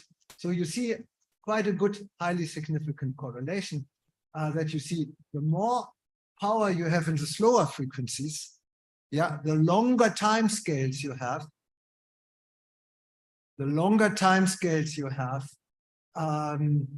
the higher your sense of self, the higher your degree of self-consciousness. Yeah. So that means it's important, and that provides you with temporal continuity. Longer waves provide you with more temporal continuity, and that's what your self is about. Again, you see, let me just go back, you see your self, it's like the nestedness across all frequencies. It's not just one single frequency, it's a relationship between the balance between all frequencies. So it's nested. The more nested it is, the better. So, same here, like the surfer, the self prefers the big, powerful waves. So, that gave you a little bit an idea about space, topography, time, dynamic of the self, and we have a lot of studies where we now also investigate the same kind of measures on the psychological. Yeah, so you can see that the higher your slower frequencies in the brain, the better you can overcome temporal delays on the psychological level. Yeah? So you see the temporal continuity on both neuronal and psychological level. Yeah? That's the common currency. Now, but I don't go into that because I want to show you an aspect which is fundamentally important for philosophy and neuroethics. The problem is that in current neuroscience, the philosophical implications are made from this one without considering this one. And this is purely empirical. This has no direct ontological implications. This one has, because this is the interface of the self with the world. That's where ontological and ethical implications come. Yeah, very important. When you start from here, you end up with a reductive approach. You just reduce the ontological concepts to the ethical, to the empirical concepts. That's the kind of reductive neurophilosophy which is very prevalent, and also reductive neuroethics. As I see it, very prevalent in the Anglo-American world. I think if you really want to go into neurophilosophy and neuroethical issues, you need to consider this dimension, the neuroecological dimension. And that reveals fascinating stuff. And I show you a little bit of the data, because this is the real interface between neuroscience and philosophy. And it's not explicated these days, because they have this view that the mental is here inside the brain. The most stupidest thing in 50 years, I hope that our successors will look back, how stupid. Yeah? And I often like to say, when a brain would sit there and say, that I'm not interested in what you guys are talking. It's not about me. Yeah, because the brain constantly tries to keep in coordination. So here I show you one study which a postdoc from Scotland did at the time. So here he investigated young adults, these were mostly college students, and again, pure resting state in the brain. And they also got a childhood traumatic questionnaire, CTQ, and they can basically, for early childhood event like emotional neglect, physical neglect, emotional abuse, physical abuse, sexual abuse. I will come back to And then he said, okay, I want to look how the early traumatic childhood traumata affect the dynamic structure of the brain. So here he investigated entropy. Entropy is about disorder. So let's say now you are in a state of low entropy because apparently everybody is listening to me. Could also be the, I don't want to know the truth, yeah? So, but let's say now if everybody was just talking by himself, by her or himself, and this one in different language, then you would have a state of high entropy. That's basically the state your brain is in when you have a lot of early traumatic childhood traumata experience. Yeah, it's disordered. There's no temporal coordination, no synchronization. Everybody does what he or she wants. Same here in the brain. Yeah.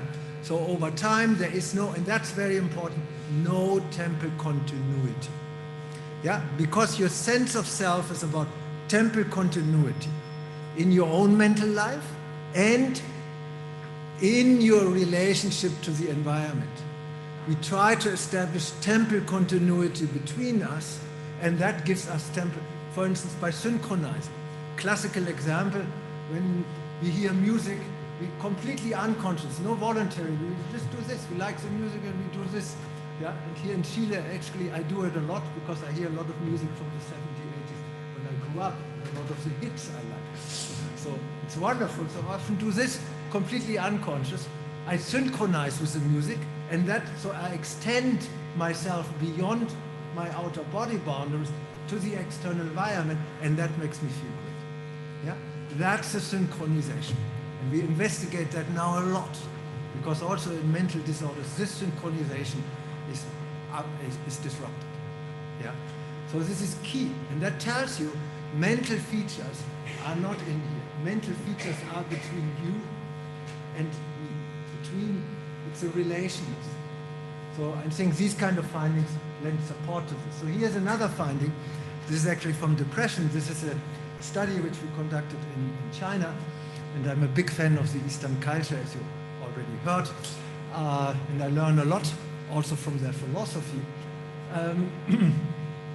Here you see that here we investigated time, so we investigated time perception. This was a purely psychological study, and we used the Zimbardo time inventory for this, perspective inventory for this, which has different dimension, future, past, negative past, positive past. And we also again did the childhood traumatic questionnaire with these different dimensions: emotional abuse, sexual abuse, emotional neglect, physical neglect, and physical abuse. And we investigated the time perspective, as I said, with the Zimbardo, and we investigated the depression severity with BDI scale. So this was a large sample, over 100 subjects and healthy subjects. So now we were interested in how are these different features related to each other. Because, as you know, oh my gosh, you're really strict with me. So give me a couple of more minutes. You asked me to speak slow. So that's the minutes. She did it non-verbally, yeah? She indicated it. So, sorry, I beg for another minute. So what we did, and this is very interesting here, so we had two different models. Because the cognitive people would argue time perception anomalies are a consequence of the depressive symptoms. Your depression alters your cognition, and that changes your time perception. However, in my model, the spatial temporal model, I would say, no. The spatial temporal features are key for your depressive feature.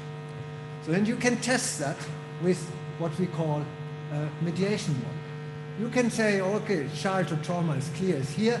The dependent variable is either the time perspective, mediated by the depression symptoms, that would be the cognitive model, or you say the depressive symptoms are a consequence of abnormal time perception.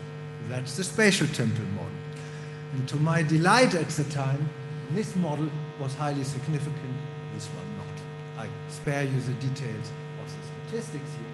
So meaning, if you have a childhood, an event emotionally neglected by your mother. Then whether that becomes a traumatic event depends upon your time perception. If your time perception is relatively positive, future-oriented, that event will not turn into a traumatic event. However, if your time perspective is already before the event very negative, you have a higher likelihood that that event becomes a traumatic event. So what I want to say, your own brain, your psyche, has a strong impact on whether this event becomes a traumatic event or not. Because as a clinical psychiatrist, I see patients, the same event can have completely different consequences. It's amazing. That's a basic subjectivity. Remember, that was my starting point. And that is spatio-temporal. So for me, these findings are fascinating. I keep this short. This is a knife, so since I was urged to keep myself short, I forget that. So this becomes a little bit more into the philosophy. So what does this basic subjectivity mean? Subjectivity in the Western world, Thomas Nagel is often said, okay, there's a point of view. Yeah, Thomas Nagel, 1974, what is it like to be bad? It's a point of view. And in the Western philosophy, this point of view is always equated with the first-person perspective. That's a fundamental flaw. When you read the 1974 paper by Nagel, there is not one mention of first-person perspective. Yeah? Because the point of view is more fundamental. It's prior to the distinction between first and third-person perspective. Yeah? So I don't go into these quotes because of time constraints, but what I want to say, the point of view had a mental layer. Yes, it's a mental surface layer. That's your first-person perspective. Yeah, that's true. However, the point of view has a much deeper layer, a neuroecological background. Yeah, that's where it's not yet a distinction between first and third-person perspective. Yeah, that's where you're embedded within the world and integrated, yeah, thrown into the world, as Heidegger likes to say, being in the world. Sartre has a beautiful description of that, the phenomenological tradition. And this is not just body as Merleau-Ponty. This is a virtual point of view created by your time-space relationship of your brain to the time-space of the environment. And I cannot show you more data on that. So this is really key. And you also see here the dimensions. You see here's the ontological level, because the ontological only starts when we talk about the world, or how the brain is embedded within the world. Yeah? Otherwise, for me, it's a misnomer, it's empirical.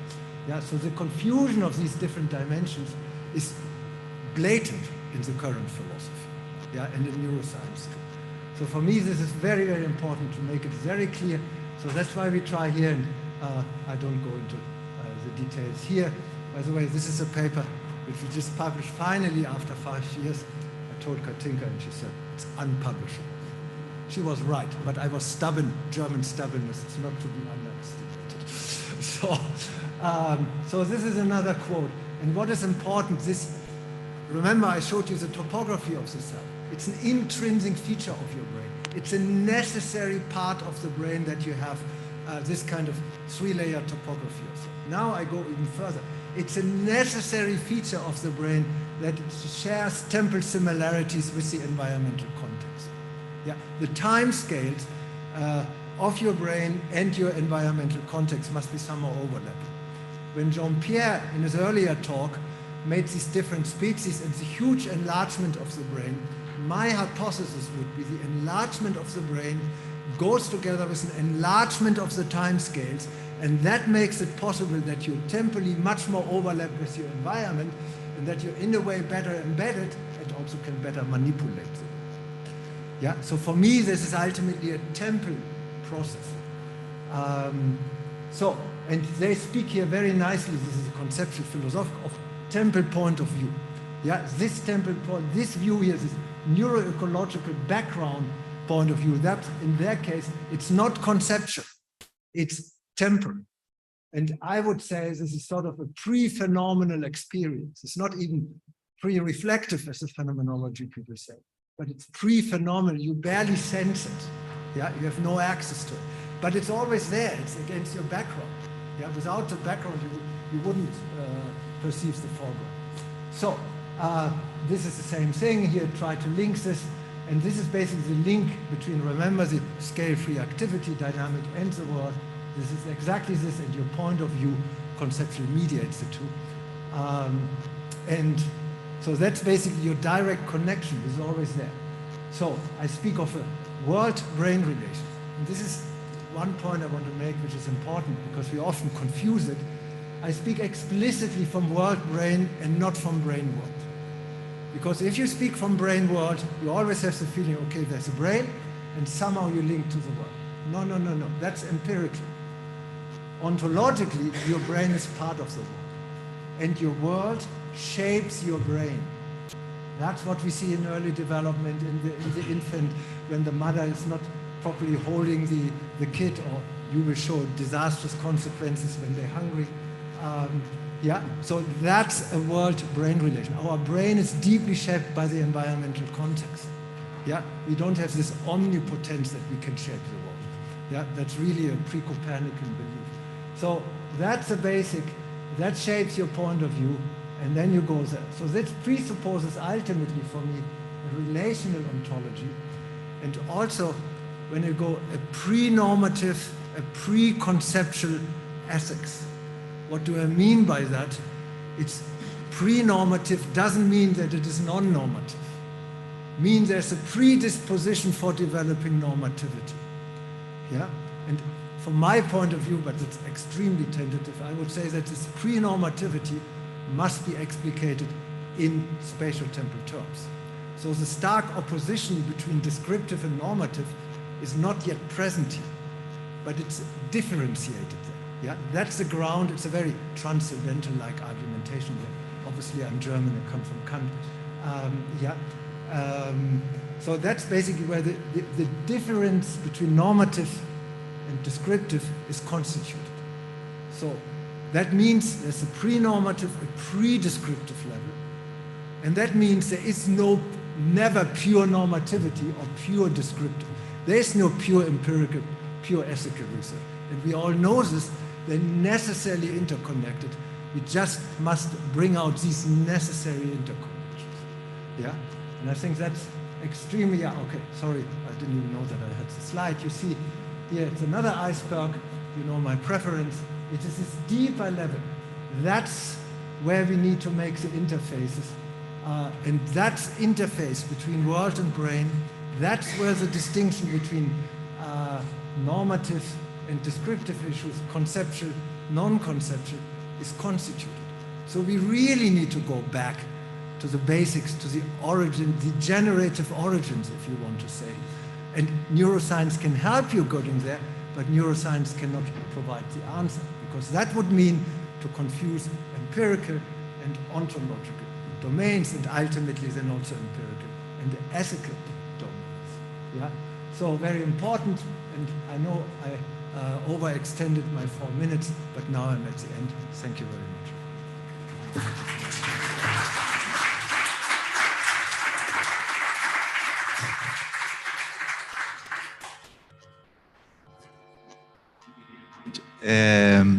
I invite you to join the panel now, and we have some attendees here. We will be part of the panel.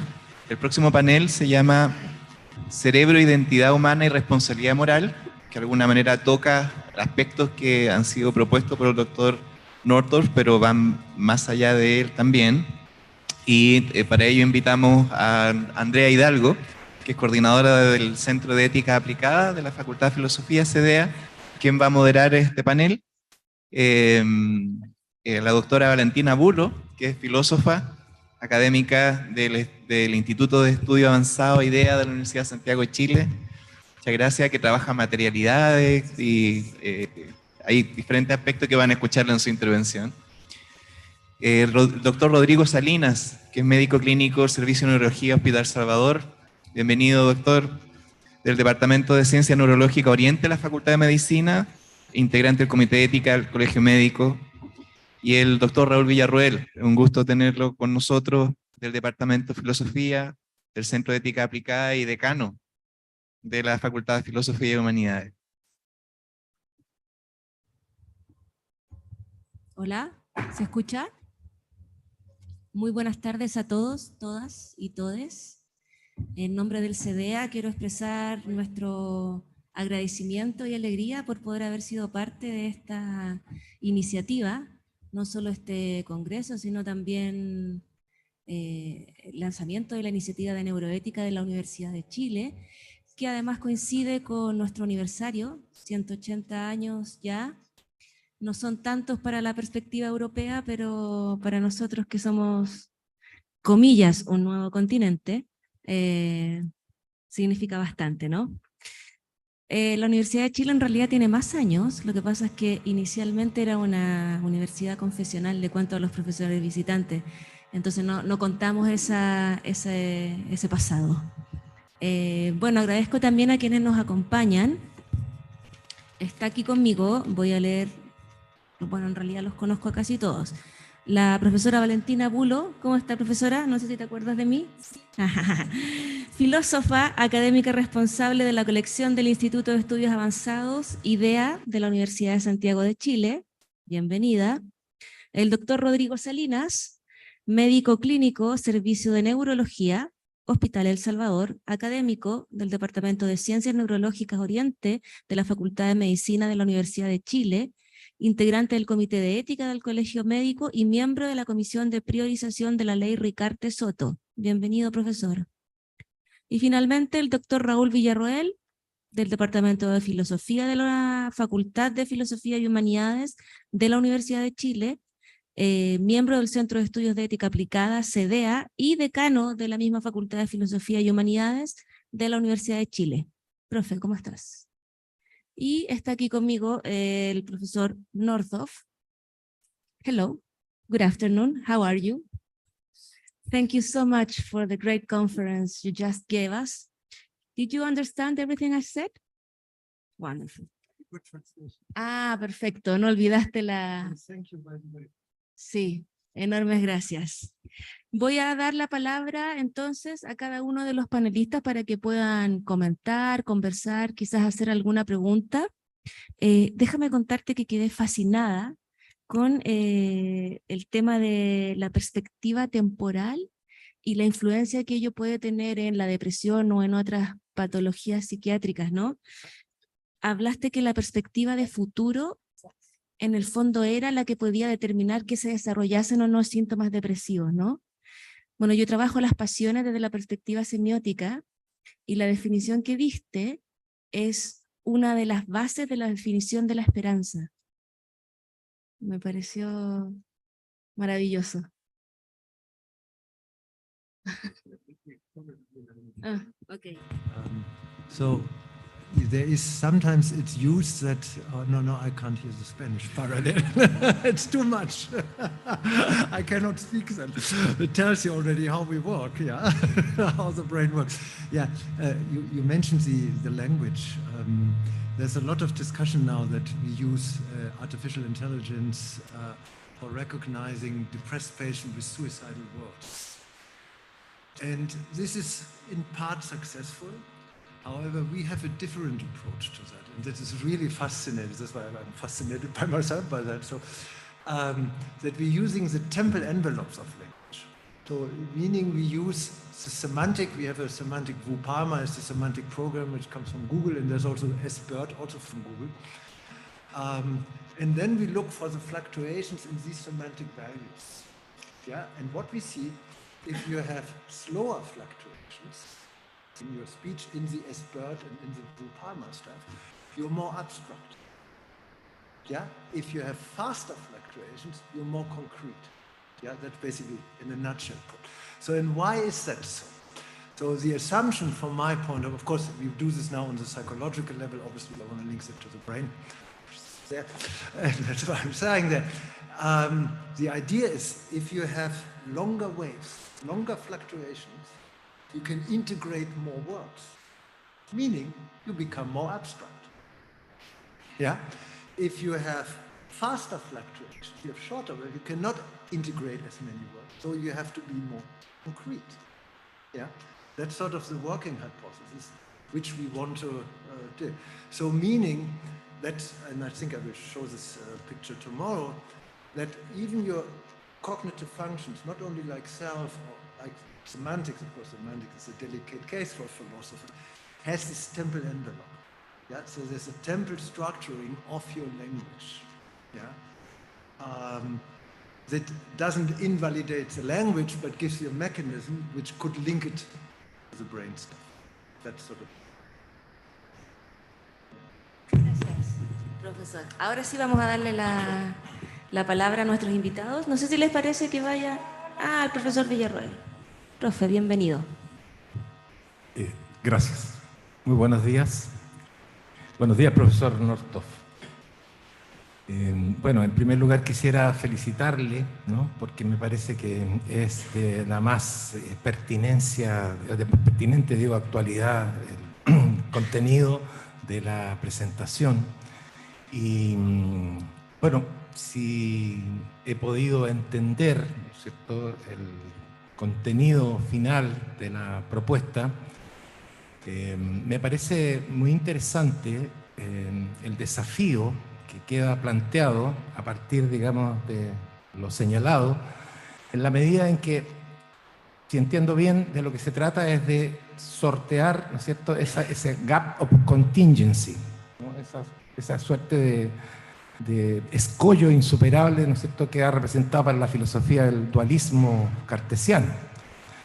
Y que en cierto modo parece que pesa, ¿no es cierto?, hasta el día de hoy como un lastre insuperable para la neurociencia más convencional, y que en cierto modo representa, ¿no es cierto?, el punto de interés de la propuesta del profesor Northoff. Y yo celebro que, digamos, lo que entiendo, ¿no?, es que en definitiva la posibilidad de avanzar por sobre ese escollo, de sortear esa dificultad epistemológica prácticamente insuperable, no está planteada al modo de una simple solución de continuidad, que podría ser, en cierto modo, el recurso más usual al cual se pudiera echar mano para poder resolver el asunto con cierta simpleza y facilidad. Me parece que esta integración, ¿no es cierto?, esta ontología relacional, de la cual da cuenta, ¿cierto?, la perspectiva del profesor Northoff, es en realidad un punto de superación, de avance por sobre esa particular solución de continuidad que a menudo, ¿no es cierto?, se aprecia en las propuestas de la neurociencia contemporánea. Me parece notable en ese sentido. Quisiera plantearle una suerte de emplazamiento al profesor Northoff, ¿no?, para iniciar un diálogo, y que dice relación con la posibilidad de pensar hasta qué punto pudiera haber, ¿no es cierto?, una instancia de vinculación, de conexión, de sintonía con otras propuestas en las cuales se aprecian, ¿no es cierto?, constructos teóricos relativamente semejantes y que refieren fundamentalmente, ¿no es cierto?, a la escena reflexiva del posthumanismo.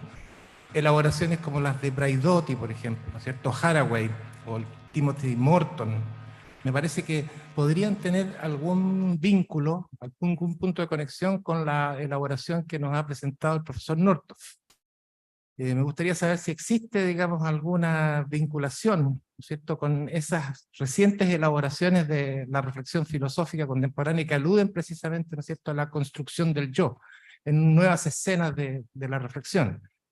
E incluso considerar si podría haber, ¿cierto?, peregrinamente alguna vinculación con una elaboración un poco anterior, como por ejemplo la idea de una ecología social, de una ecología mental, como la que propuso alguna vez, ¿no es cierto?, Guattari hace bastantes años atrás. Eso creo, para iniciar la conversación y después seguimos. Do you want to answer right now, or you're going to take?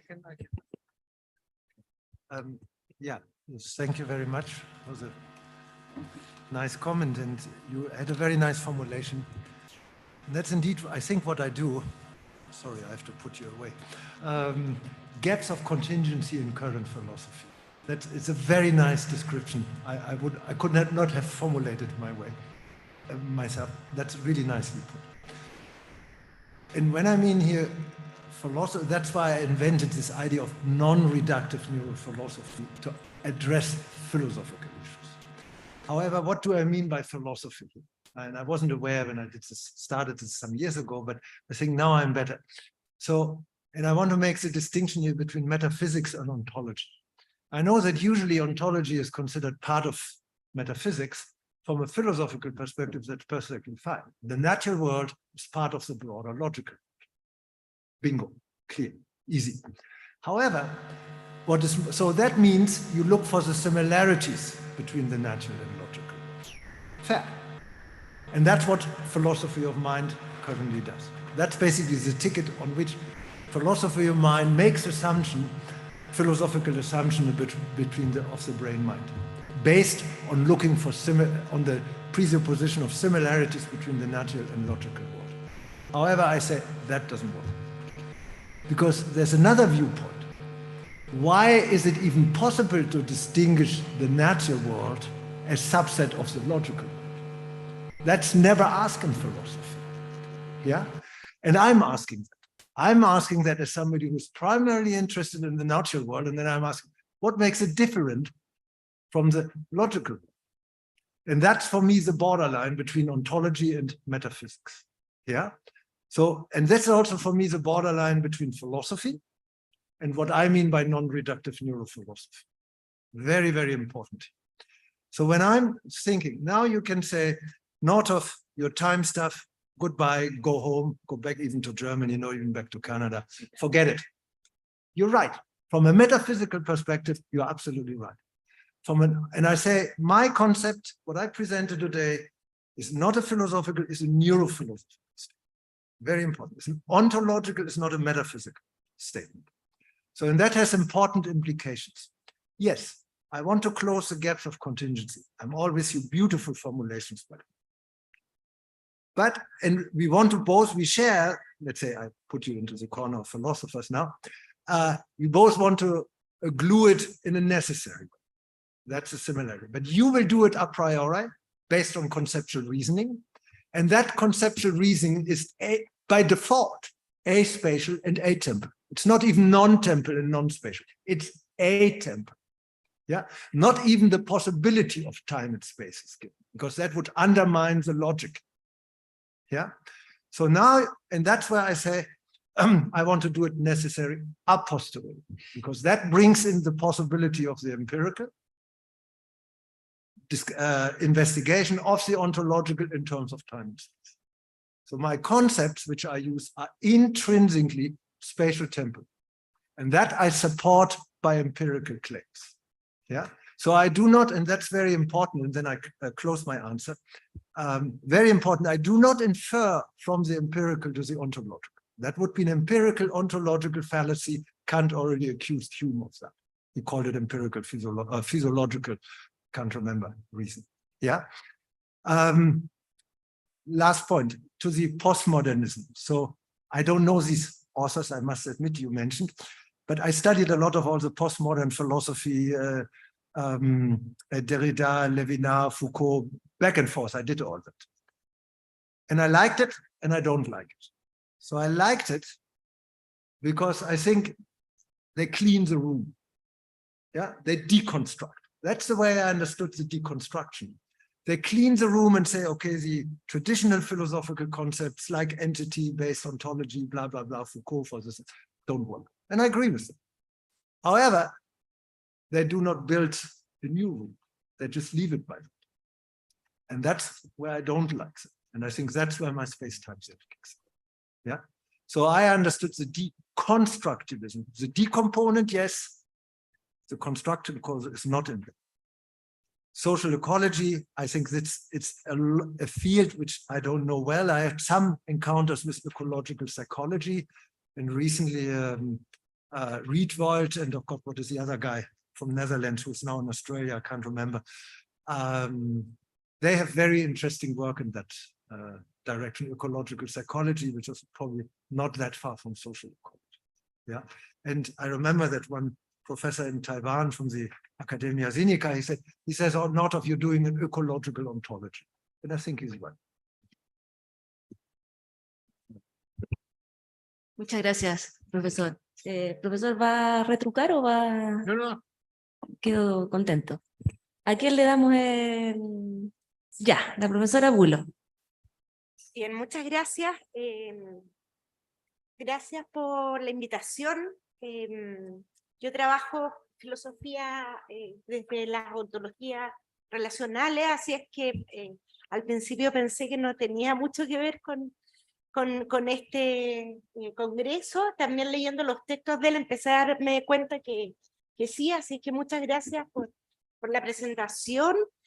Y tenía una pregunta, dos preguntas para empezar, porque tengo varias, pero una inquietud que yo creo que fue respondida a Raúl, que tenía que ver con una cuestión más bien epistemológica, porque, y era, a lo mejor lo puedes precisar un poco más, preguntarte con lo que haces en términos interdisciplinarios, porque justamente, más que hacer, citaste a Kant por ahí, más que hacer calzar la intuición con el concepto y forzar al concepto para que entre en la intuición, hay una ampliación de lo que se trabaja, de lo que se entiende también como empírico. Entonces, no es cómo el concepto determina o cómo el concepto se ajusta al campo empírico, sino más bien una co-construcción.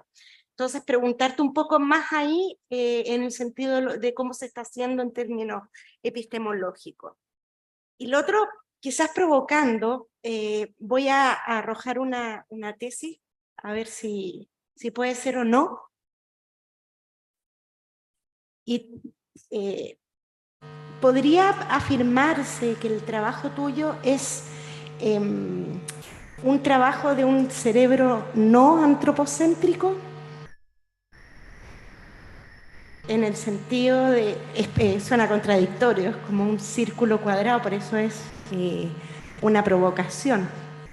Pero si nosotros tomamos una ontología relacional, justamente aunque se esté trabajando uno de los elementos de la relación, lo primario no es el elemento, sino la relación que está determinando a cada uno de los relacionados.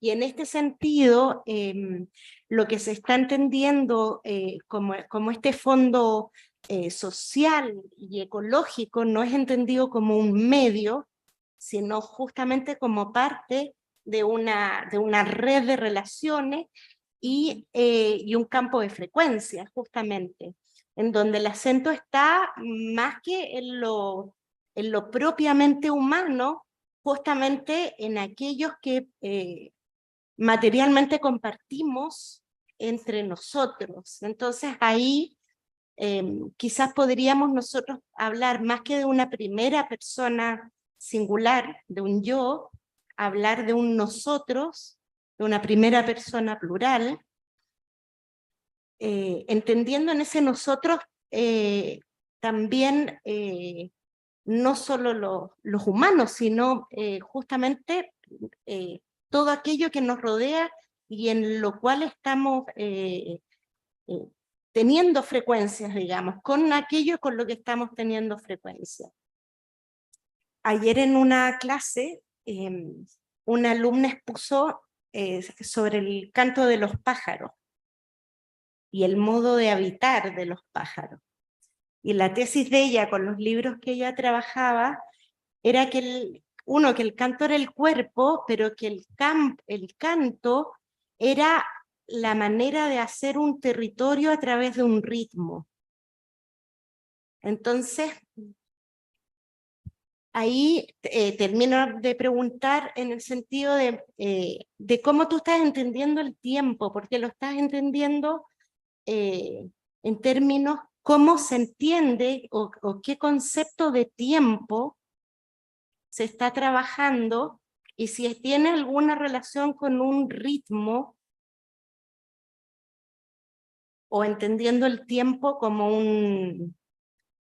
una caja espacio-temporal en la cual estamos nosotros dentro, que parece que no es así.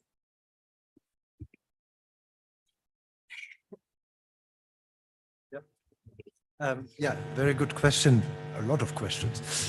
So, okay, I try to keep myself short. So, first you started with the concept of epistemology. So, of course, first, classical and too much of a Kantian, what can we know? How can we know it?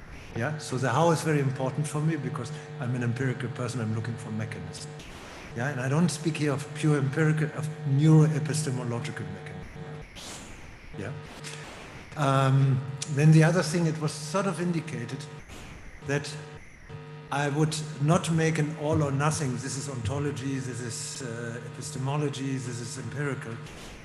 I would put a gradient on it.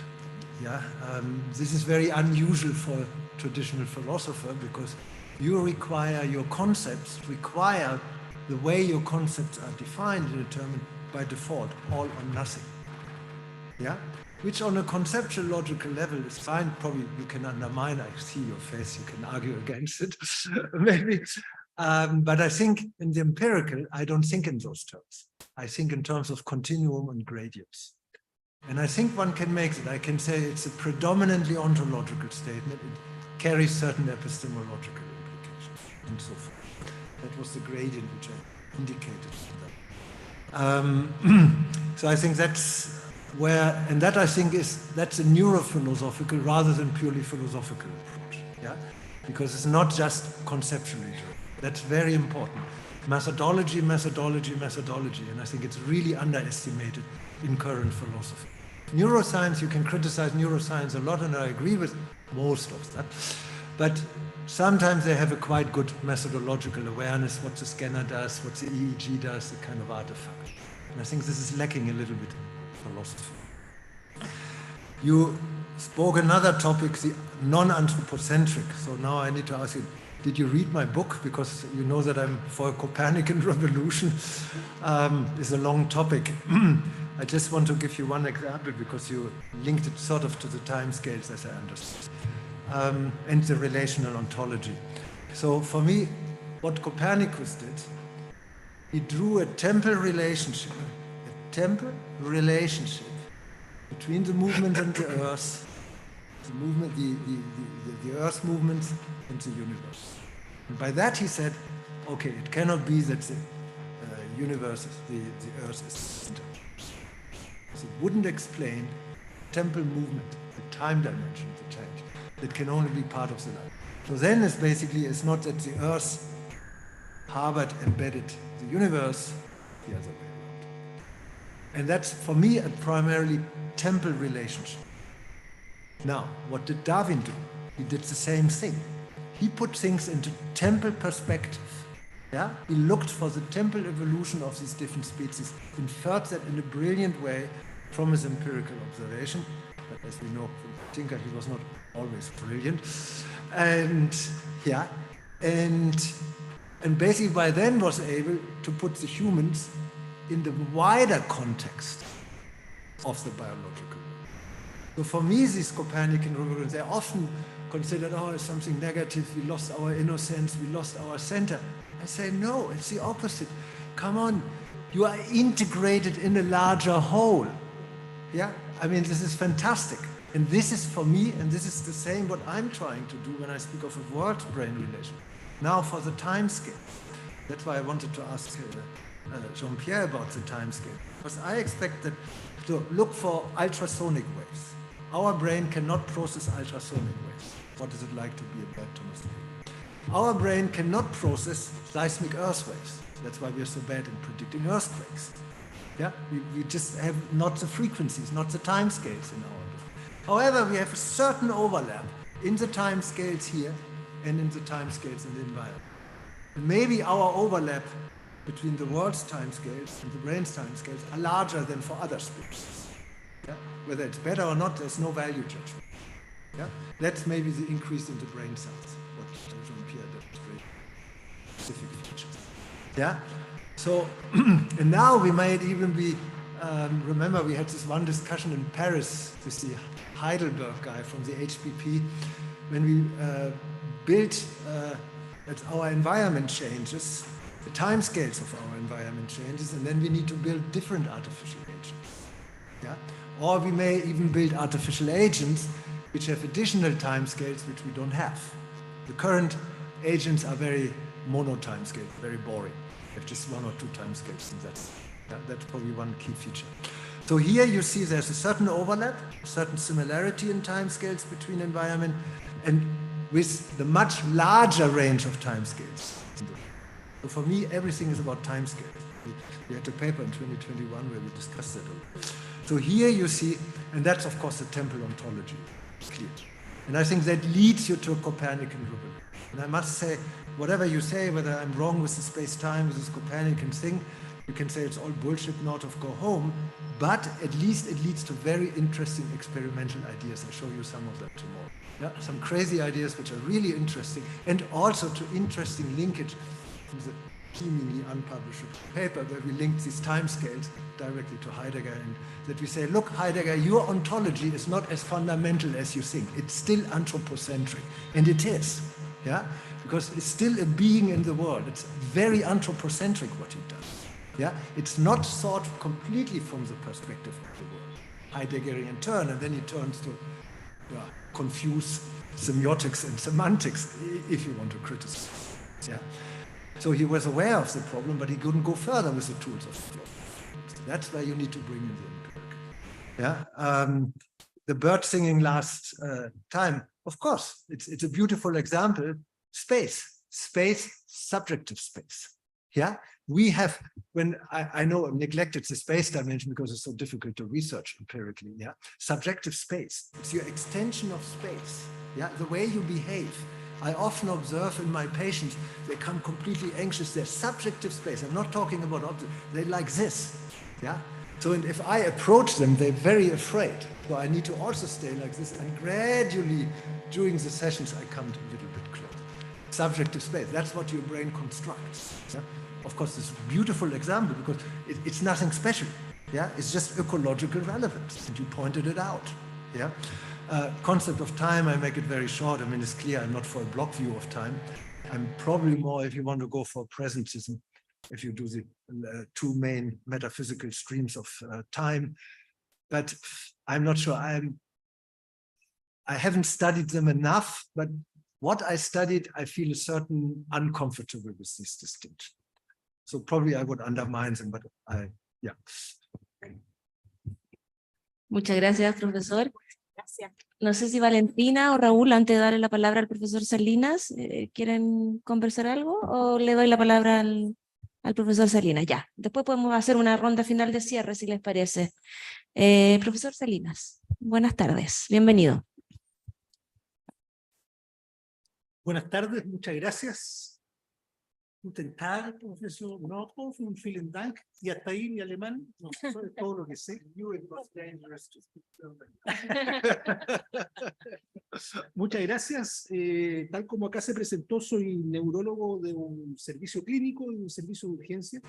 Y por lo mismo me excuso de antemano por lo pedestre de mi intervención y cuestionamiento al planteamiento del profesor Nordhoff, pero que tiene relación finalmente con el último acto quizá que existe entre el individuo en tanto tal y la sociedad, como es el diagnóstico de muerte, que finalmente ha ido siendo medicalizado por la sociedad y ha ido cambiando su criterio y planteando desde la neuroética una mirada completamente diferente en los últimos años a lo que fue tradicionalmente durante la existencia, ¿no es cierto?, del individuo humano, los últimos 120.000 años, y quién eran responsables finalmente de decir que alguien había muerto y que se podía seguir adelante con todo el ritual civil, religioso y social que implica estar frente a un cadáver.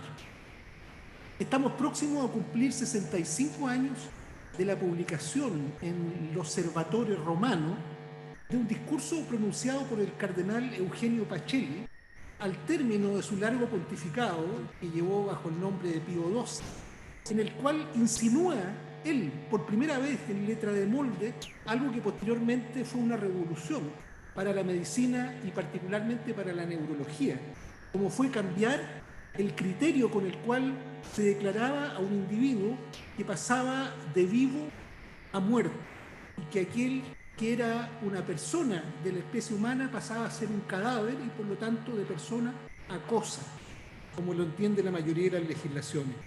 Señalaba el cardenal Pacelli un ejemplo que sorprende hasta hoy, al menos a mí como neurólogo, por su actualidad. Decía lo siguiente Pacelli, decía: la muerte se muestra ya después del traumatismo craneano grave que ha provocado la inconsciencia profunda y la parálisis respiratoria central, cuyas consecuencias inmediatamente mortales hayan podido, sin embargo, ser retardadas por medio de la respiración artificial? ¿O se produce la muerte, según la opinión actual de los médicos, que él cuestionaba, solamente después de la paralización definitiva de la circulación de la sangre, a pesar de la prolongada respiración artificial?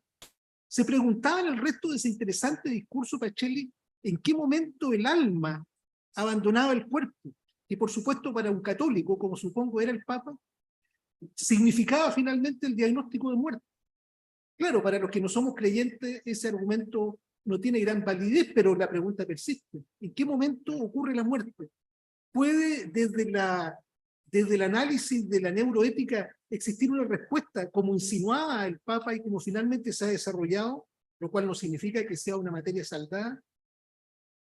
¿Y es esta acaso la demostración cultural más palmaria de la identidad que culturalmente ha sido aceptada entre el individuo y su cerebro, llevada al extremo de equiparar la pervivencia del encéfalo no solo a la identidad humana del individuo, sino que a su propia existencia como ser vivo? Y además está decirlo, a lo que decía el título de esta mesa redonda, a la extinción de toda responsabilidad moral, como ocurre con los muertos.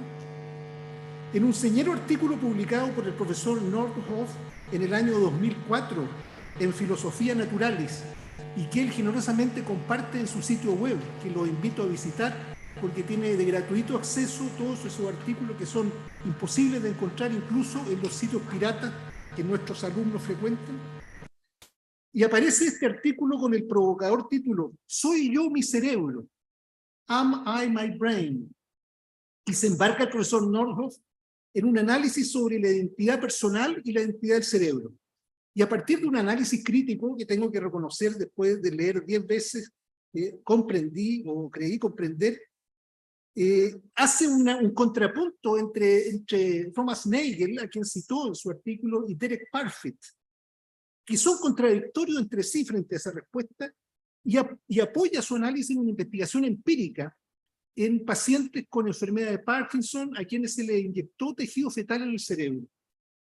Y finalmente esboza una respuesta a esta interrogante sobre la relación entre la identidad de la persona y su cerebro, enfatizando aquello que hizo en su exposición, en la necesidad de desarrollar una neuroepistemología y una neuroontología que nos proporcione una respuesta, y aquí viene lo atractivo para un médico, que sea empíricamente plausible, que es la expresión que utiliza el profesor Nordhoff.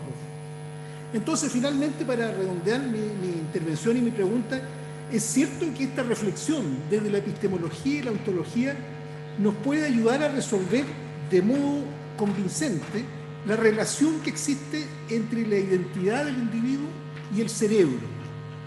Pero permite además, es lo que pregunto, la identificación de ese punto que fisiológica y culturalmente separa la vida de la muerte.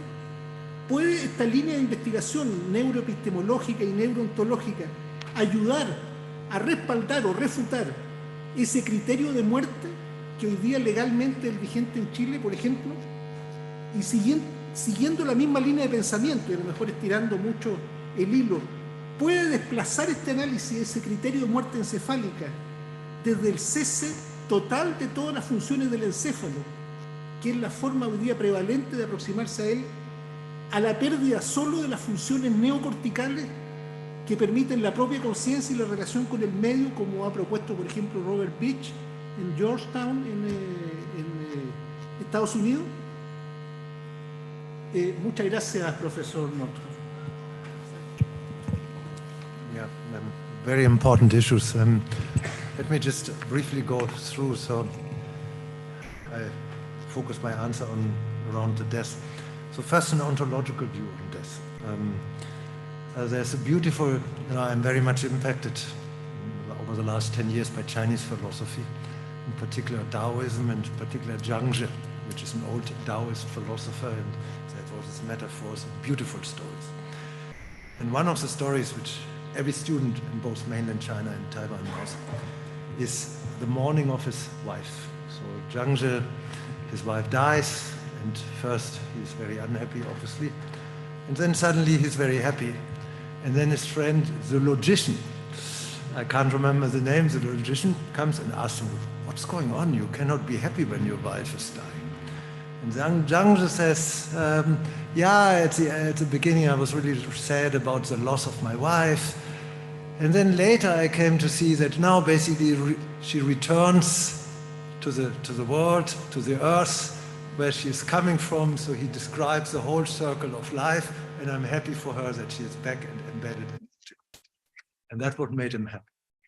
That's for me the true Copernican revolution. So in a paper which is translated into Chinese and has never been published in the Western world, it's impossible. I use that as an example that they were much earlier in the Copernican revolution than us. Yeah, that's really unpublishable here in the Western world. The Canadians would lock me up. Yeah. So that, I think, it's a beautiful example. That's ontology. Context. I think in the current definitions of death, I'm not an expert in that field. The context is neglected. I know one story, I can't remember why I read it, that he was already dead, and then his wife came in, and she was long separated. Then she came in, and he had another flash of life, yeah, of consciousness, yeah, context. And my own experience, so we do a lot of empirical studies in disorders of consciousness, coma patients, and I often also saw these patients by myself. Context is absolutely important. And I asked all the relatives whether they have the feeling there's sort of a certain connection. Yes. Yeah. So now, how would I define death? First, I think empirically, now it's an empirical dimension I'm touching here. I think first we need to distinguish between the loss of consciousness and then the loss of life. Yeah? And obviously they're not the same. You know that very well. So the loss of consciousness would really go for me with they're not speaking that loud. Sorry. Sorry, I'm just joking. Yeah. Sorry. So the loss of consciousness really seems to go along with the loss of input processing, of relationship to the world.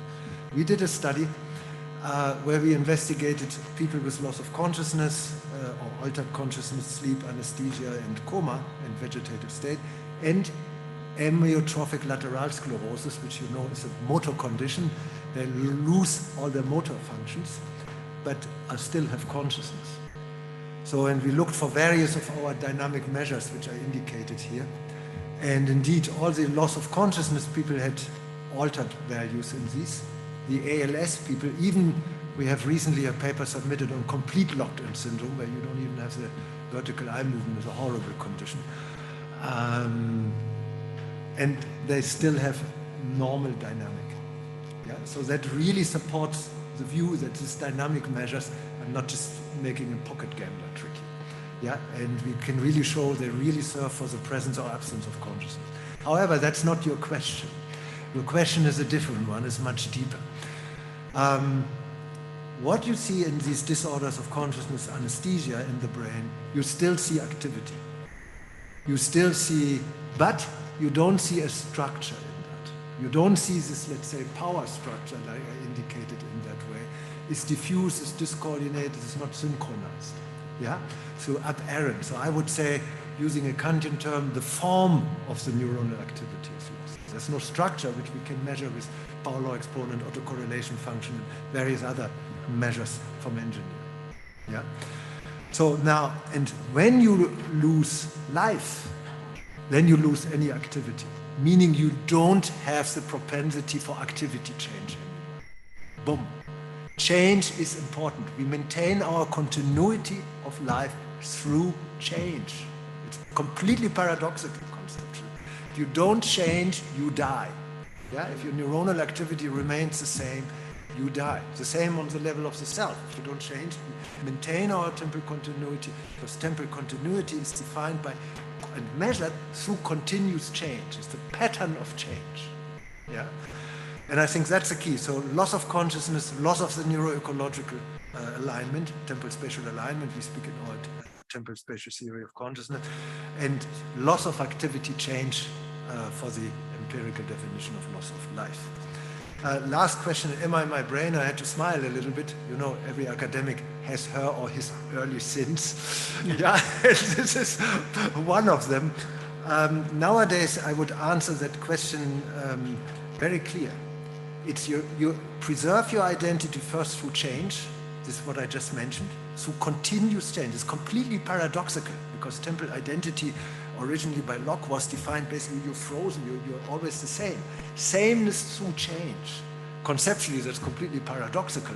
Any philosopher would probably kill me, but ontologically, that's what the data suggest.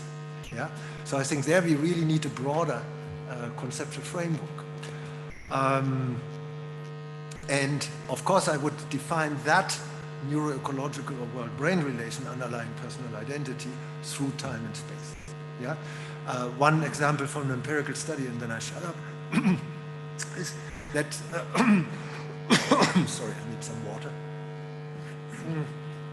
that we investigated one study, fascinating. So when we touched a real hand, somebody had to touch a real body with a hand and an artificial hand. Yeah, animate versus inanimate. And it made huge difference in your subjective time and space experience. Yeah, your time and space were much more extended and synchronized with the real hand. And the artificial, and people could not see it because they're like this in the scanner. Yeah, they were lying in the scanner like that. So it makes a huge difference. And that's what I want to point out. This is the subjective time and space. Yeah, animate, and that's your phenomenology.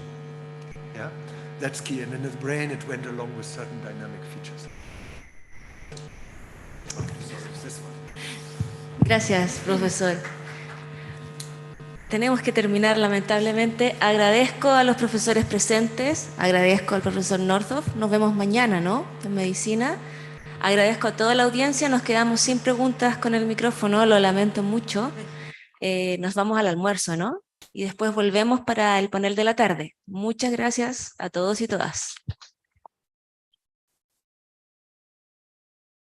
Wonderful. Thank you very much.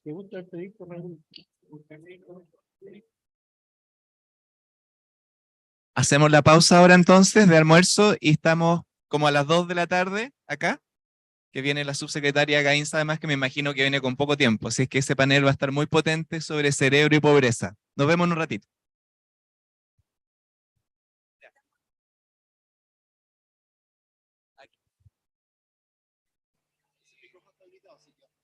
Ya. ¿Lo de este panel? Ya. Sí. Ahí mismo. Ese grupo, ¿no? Sí, pero también que todo mejora el tiempo. Doctor Salinas.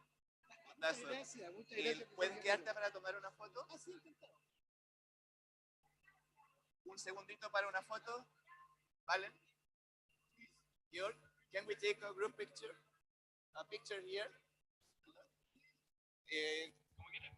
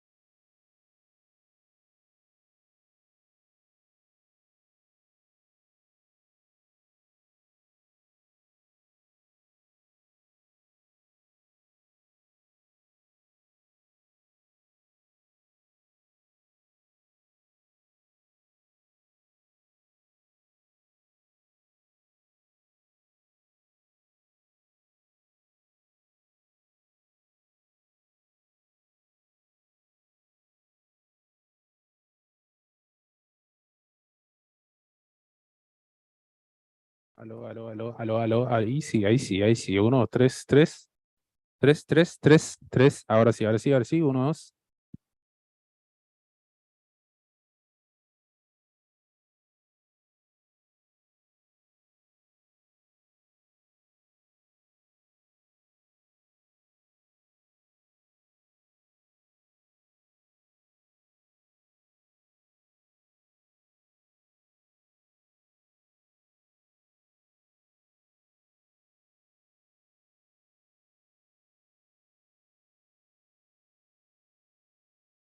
Aló. Sí, sí.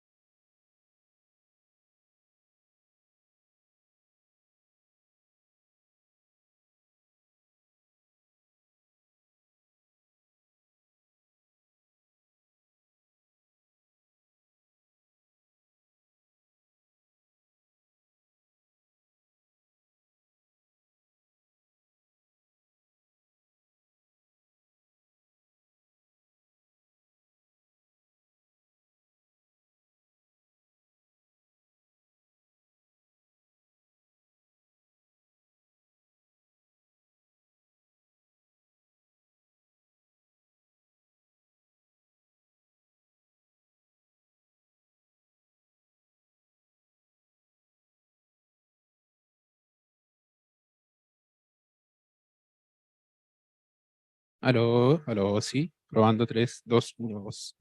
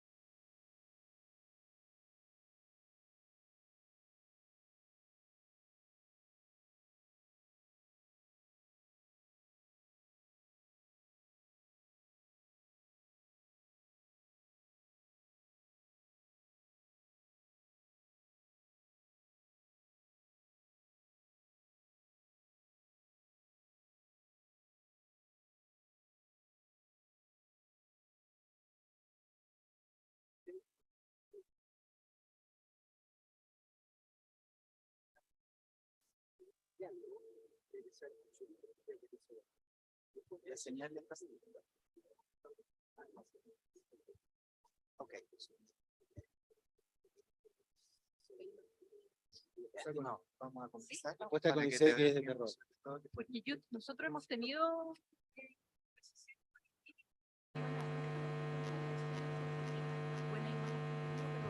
pero que habían tenido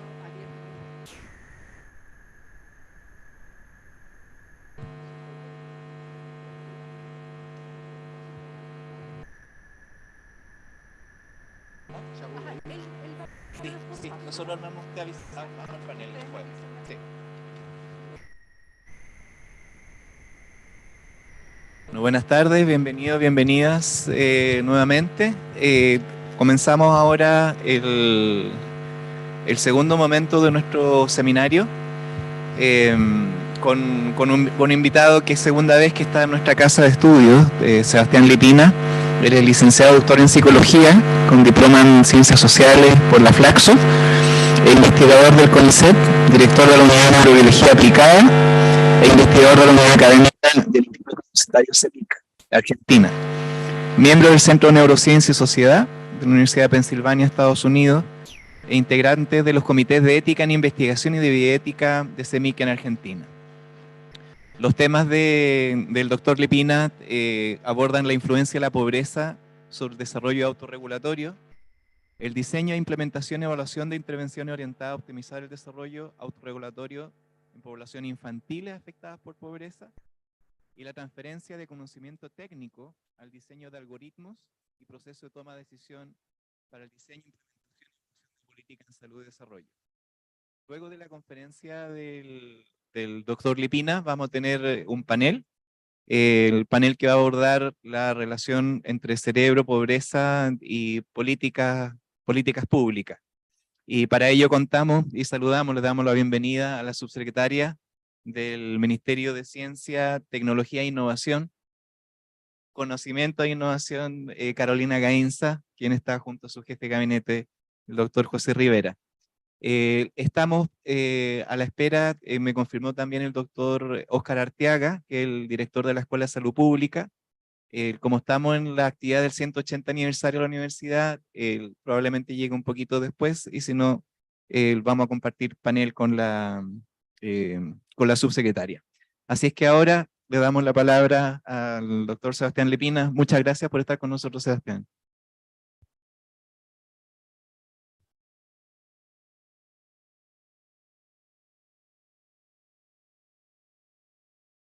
Ahí está, ahí vamos. ¿Qué tal? Buenas tardes. Muchas gracias por la presentación, pero sobre todo por la invitación. Siempre es un placer compartir actividades con Katinka, con Manuel, ahora con Georg también, y con toda la audiencia. Y estoy disfrutando mucho de todo lo que se está discutiendo. Espero poder contribuir humildemente a la discusión. Lo primero que quiero hacer dos aclaraciones. La primera es, ¿está todo bien? La primera es que ya me disculpé con las traductoras por la velocidad a la que voy a hablar. Me han dado un tip que vamos a ver si funciona, después lo veremos. Y la segunda es que tengo todos los sesgos que tiene un investigador. Utilizar jerga, hablar rápido, tener problemas pedagógicos, generalmente. Más allá de que soy docente desde hace muchos años, igual los sigo teniendo. Y les pido disculpas anticipadas también por los sesgos de cómo consideramos los datos muchas veces, o cómo los interpretamos. La evidencia empírica está abierta a discusión, sobre todo en este foro, ¿sí? Así que voy a comenzar. Básicamente lo que voy a abordar son 4 puntos. El primero de ellos es, quiero compartir con ustedes cuál es el marco epistemológico en el cual nos movemos, al menos en mi grupo de investigación, para estudiar el problema de las asociaciones entre pobreza y cerebro. En segundo lugar, voy a hacer una síntesis en la que voy a mostrarles cuál es la evidencia disponible en neurociencia en estudios de pobreza. Voy a tomar evidencias de muchos grupos, no solamente de nuestro grupo. De hecho, voy a tratar de darles un panorama general de lo que está ocurriendo en el mundo, y para lo cual es importante tener en cuenta que es una disciplina que su primer paper empírico lo generó en el año 2000. ¿Sí? Es decir, estamos muy cerca del inicio de esta línea, por lo tanto, y ha habido un crecimiento exponencial de publicaciones. Hoy en día tenemos entre 500 y 1000. ¿Sí? Y es poco considerando otras disciplinas, que tienen decenas de miles. Eso es importante tenerlo en cuenta como contexto de producción de ese conocimiento. Todavía estamos en un área preliminar. Por lo tanto, eso es importante tenerlo en cuenta en el diálogo con los políticos, con los funcionarios de política y con los tomadores de decisiones de otros organismos, no solo los oficiales. En tercer lugar, voy a hablar de cuánto se pueden cambiar esas asociaciones. Si ya es preliminar el estudio del impacto, de los efectos, es mucho más preliminar aún el estudio de las intervenciones. Hay muy pocas. Y de hecho, al haber poca historia empírica, también hay muchos problemas metodológicos que todavía no están resueltos. Y eso, de alguna manera, condiciona el valor de la interpretación de esos datos. Y por último voy a hablar de las implicancias éticas, científicas y para el diseño de políticas.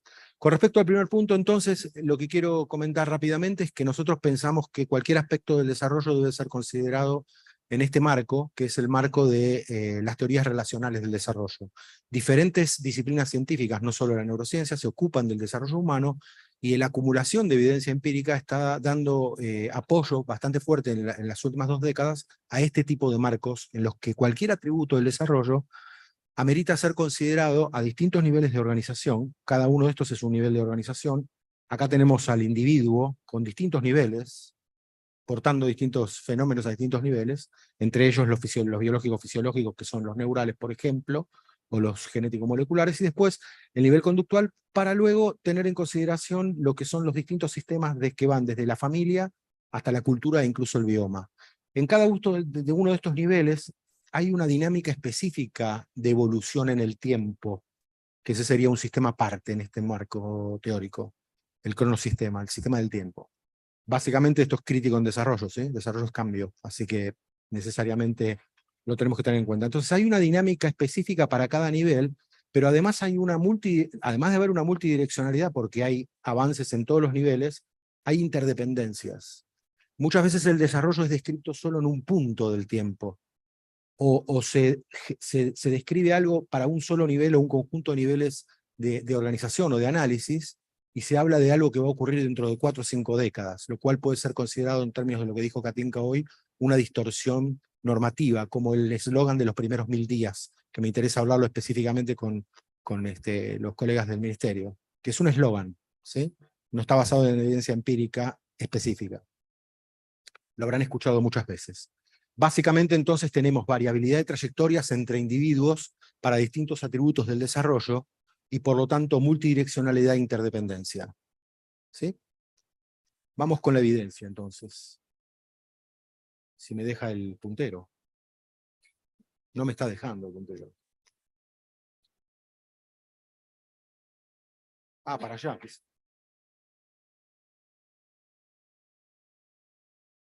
Bueno, pasá hasta que te lo paso para que lo arreglen, y mientras tanto pasás la diapo, la próxima. Voy a hablar ahora de la evidencia. La siguiente, por favor. No, sí, la siguiente.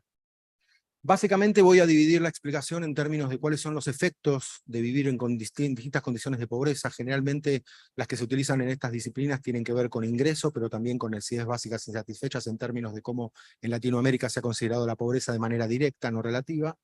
Y lo que se ve a nivel estructural, a nivel neuroanatómico, a nivel de las imágenes de la anatomía de lo que ocurre, hay asociaciones con pobreza que tienen que ver con cambios en la tasa de crecimiento. Ahí lo lograron, ¿eh? No, pero listo, no hay problema. Dame que yo lo... Muy amable. Gracias. Entonces se han verificado cambios en la tasa de crecimiento, volumen, grosor, superficie y conectividad de redes en todas las redes neurales que forman parte del sistema nervioso central. También cambios en el ritmo del desarrollo, variables según el grosor cortical y según nivel económico, social y el nivel de trauma. Es decir, distintos tipos de exposición a pobreza se relacionan con distintos tipos de cambios en los ritmos del desarrollo, ¿sí?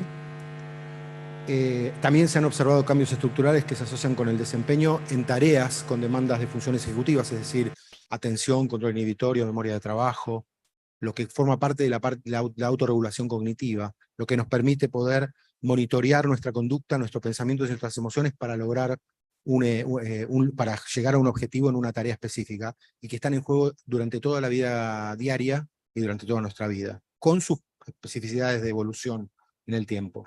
Por supuesto, lenguaje y aprendizaje.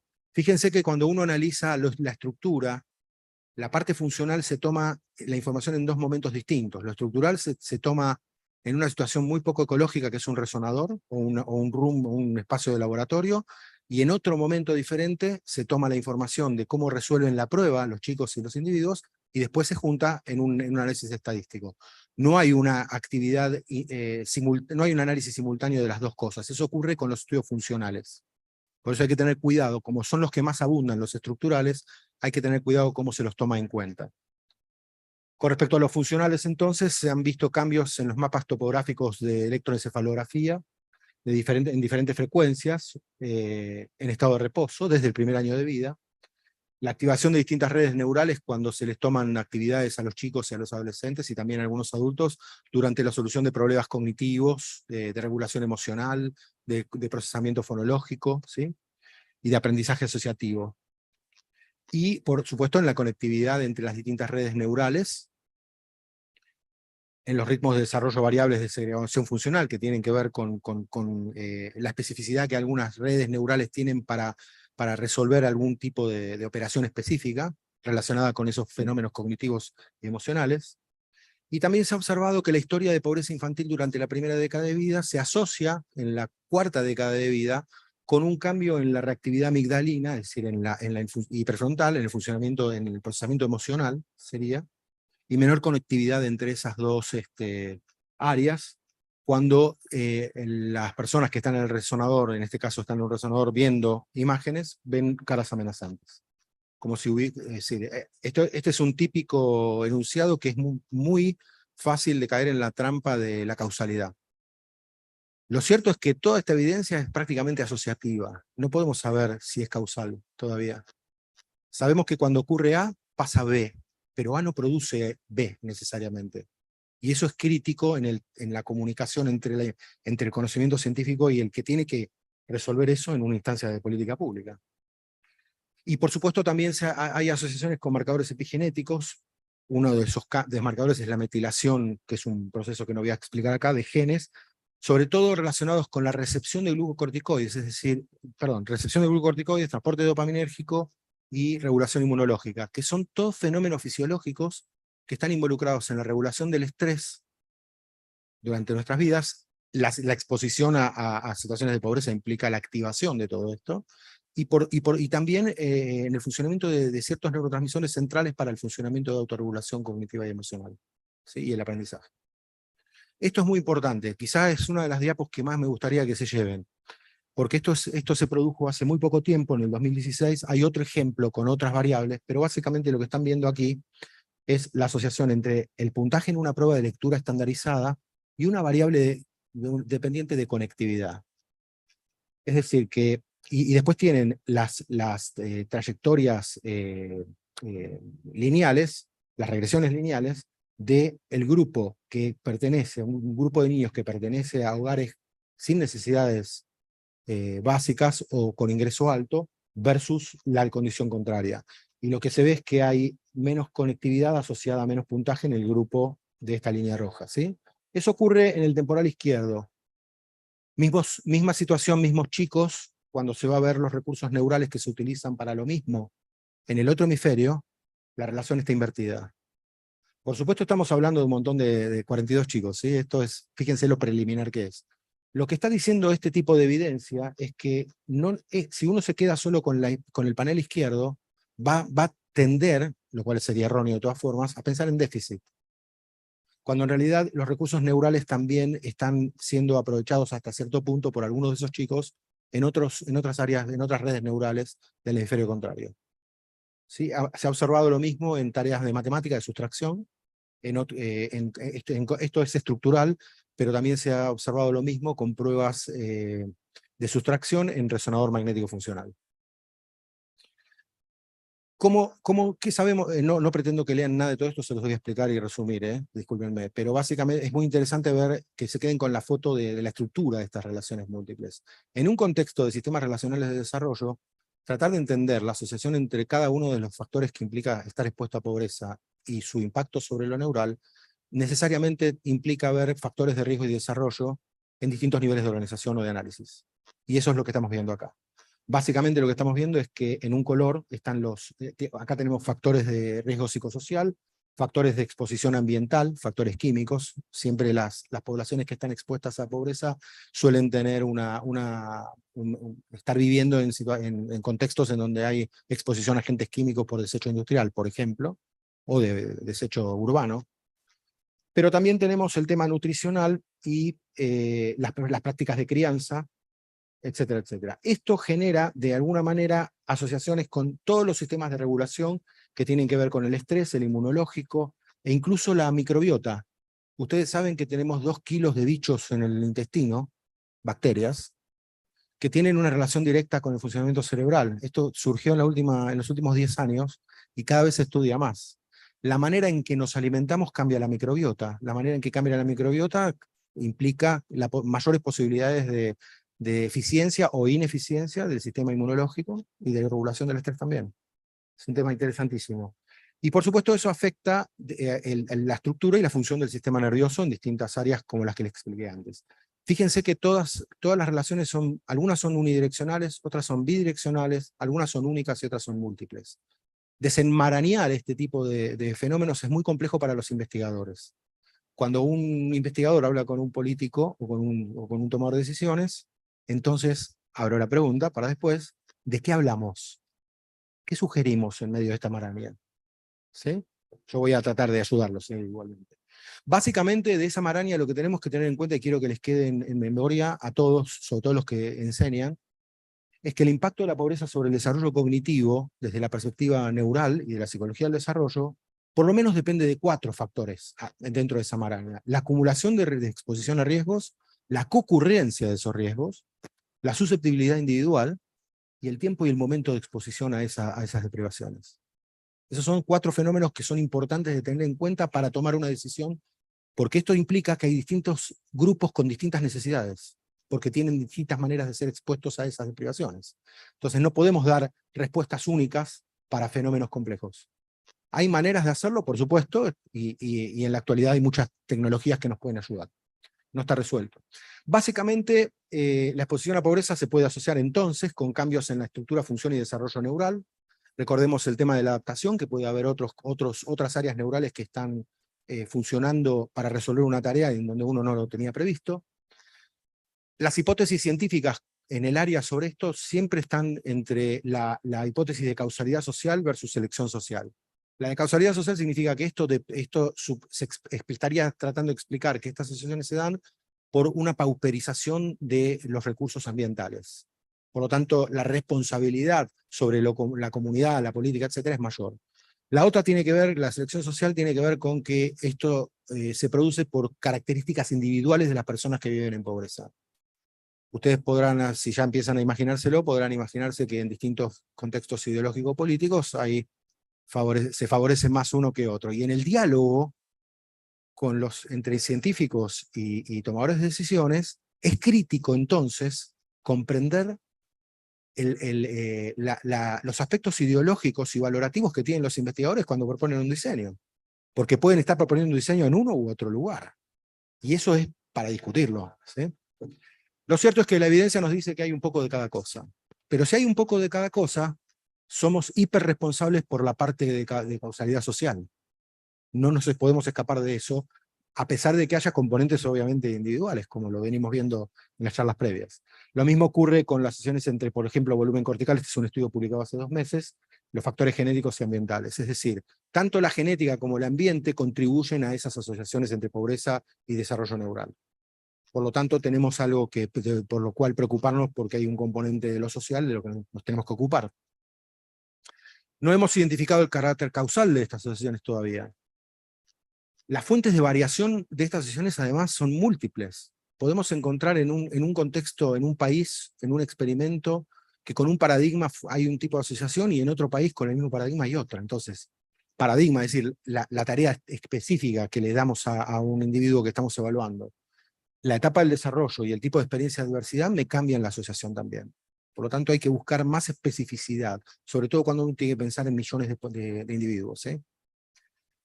Es importante entender que en neurociencia, en esta área, por lo menos, toda esta información viene de imágenes de individuos.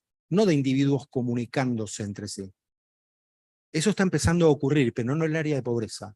Hoy en día es posible tener estudios, por ejemplo, de músicos que tienen todos electroencefalógrafos, entonces se va pudiendo ver la coordinación de cómo van tomando las decisiones de la interpretación en conjunto. También hay estudios de neurociencia educacional donde se está utilizando el mismo recurso entre docentes y alumnos, pero es incipiente esa nueva generación de experimentos. No es algo menor que esta información la tomemos de manera individual y en un contexto tan poco ecológico como el sótano de un hospital en donde tenemos un resonador. ¿Sí? Eso no le quita ningún valor a la importancia de la evidencia. Lo que tenemos que entender es que hay que tomar, que tenemos que ver a qué aspectos tenemos que prestarle atención, cuáles son las debilidades y las fortalezas de esa evidencia, y hacia dónde tenemos que seguir estudiando. Porque uno de los problemas fundamentales en la relación entre científicos y políticos es dónde invertimos en el próximo paso para tratar de ayudarnos mutuamente y con eso ayudar a la comunidad. Que no está ocurriendo. El codiseño no ocurre. No hay espacio por los hilos científicos y académicos de los sistemas administrativos que sostienen la ciencia. ¿Cuáles son los grados de plasticidad? Básicamente es posible modificar el funcionamiento neural de poblaciones expuestas a pobreza a través de intervenciones experimentales, al menos. Hay varios ejemplos. Un ejemplo es del año 2013, la primera vez que se publica un estudio de intervención con un dato neural en niños que viven de hogares pobres, es en el 2013.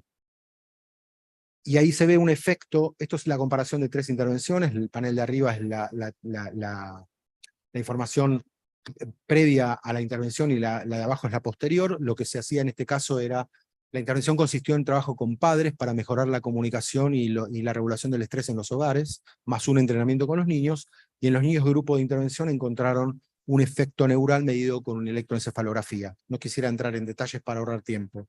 Lo importante de esto es que este efecto no se produjo en todos los niños del grupo de intervención, sino que se produjo específicamente en aquellos que portaban un alelo específico para el transporte de dopamina, de serotonina. Es decir, aun cuando uno tiene un efecto en una intervención, no son todos los niños que están en ese grupo de intervención los que se benefician, sino los que tienen una característica individual, en este caso a nivel genético.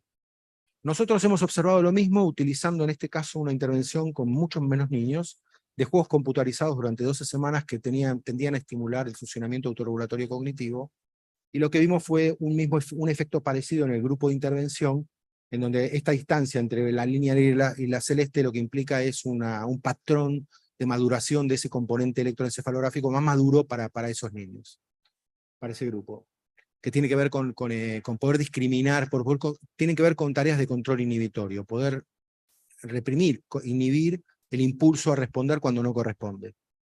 Y esto lo hicimos con un electroencefalógrafo móvil de 14 electrodos apenas. Sí, nos encantaría tener uno con más, pero lo que hicimos fue craquear eso no debiera estar grabado, pero no importa. Lo que hicimos fue craquear un dispositivo comercial para poder, lo quisimos hacer por derecha, pero no nos dieron bolilla. Y lo que hicimos fue tomar la información electroencefalográfica a los niños en las escuelas. Salimos del laboratorio. Obviamente no resuelve el problema ecológico, porque sigue siendo una situación artificial de que está frente a una computadora resolviendo una tarea. Pero empezamos a verificar que estos dispositivos se pueden llevar a otro contexto, y por lo tanto podemos alimentar otra generación o innovar en los experimentos que queremos hacer. Georg, de estos estudios hay información sobre coherencia entre distintos nodos en situación de resting state, que después, por supuesto, los puedo compartir. Bien, otra vez, en este grupo, en el grupo de intervención no fueron todos los chicos que participaron del grupo de intervención los que se beneficiaron, sino solo aquellos que en la etapa previa a la intervención habían tenido mejor desempeño. ¿Eso significa que la intervención no les sirvió a todos? No. Significa que esa intervención solo fue útil para un grupo. Para el otro grupo, nosotros tenemos que tratar de generar otras intervenciones antes de decir que no pueden hacerlo. ¿Sí? Eso es la variabilidad individual en el diseño de las intervenciones.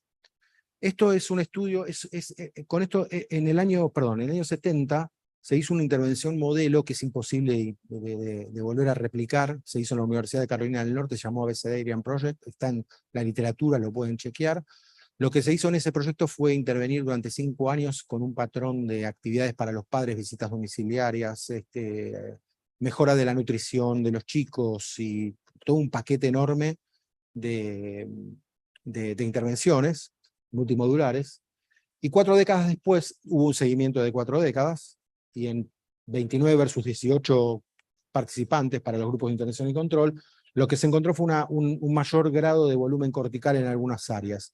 El problema de este estudio es que hace 40 años no se midió el basal, la información basal, qué pasaba con esta variable en el inicio. Pero nos está dando una pauta de que hubo un cambio en algún grupo relacionado con la intervención, y hay que tomarlo con pinzas, como dicen los mismos autores, pero nos está dando la pauta de plasticidad 40 años después. O sea que la idea de que las intervenciones tempranas puedan participar de esta plasticidad es importante. Otro estudio parecido, en que no hubo una información basal, mostró lo mismo. Esto se hizo en Alemania. Perdón, en Estados Unidos se hizo solo con chicos de grupos afroamericanos de 11 años, y lo que se vio fue que el volumen cortical tenía, de los dos grupos, la intervención y el control era diferente, a favor de la intervención, de forma longitudinal. Lo mismo, la intervención sirvió para mantener una variable de volumen cortical en el grupo de intervención y no en el otro grupo. Y no hay mucho más de intervenciones, ¿sí? Bien. Bueno, se ve que se cortó de vuelta. Quizás sea la pila. ¿Me pasarías la diapositiva? Gracias. Hay un solo ejemplo de intento de escalar este tipo de intervenciones en contexto de política pública, y eso se está haciendo actualmente en Estados Unidos.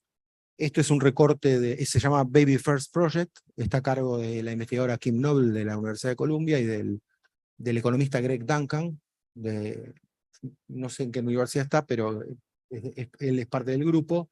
Es un esfuerzo hecho en varias ciudades, y lo que han hecho básicamente, podés pasar por favor la diapositiva, es utilizar la estrategia de transferencias de caja,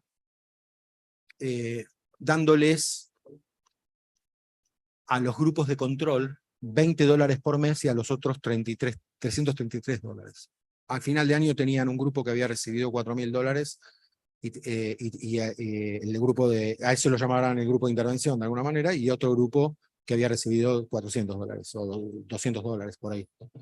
Y lo que analizaron por el momento fue, al año, revisan en estos chicos que eran recién nacidos, a la gente las reclutaban de hospitales, lo que ven es un patrón de maduración diferente de marcadores electroencefalográficos para distintas bandas, en donde, por ejemplo, la actividad en el grupo de transferencia de caja alta tiene mayor actividad en las bandas medias altas y menos actividad en las bandas bajas, y en el otro grupo el patrón inverso. Lo que le pasa al grupo que tiene la transferencia de caja alta es lo más parecido a lo que es el desarrollo típico, sería eso.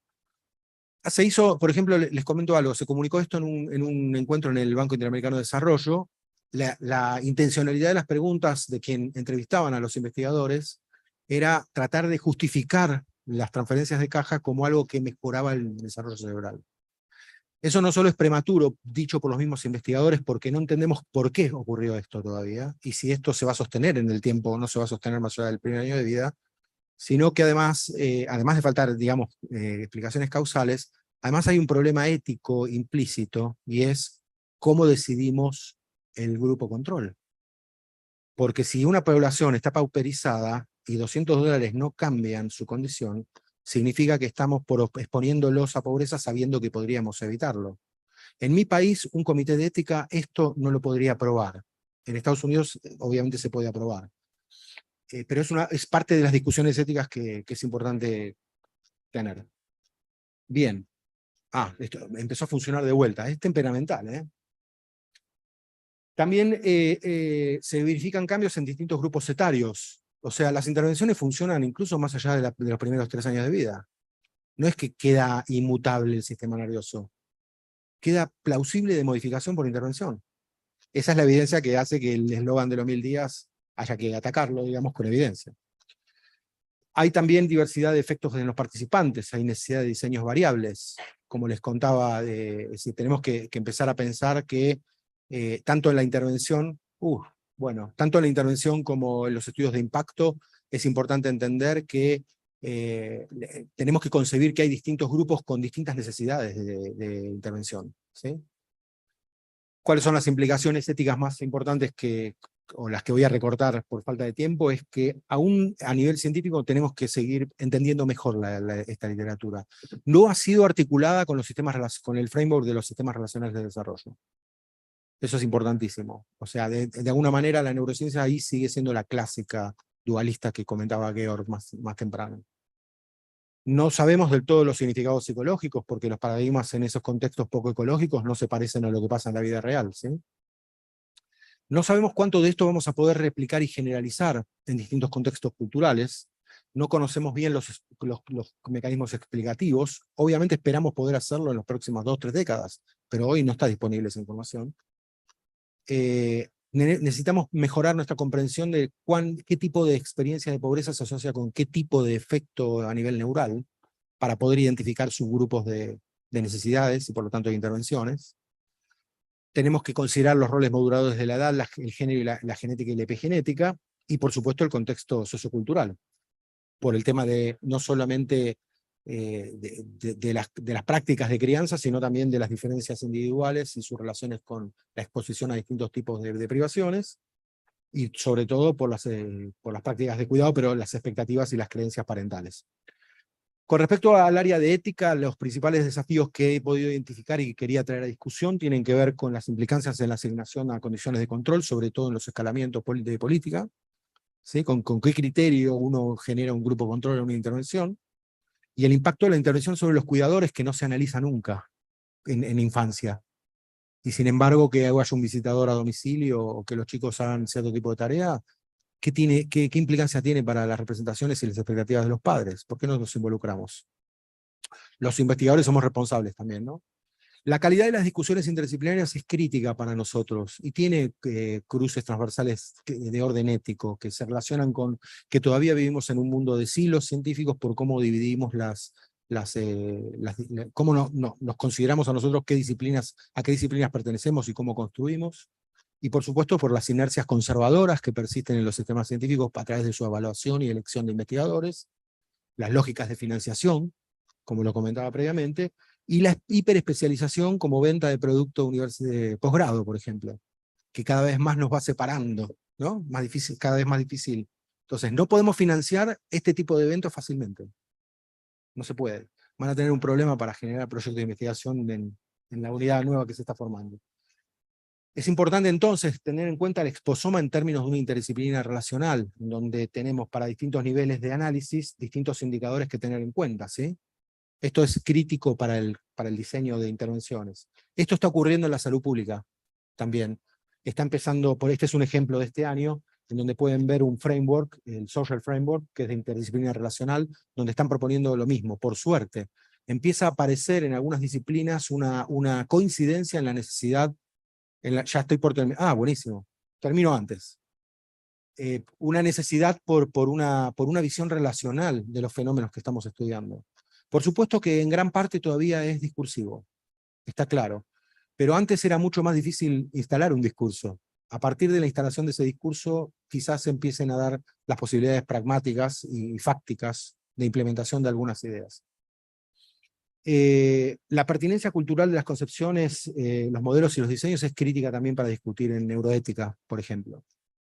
Sobre todo a partir de la definición de pobreza, porque ingreso NBI o NBS no es algo que nos hable claramente de qué es lo que están viviendo las personas que están padeciendo la privación socioeconómica. Y yo encuentro que siempre es importante tener en cuenta y poner sobre la mesa de discusión que cuando hablamos de pobreza estamos hablando de falta de desarrollo humano y exclusión, sí o sí hay que pensarlo de esta manera, que también implica la pérdida de conciencia de derechos por parte de las personas que están expuestas, y también implica que cada vez que tenemos que hablar con una persona que padece pobreza, tenemos que entender, o por lo menos sospechar, que puede haber algo del orden del dolor, tensión psicológica, cansancio, fatiga y morbilidad, enfermedades, porque se van a sumar en el tiempo. El valor instrumental e intrínseco con el que consideramos a la infancia también. ¿Los niños son los futuros productores dentro de 5 décadas o hay alguna definición específica de infancia que tengamos que tener en cuenta para el hoy? ¿Sí? Si ustedes miran los reportes de organismos multilaterales van a encontrar la instrumental más con más claridad. Y eso en Latinoamérica es doloroso, porque nosotros tenemos otra historia de prácticas de crianza, o las pretendemos por lo menos. Y además de doloroso es peligroso. Lo podemos discutir después. Voy a avanzar, obviamente, con las estandarizaciones culturales, es decir, una intervención que se hace en otro país y uno la importa directamente y solo traduce el idioma. Eso es proponer un fenómeno de colonización, ¿sí?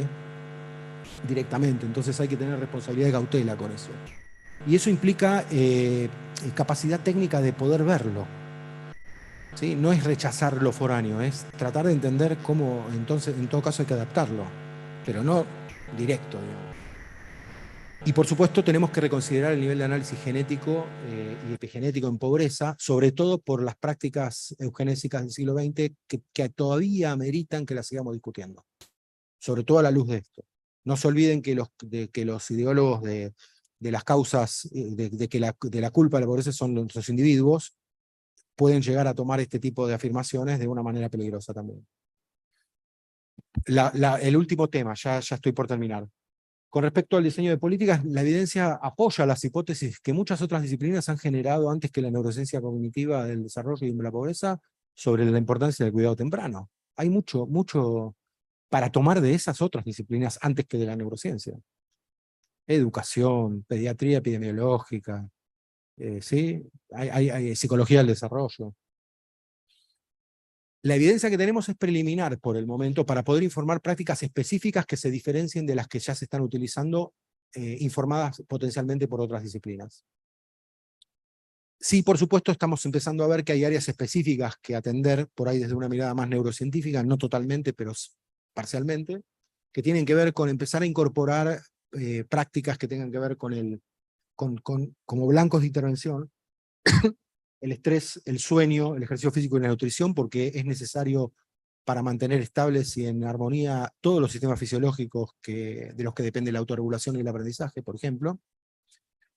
Posiblemente en el futuro podamos pensar en algún biomarcador específico para poder prestarle atención tempranamente. Hoy se me ocurre decirles que la carga alostática, que es una medida de la carga fisiológica que tienen el sistema cardiovascular, el sistema inmunológico, entre otros, y la regulación del estrés, van generando marcadores, componentes, moléculas, que van desgastando esos sistemas y aumentan las enfermedades, ustedes lo saben perfectamente, acortando la expectativa de vida.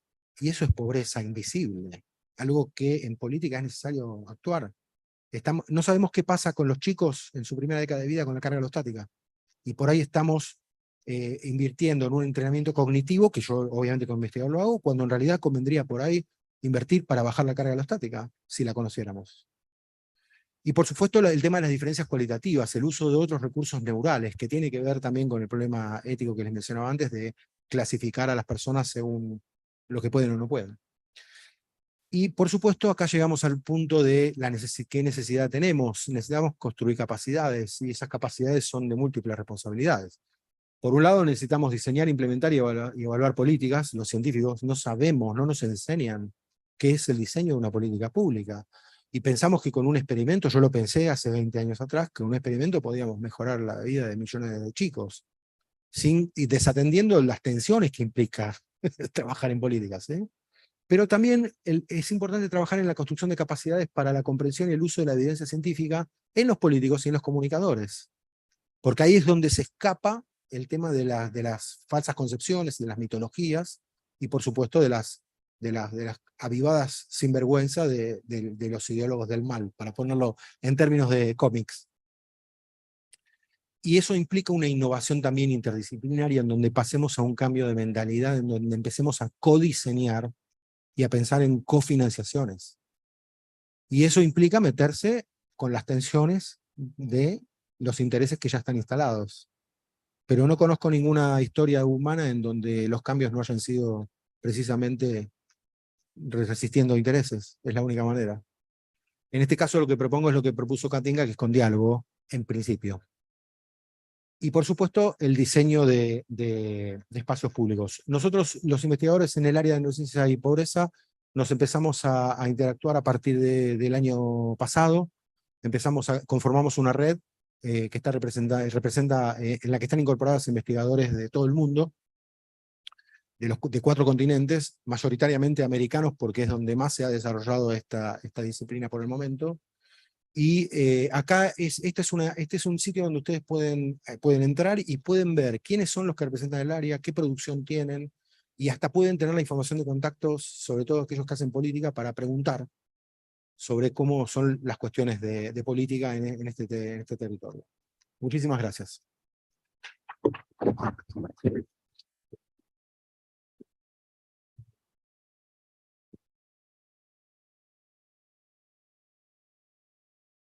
Muchas gracias, Sebastián. Invitamos entonces a Inta Rivas, que va a coordinar, a moderar, facilitar el próximo panel. INTA es de la Vicerrectoría de Investigación y Desarrollo y es una de las impulsoras que está colaborando con la doctora Andrea Slachewski y otros colegas de distintas disciplinas en la iniciativa transdisciplinaria Gabriela Mistral. Invitamos también a la subsecretaria Carolina Gainza, nuestro querido doctor Oscar Arteaga, Escuela de Salud Pública. Muchas gracias por darte el tiempo para poder venir.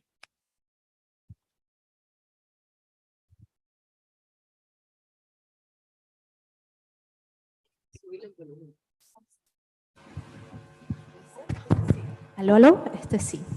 Bueno, damos inicio a este panel, Cerebro, Pobreza y Salud Pública.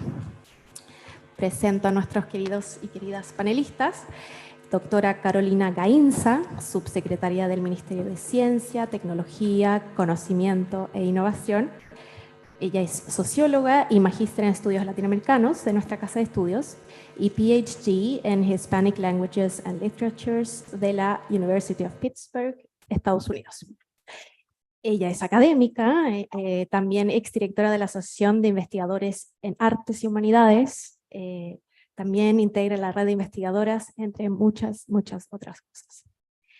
Bueno, excusamos a la panelista que iba a venir, pero por temas de discusión legislativa que tardaron toda la noche y terminaron recién esta mañana, se excusa a la doctora Elia Molina, diputada de la República. También presento al doctor Oscar Arteaga, al lado de la subsecretaria Carolina. Él es médico cirujano, director y profesor de la Escuela de Salud Pública de la Universidad de Chile, doctor in Public Health de la Universidad de Londres, e integrante de la iniciativa de salud transdisciplinaria de la Universidad de Chile, que estamos tratando de impulsar conjuntamente con esta iniciativa de neuroética, ¿cierto? Bueno, nuestro querido invitado internacional, que ya está presentado en más detalles por Manuel, así que lo digo muy breve, doctor Sebastián Lipina, investigador de la Unidad de Neurobiología Aplicada, UNA, CEMIC CONICET Argentina, que tiene muchas otras distinciones. Bueno, ¿quién soy yo? Gracias, Manuel, por presentarme brevemente. Soy socióloga, analista de gabinete de la Vicerrectoría de Investigación y Desarrollo, y acompañante de la iniciativa de salud transdisciplinaria de esta universidad.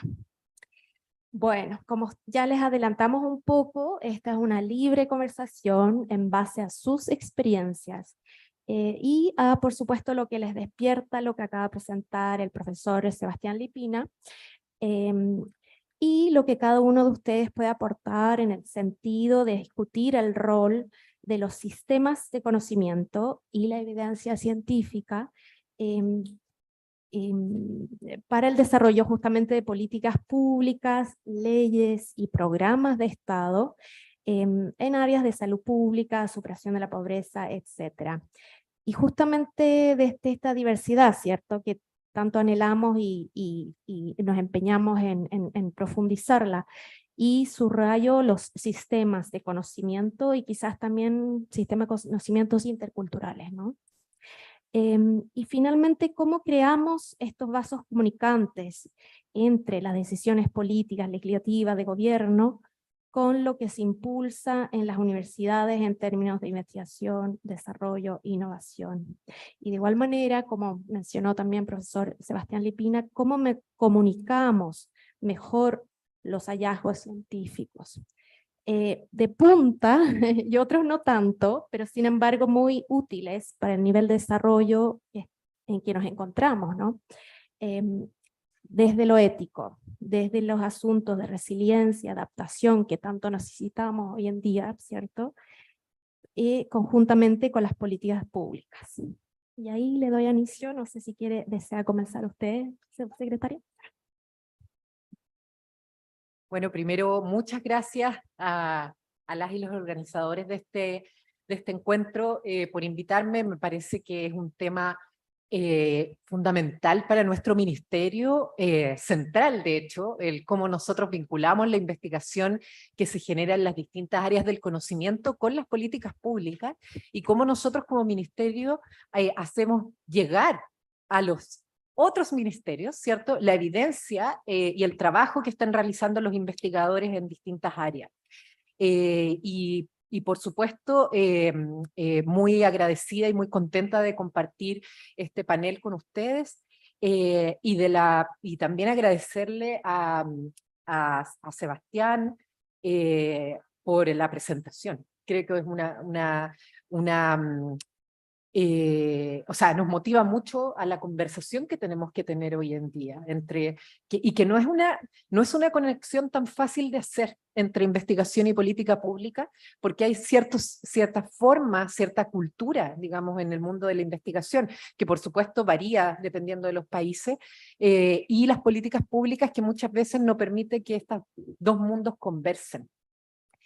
Y creo que aquí se plantearon varias cosas que son importantes para nosotros, pero desde que estamos mirando desde el ministerio. Y primero decir que desde el Ministerio de Ciencia, Tecnología, Conocimiento e Innovación, nuestro principal objetivo es cómo nosotros ponemos la investigación al servicio del bienestar de las personas y para mejorar su calidad de vida. Ese es el objetivo principal. Por supuesto, para eso tenemos que trabajar para fortalecer la investigación que se desarrolla en el país, fortalecer las condiciones laborales de los investigadores, trabajar en una transformación del sistema de evaluación de la investigación, y ese último punto es central también para que la investigación realmente pueda conectarse con la política pública, donde hay, como presentó Sebastián recién, hay múltiples desafíos, sobre todo en términos como también de los tiempos, que era lo que conversábamos. Los tiempos de las políticas públicas son distintos a los tiempos de la investigación. Y ahí también tenemos que nosotros tratar de generar ajustes, articulaciones que nos permitan recopilar, ¿cierto?, la investigación existente y realmente generar políticas públicas robustas. Y por otra parte, creo que aquí yo creo que hay que hacer una reflexión a partir de lo que presentó Sebastián respecto a cómo la investigación en las distintas áreas del conocimiento tienen un rol político, ¿ya? No es, o sea, por supuesto que obviamente aquí se hace siempre pienso en esta división que se hace entre las ciencias de base o las ciencias básicas, o ciertas áreas que son más teóricas y lo que es la ciencia aplicada, ¿no? Y como si en esta diferencia, como que las ciencias de base o la investigación más teórica no estuviese como alejada de la realidad, ¿ya? Esto es por cosas que he escuchado en mis distintos viajes y conversando con distintos actores, no solo del mundo científico, sino que también del mundo de las políticas públicas o con la misma sociedad civil.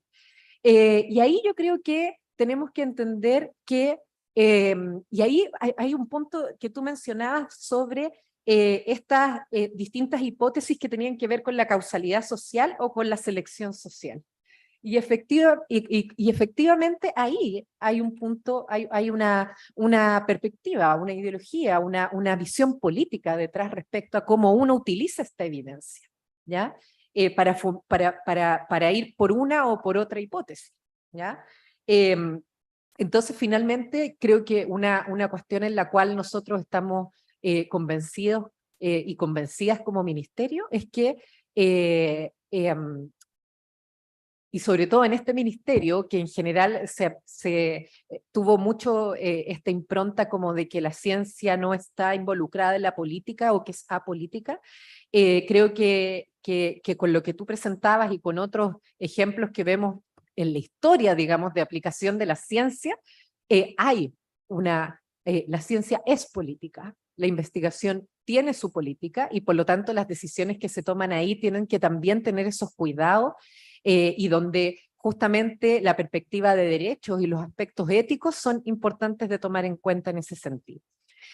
Por otra parte, una cosa que quería mencionar también para darle la palabra a los demás, a quienes están en esta conversación conjunta, es que yo como vengo de las ciencias sociales y de las humanidades, creo que una perspectiva fundamental, y que es la que estaba presente en tu presentación, es que nosotros no podemos reducir al ser humano solamente a su biología, ¿ya? Sino que justamente lo que vemos en este ejemplo, en la relación entre cerebro y pobreza, es que hay una interacción que ocurre en múltiples ámbitos, no solamente en este tema, ¿no? Entre el ambiente, la cultura, lo social y la biología nuestra, en este caso el cerebro.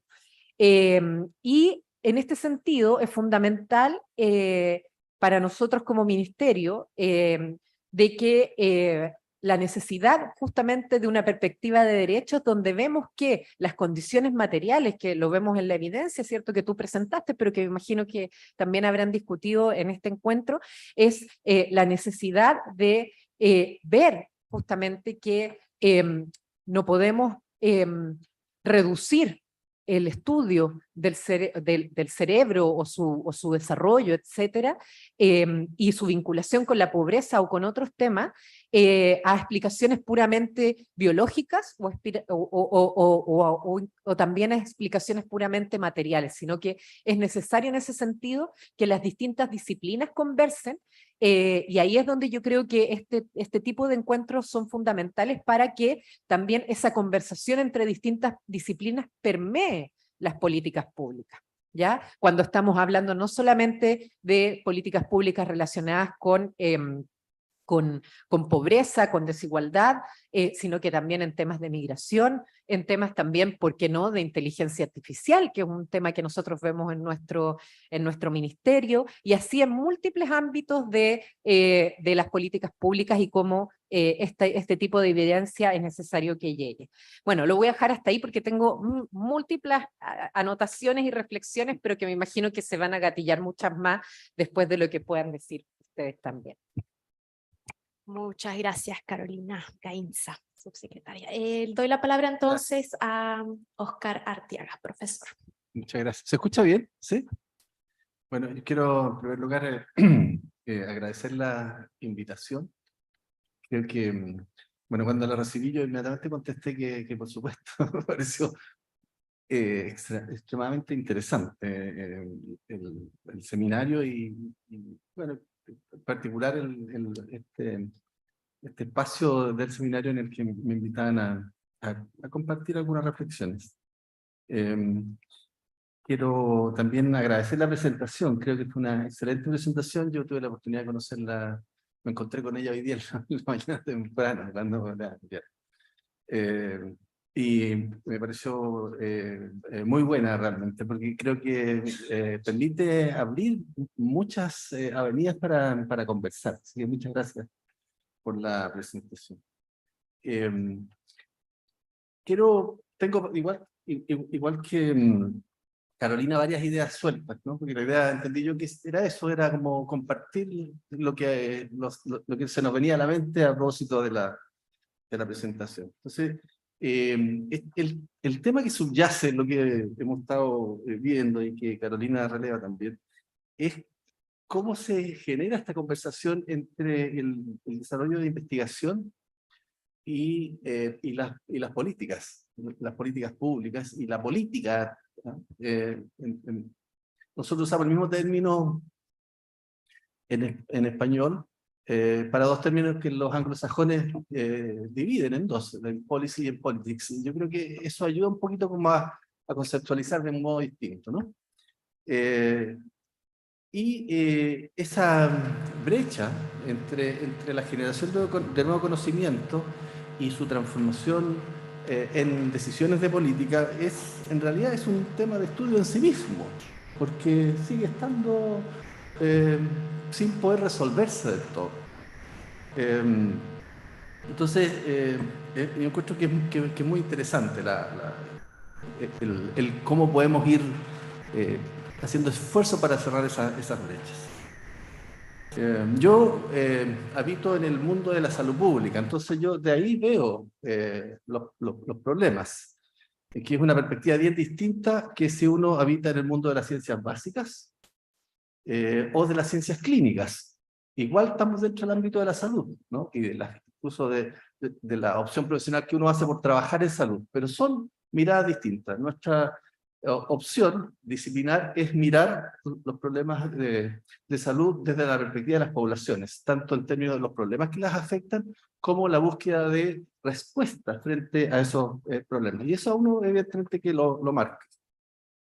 No llegué aquí a la salud pública desde un inicio, evidentemente. Cuando uno estudia la carrera de la salud, desde el punto de vista más epistemológico, uno no se da ni cuenta, porque nadie se lo dice a uno, ¿no? Lo que ocurre es que lo van formando en una particular manera de entender cómo se crea conocimiento, ¿no? Que es el positivismo. Y uno no se da cuenta hasta, bueno, cuando empieza a interactuar con otras personas que cultivan otras disciplinas, que hay otras maneras de construir conocimiento. Y la verdad es que yo me siento muy cómodo en la salud pública porque es un espacio en el cual confluyen, por supuesto, las distintas contribuciones positivistas, incluyendo la propia epidemiología, que es positivista, con la contribución que vienen de las ciencias sociales, de las ciencias políticas, que entienden la construcción de conocimiento, ¿no?, de un modo distinto. Y la gracia de la salud pública es que ofrece un espacio de conversación respecto a aquello. Digo esto porque incluso en el ámbito de los sistemas de apoyo al desarrollo de ciencias, que están a cargo del Ministerio de Ciencia, en virtud de los cuales, frente a proyectos que se postulan, se asignan subsidios. Mi propia experiencia, cuando yo recién me inicié, más interesado en los temas de políticas, es que me iba mal en las postulaciones, porque es un sistema que descansa en evaluación de pares, y las competencias más generalizadas para evaluar proyectos son las competencias en salud pública más vinculadas a la epidemiología, en fin. Cuando uno aplica eso para evaluar proyectos que están más vinculados al desarrollo de sistemas de salud, más vinculados a las políticas, no cuadra.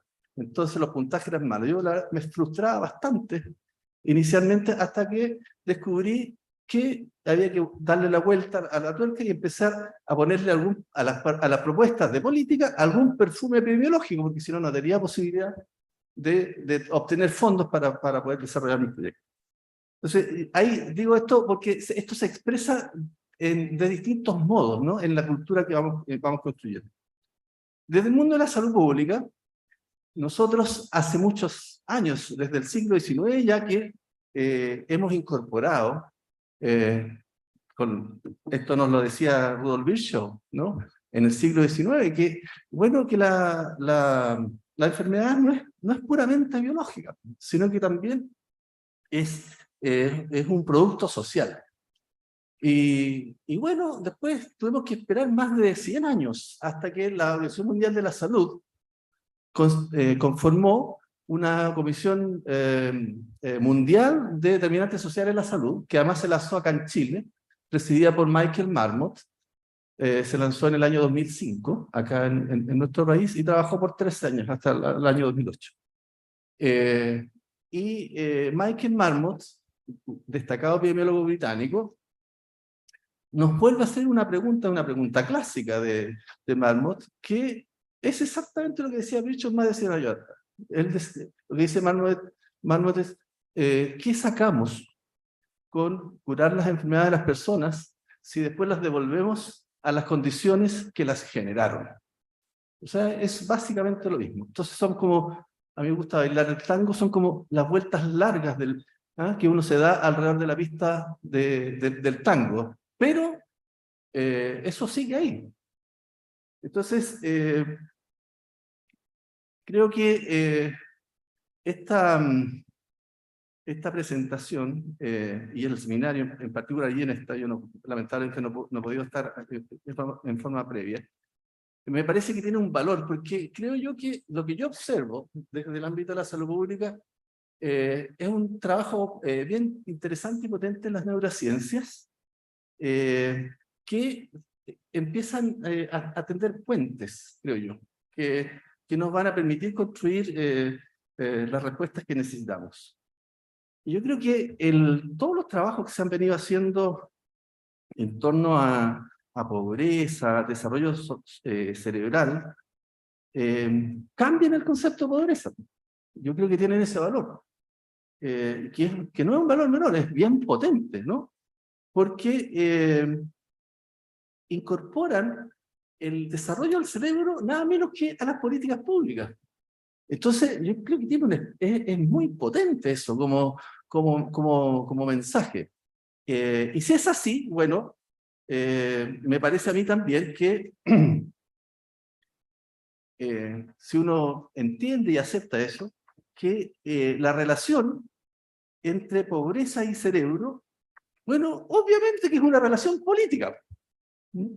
Y por lo tanto, no entenderla de ese modo, me parece a mí que un poco uno pecaría un poco de ingenuidad.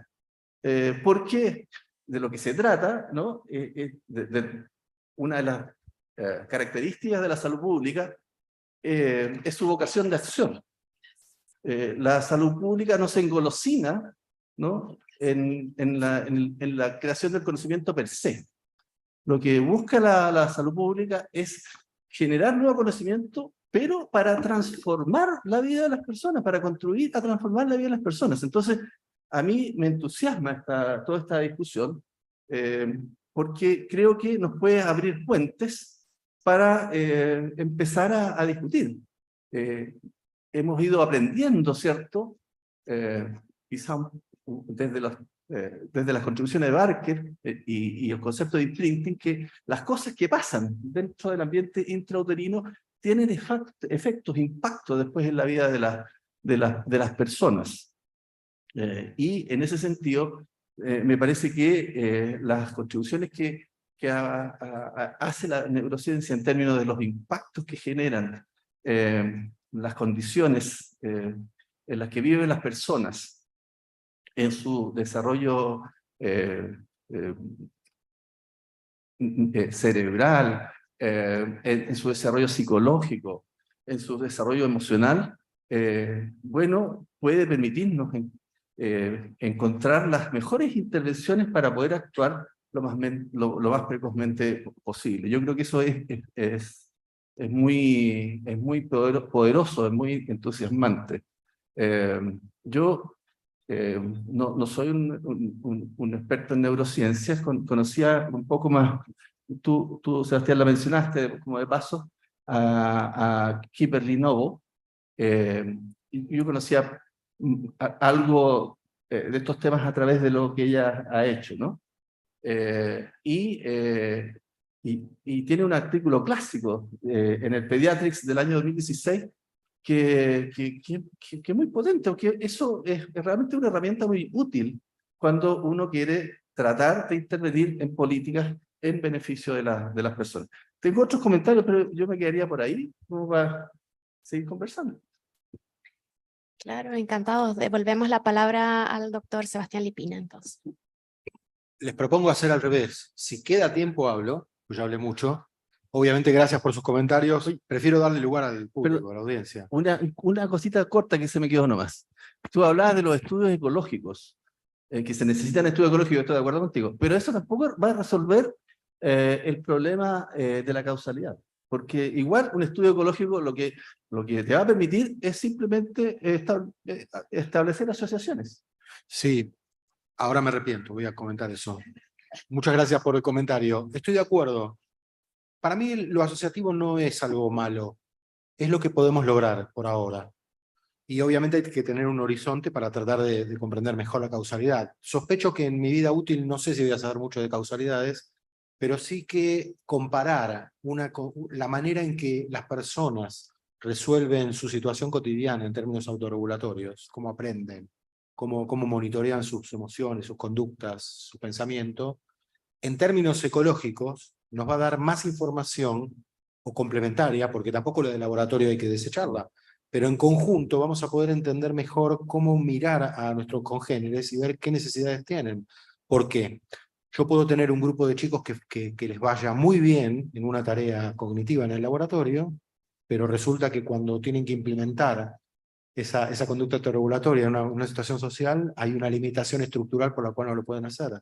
Por lo tanto, mi necesidad es diferente, no puedo ir del laboratorio, tengo que ir desde lo ecológico. El valor de lo ecológico no va a resolver eso, pero sí nos va a empezar a permitir, porque a hacer esto que yo insistí tanto, para mí la inteligencia artificial que nosotros la estamos utilizando, sobre todo en grandes bases de datos, que esa es otra cosa importante. Eso es una sugerencia como científico a un funcionario, a una funcionaria del Ministerio de Ciencia. Sería muy importante tener en proyección, en planificación, la generación de grandes bases de datos basada en el consorcio de distintas instituciones científicas con objetivos comunes para que en las próximas décadas se mejore la capacidad analítica y de diseño de los futuros funcionarios e investigadores. Yo estoy haciendo uso de ese tipo de herramientas que da, por ejemplo, la Universidad de Oxford, que tiene el proyecto Young Lives, que lleva 21 años, y que sigue 12.000 chicos en 4 países del mundo, con información de todos los niveles de análisis. No está el neural, pero hay mucho psicológico. Y eso a mí me está permitiendo empezar a entender, con el uso de la inteligencia artificial, cómo generar la identificación de distintos subgrupos de chicos con distintas necesidades, incluso a nivel de barrio. ¿Se entiende, no? Entonces yo puedo, ¿cuál es el objetivo final? Orientar a gente que tenga que tomar decisiones sobre esa población, decir, bueno, en esta manzana se necesita esta cosa, esto, en las otras manzanas la prioridad es otra cosa.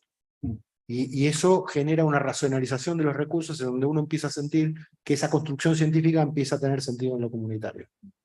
Y ahí no necesito asociaciones de ningún tipo.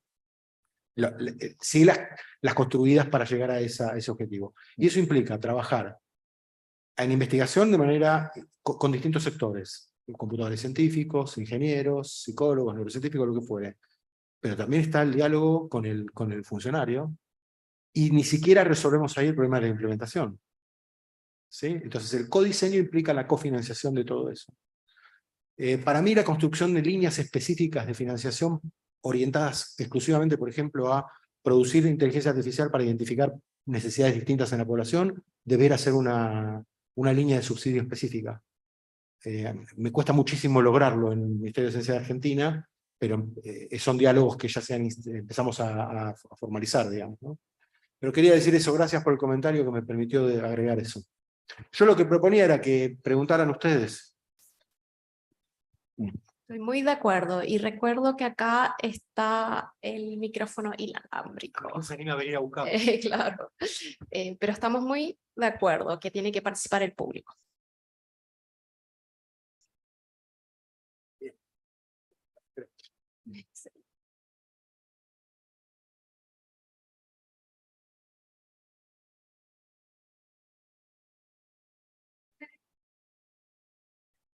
No se escucha. Me escucha. Andrea, perdón.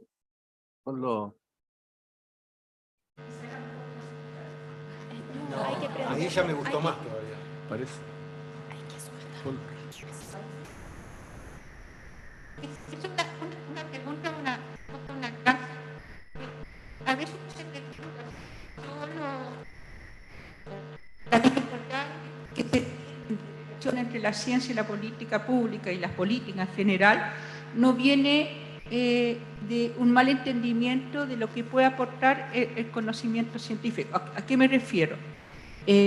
Cuando uno, primero sabemos que las condiciones de generación del conocimiento no son las mismas que la política. Sabemos que la política se basa por mucho más cosas que la ciencia, porque hay valores, hay probabilidades que obviamente difícilmente pueden estar determinados por la ciencia. Entonces alguna vez uno se pregunta si finalmente lo que puede servir a veces, humildemente, la ciencia y el conocimiento es simplemente a evitar, hablando en chileno, champonar, evitar errores.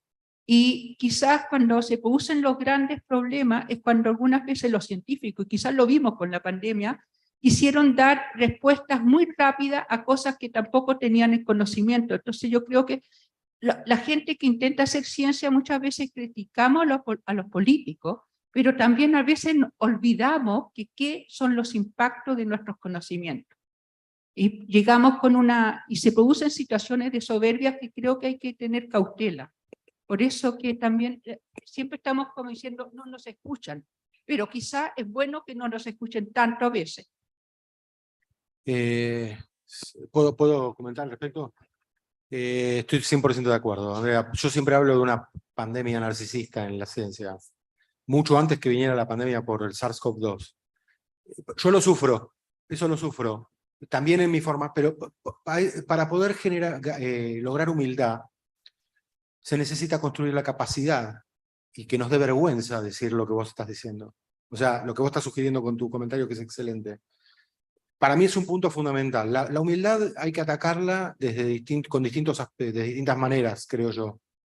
Una es que a un investigador que piensa que está resolviendo un problema global con una pastilla, es todo metafórico, le dé vergüenza decirlo. Y la manera que dé vergüenza es educando a los investigadores en política pública.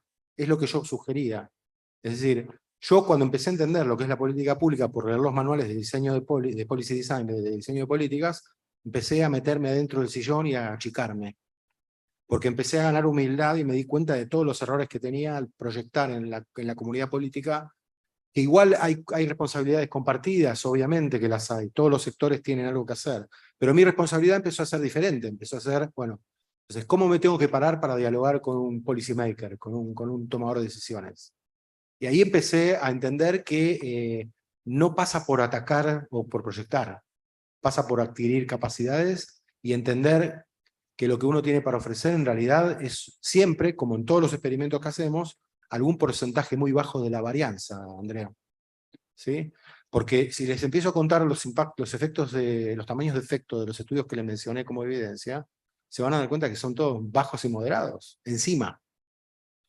La doctora Kim Noble, que mencionó acá, no me acuerdo tu nombre, perdóname. Oscar, con acento con tilde en la O, lo leí así. Sí, con tilde, sí. Si no La doctora sería Kim Noble, que se formó con Marta Fara en Filadelfia, se convirtió en una referente del área.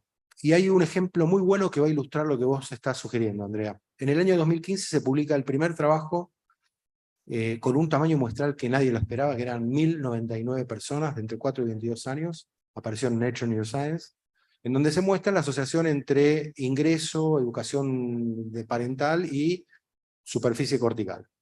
Ahí, en ese escrito, por primera vez uno ve a un grupo de investigadores de 9 universidades diciendo, hay que tomar con cuidado esta información por varias razones. Es probabilística, es asociativa. Esto no se da de manera diferencial entre etnias, no se usaba la palabra raza, algo crítico en Estados Unidos, estoy hablando del año 2015, antes de la crisis de Floyd incluso, ¿sí? Que eso puso al país en otro lugar. Y además que hay que tener cuidado con pensar la pobreza porque es un conjunto de experiencias muy diversas que pueden variar, etcétera, etcétera. En la misma semana en la revista Science aparece un artículo vieron que las revistas de ciencia, las dos centrales son Nature y Science, tienen además notas periodísticas científicas, además de los artículos. Entonces, en Nature, que era la compañía que había publicado ese artículo, el periodista científico sale diciendo, el título es el cerebro, la pobreza encoge el cerebro. Y no menciona ninguna de las cosas que dijo la doctora Nobel, ninguna. eso tiene un efecto político X. En Science, en la misma semana, un excelente comunicador hace la aclaración de que la pobreza podría asociarse con cambios en el desarrollo cerebral, pero que hay que tener cuidado porque, y menciona todos los mediadores.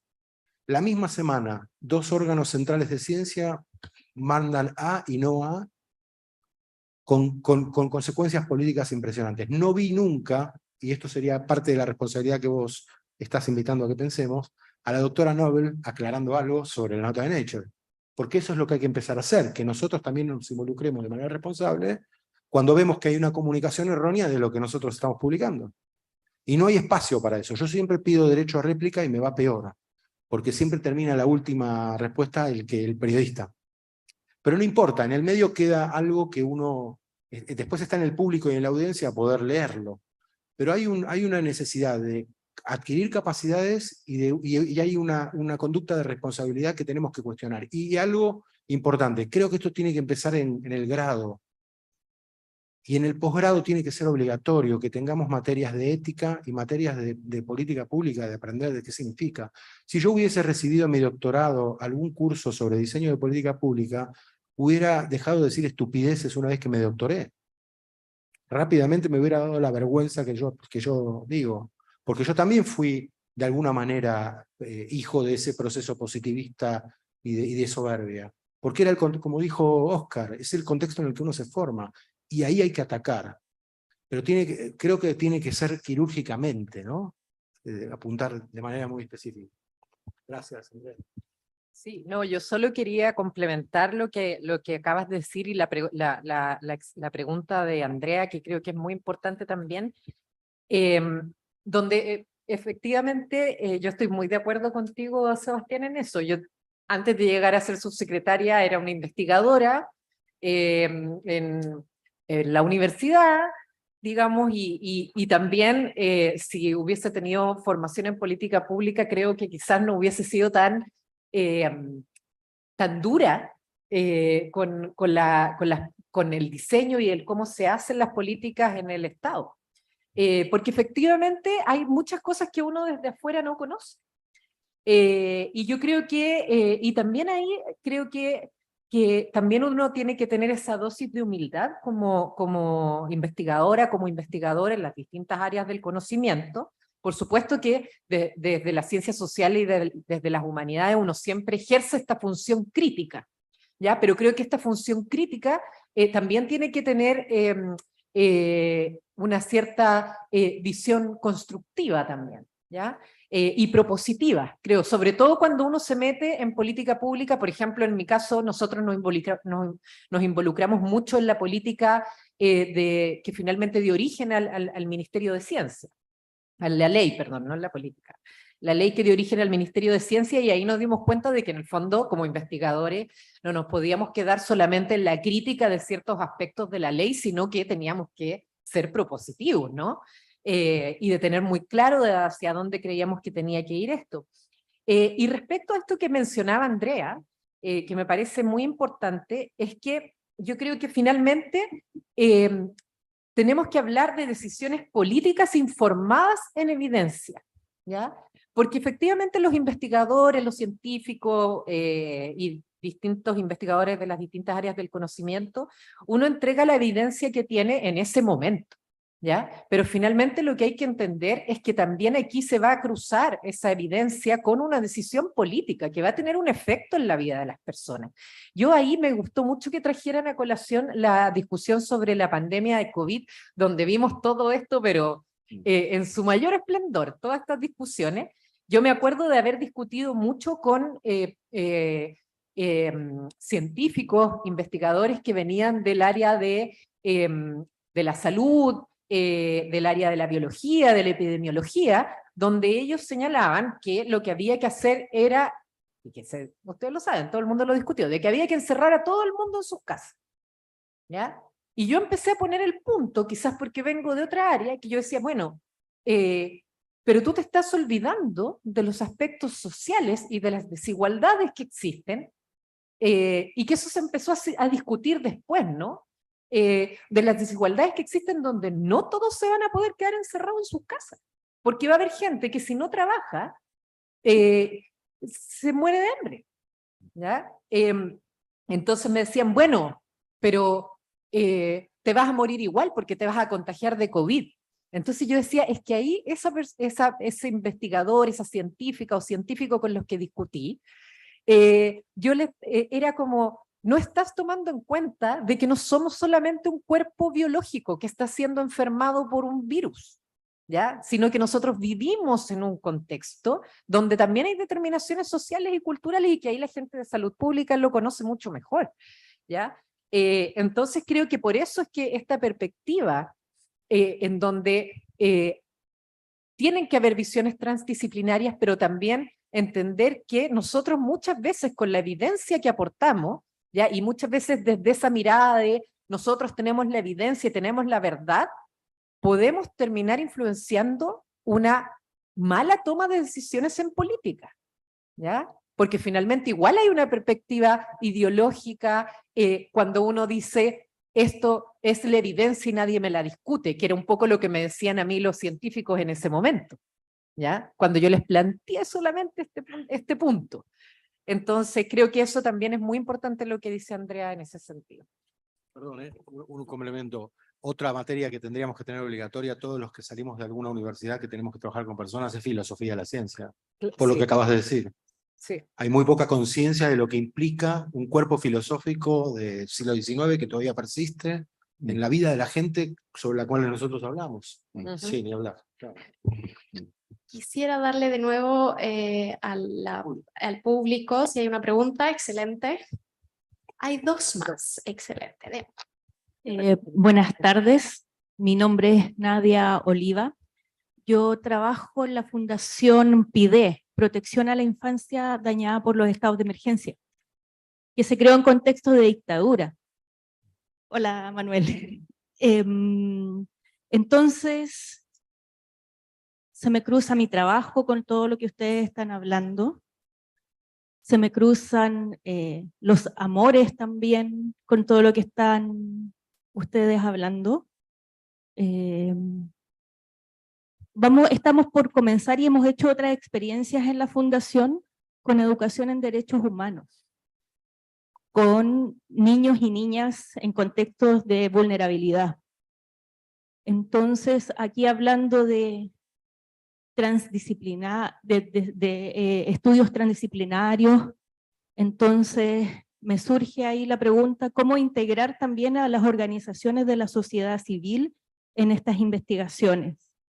¿Cómo podemos nosotros también aportar al trabajo científico y a este desarrollo también, y al empezar a ver ahí con las personas con las que nosotros trabajamos, con estos seres humanos que nosotros trabajamos desde las organizaciones sociales que trabajamos con las niñeces. Y por otro lado, yo soy parte de la Asociación de Danza Movimiento Terapia de Chile, así que gracias al doctor Arteaga por la alusión al tango, porque estamos hablando de cuerpos, y la segunda pregunta es como, ¿qué pasa con estos cuerpos que están siendo investigados, que están siendo observados desde distintas variables? ¿Y qué pasa también, cómo incorporamos a las artes en estos espacios? Nosotras trabajamos con danza movimiento terapia, por ejemplo, con pacientes psiquiátricos, que así partió la danza movimiento terapia en Estados Unidos. Cómo trabajamos con niñas, niños, con adolescentes, en contextos de vulnerabilidad, cómo trabajamos con enfermedades de distinto tipo, como el Parkinson. Entonces, en el fondo es pensando también en las políticas públicas, y gracias que haya una autoridad por acá, me gustaría que hubiera muchos más tomadores de decisiones en estos espacios, porque cómo vamos diseñando entre el Ministerio de Educación, Salud, Cultura, Ciencias, porque cada espacio tiene su nicho, pero cómo se cruza todo esto, cómo está el Ministerio de las Culturas acá también, o no. Entonces, sé que es bien amplio, pero me surgen todas estas dudas también desde los roles en los que estoy involucrada, en cómo también nosotros nos ponemos al servicio de estas investigaciones. Genial, muchas gracias. Vamos a tomar la otra pregunta enseguida por un asunto de tiempos y luego vamos a hacer una última reflexión desde acá del panel. Sí, muchas gracias. Son en realidad dos observaciones, ¿no? que pudieran ayudarnos a pensar también. Una tiene que ver con la posición epistémica en la que tú has desarrollado tu presentación, que me pareció muy interesante y que un poco difiere de la posición epistémica en la que se manejó en la mañana. Que si recordamos, en la mañana era la idea de que desde el cerebro podemos llegar a constituir algo así como una ética, ¿no? Ciertas obligaciones, deberes que el cerebro nos puede indicar, que por eso sería importante estudiar. Y la posición epistémica, de mi punto de vista, ¿no?, que has tú sostenido tu presentación, es porque hay situaciones de efecto, digamos, del contexto, afectan el desarrollo del cerebro. Ese es un elemento que me parece interesante porque habla de dos posiciones o de dos tipos de razonamiento que es muy importante distinguir para admitir, digamos, las posibilidades que las neurociencias nos pueden ofrecer en las tomas de decisiones. ¿Vale? Porque una cosa es que el cerebro cause determinadas condiciones éticas o de lucha contra la pobreza. Por ejemplo, Adela Cortina se pregunta si el cerebro es aporófobo. Si el cerebro rechaza a los pobres, o si hay algún tipo de constitución neuronal que rechaza a los pobres, poco podríamos hacer nosotros en algún tipo de política, porque habría cierta constitución, ¿no?, biológica que determinaría una determinada posición hacia los pobres. Entonces, ese juego un poco dialéctico, ¿no?, en la manera como razonamos y cómo reconocemos los aportes que las neurociencias nos pueden otorgar a las tomas de decisiones, creo que hay que manejar. Y lo otro que tiene que ver con la relación ciencia y política. Creo que ahí tenemos harto que discutir y debatir. No sé si la ciencia está dispuesta siempre, hablando como ciencia empírica, ¿no?, de incorporar otras dimensiones que no sean la evidencia para las propuestas. Porque la política es un campo de acción en el que la necesidad no es la única, no es el único vector, ¿no?, sino que hay otros vectores. En la política las realidades pueden ser de muchas formas. Y como pueden ser de muchas formas, la ciencia puede aportar una de esas visiones, como habrán otras, ¿no?, que es un poco lo que la subsecretaria quería un poco comunicar. Entonces, dada esa condición, ¿no?, creo que una de las cosas que deberíamos también trabajar, pensar, no es lo que se ha venido a denominar la ciencia ciudadana, o también citizen science, ¿no?, que es como se conoce más, que es la idea de que la ciencia no solo desarrolla difusión de conocimiento, como diciendo, mire, yo le he descubierto lo que usted necesita saber, le tengo aquí la evidencia, ahora tome esa decisión en base a la evidencia que yo le estoy mostrando, sino que es un concepto totalmente diferente. Es que la ciencia se desarrolla en función de la necesidad de los afectados, de los ciudadanos. Son los ciudadanos los que ponen los temas para la investigación. Sí. Son los ciudadanos los que ponen las decisiones respecto a qué investigar y qué no. Esa generación de una ciencia ciudadana creo que nos daría más oportunidades para que efectivamente ciencia y política puedan dialogar más estrechamente. Excelente, muchas gracias. Se combinaron un poquito al final ahí las dos preguntas y me gustó personalmente, también vengo del mundo de la danza cuando fui joven y la relación cuerpo, lenguaje de distinto tipo es muy interesante. Pero le doy entonces, ¿quién quiere iniciar acá en el panel?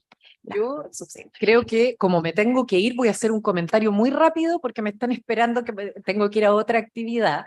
Y simplemente quería señalar que me parece que lo que tú mencionaste es súper importante y que es una de las del trabajo estratégico de nuestro ministerio, es decir, de cómo nosotros generamos diálogos y puentes entre los saberes, los conocimientos académicos, pero también aquellos conocimientos y saberes que provienen de la experiencia, por ejemplo, de las organizaciones sociales, y de los saberes y los conocimientos de los pueblos originarios, y de otro tipo de comunidades que tienen sus propias formas de conocimiento que son generadas a partir de la experiencia o de otros sistemas de conocimiento, como tú mencionaste al comienzo. Entonces, por lo tanto, hay una perspectiva de cómo nosotros nos relacionamos con otros espacios de la sociedad, ¿ya? En donde los investigadores o las investigadoras no van a llevar el conocimiento como si esas personas con las que estamos hablando fueran cántaros vacíos por llenar, sino que más bien nosotros tenemos un tipo de conocimiento que por supuesto es útil y sirve para desafíos o problemas que se quieren solucionar en un espacio determinado, pero en el fondo también tenemos que aprender a escuchar y a dialogar con las propias soluciones y conocimientos que han generado esas comunidades y también devolver, porque muchas veces pasa eso. Desde las ciencias sociales se ha visto mucho, que es como uno va a estudiar a una población, sacas la información y ahí se quedó en el paper y nunca volvió y nunca dialogó con esa población. Entonces eso es muy importante. Y lo de la investigación en artes, por supuesto que está incluida en nuestro ministerio y que, o sea, por eso es transdisciplinar la mirada, es las ciencias naturales, las ciencias físicas y matemáticas, las humanidades, la investigación en arte, las ciencias sociales. Es decir, para los desafíos que hoy día tenemos como país, es necesario esa mirada, porque son desafíos complejos. Por ejemplo, lo mismo que se habló aquí, en la pobreza. Tú no puedes entender la pobreza solamente desde una explicación unicausal o unidimensional, ¿ya? Sino que es necesario mirarla desde distintas áreas. Bueno, lo dejo hasta ahí. Disculpen que me tenga que ir. Muchas gracias a ustedes por la invitación y por este diálogo que me encantaría quedarme. Siempre me entusiasmo, pero me están esperando allá para irme. ¿Ya? Muchas gracias, subsecretaria Carolina Gainzán. No te preocupes. Y ahí le doy la palabra a profesor Oscar Arteaga y luego finalizamos con el profesor Lipina. Muy bien, muchas gracias. Bueno, uno se entusiasma, ¿no? Y recuerdos también en torno a estos temas que se están conversando. Me acuerdo de un libro, que claro, que no es un libro científico, pero sí es un libro escrito por una periodista científica que se llama Lynn Peyer, que se llama Medicine and Culture, y que lo que ella hace es que es bien interesante, ya tiene más de 20 años, más, como 30 años también. Pero es interesante porque lo que ella hace es que describe la influencia de la cultura en la práctica médica, en el contexto de 4 sistemas de salud. Entonces, me recuerdo en particular, creo que es pertinente a lo que estábamos conversando, la comparación que hace entre el sistema francés y el norteamericano respecto de un procedimiento médico que era la cirugía del cáncer de mama. Entonces, ella asistió a un congreso en París y quedó impresionada de cómo todo el congreso, ¿no? Mostraba la importancia que tenía la mama desde una perspectiva estética para todas las personas que participaban ahí. Y en ese tiempo lo que había era una disputa de alternativas terapéuticas. Lo que se producía en la escuela francesa era la tumorectomía, que es la que sacar solo el tumorcito, que es lo que finalmente se impuso, ¿no? Con el tiempo. En cambio, en Estados Unidos lo que se practicaba era la mastectomía radical. Entonces, que también lo explicaba ella culturalmente. Entonces, lo interesante es que en paralelo, escuelas súper científicas, ¿no? Propiciaban prácticas bien distintas. Y el ejemplo que, o sea, ella lo extrema, porque dice, si tomábamos un cirujano francés y lo llevábamos a practicar en Estados Unidos, y tomábamos un cirujano norteamericano y lo llevábamos a practicar a Francia, en ambos casos iban a ser acusados de malpraxis. Entonces, digo yo esto porque también cuestiones que consideramos súper científicas, como la práctica de la medicina, están condicionadas también culturalmente, ¿no? Entonces, no sé si venga el caso, pero como la invitación era compartir los pensamientos que a uno se le viene, yo lo digo. Bueno, respecto de algo que también surgió de la participación ciudadana en términos de decidir también participar en la decisión de de temas de investigación. A ver, yo no participé, pero me parece que es muy importante una iniciativa que se hizo en la Facultad de Medicina de la Universidad de Chile, que partió antes del estallido social y cuyo resultado se presentó recién hace unos 3 meses atrás, que se llamó 51 preguntas prioritarias de investigación en salud. Lo que se hizo ahí fue consultarle a los ciudadanos, consultarle al personal de salud, consultarle a expertos, investigadores, investigadoras, cuáles eran las preguntas que ellos consideraban que eran importantes. Y bueno, eso después fue sistematizado en un conjunto como de 13 o 14 ámbitos temáticos, y en cada uno de esos ámbitos entonces aparecen preguntas. A mí me parece que eso lo comento porque creo que es bueno, si uno quiere trabajar en algún tema, a lo mejor darle una miradita, ¿no? Es decir, bueno, estos son temas que otros consideran que son relevantes, a lo mejor ayuda a tomar decisiones respecto de por dónde encaminar también los temas que uno quisiera investigar. Como es la última intervención, simplemente para cerrar, a mí me parece que es evidente que las decisiones de política no se corresponden necesariamente con las evidencias científicas y sociales disponibles. Me parece a mí que sabemos lo que vivir en condiciones de pobreza, para no usar se asocia o genera, voy a decir, las condiciones de pobreza significan para el desarrollo neuropsicológico y emocional de los niños. Me parece que hay suficiente evidencia para saber qué significan. Y por lo tanto, me parece también que uno puede, a partir de esta evidencia, generar, ¿no? Intervenciones que apunten a disminuir las situaciones estresantes de la madre, que estén orientadas a proteger al feto, estén orientadas a habilitar a los padres y cuidadores para el proceso de crianza de los niños a partir del nacimiento. Yo creo que hay suficiente evidencia como a que la llevemos a acción. Y cumplo también honestamente con señalar cuál sería la expectativa que yo tendría de un evento como esto, ¿no?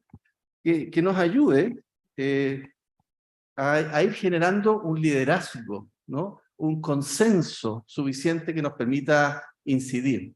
De los estudios que se han hecho en esta relación entre la política y la ciencia y la generación de conocimiento, hay cuestiones que son claras, ¿no? Las alternativas de desarrollo, de nuevo conocimiento que tienen más posibilidades de transformarse en políticas son aquellas que reúnen el consenso técnico, por decirlo de algún modo, o científico. Cuando hay diferencias entre los científicos, eso, bueno, tiene bien pocas posibilidades de decidir en políticas. Entonces yo creo que nosotros mismos acá en el país tenemos experiencias en nuestra propia historia, de gente que fue capaz de ponerse de acuerdo respecto a ciertas conceptualizaciones, a tipos de intervenciones que había que desarrollar, y es lo que permitió, por ejemplo, a partir de los años 60, empezar a construir políticas que permitieron efectivamente eliminar la desnutrición, ¿no? Como problema de salud pública en el país. Entonces yo esperaría que un evento como este nos ayude a generar un liderazgo fuerte, que impulse el tema de la neuroprotección en la primera infancia, que permita, ¿no? Que le encontremos sentido social y político a lo que se plantea como evidencia científica, porque eso va a ser lo que permita realizar los cambios. Muchas gracias. ¿Puedo hablar algo? Solo por si acaso, Oscar, cuando yo menciono que la evidencia actual en neurociencia de la pobreza no se puede utilizar todavía de manera específica para el diseño de intervenciones, no significa en lo más mínimo que no se puedan hacer intervenciones en pobreza, tomando en cuenta otras disciplinas. Así lo entendí. Ah, perfecto, bárbaro. Con respecto a tu segundo comentario y su primera pregunta, y complementando lo que dijo Oscar, hay muchas experiencias de investigación y de centros comunitarios interactuando para tratar de generar representaciones más consensuadas y que no vengan solo de bajada de línea de los investigadores. Pero no, para mi gusto, en mi área, son insuficientes, y eso requiere de dos cosas: tiempo y financiación, por un lado.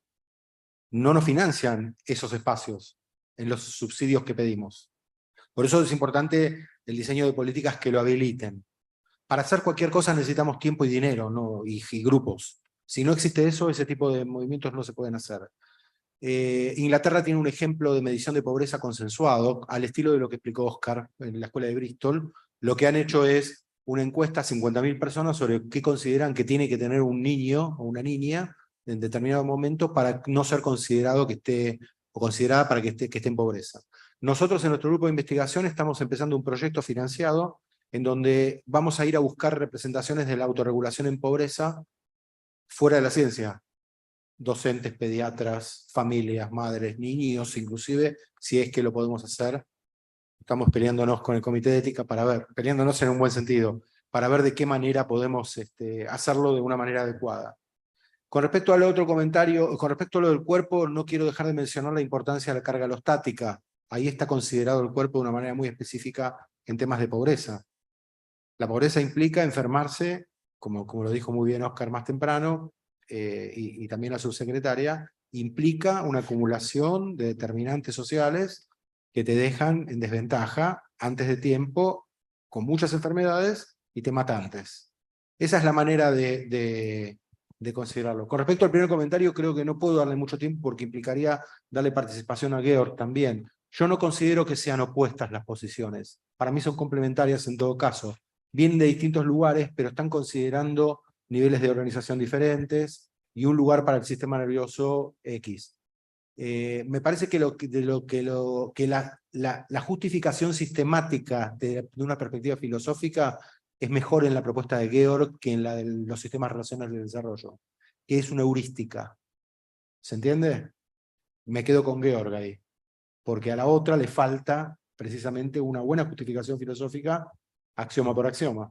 Esa es la gran diferencia. Pero ameritaría una discusión mucho más profunda y yo no me considero quizá capaz de dar el aspecto más filosófico.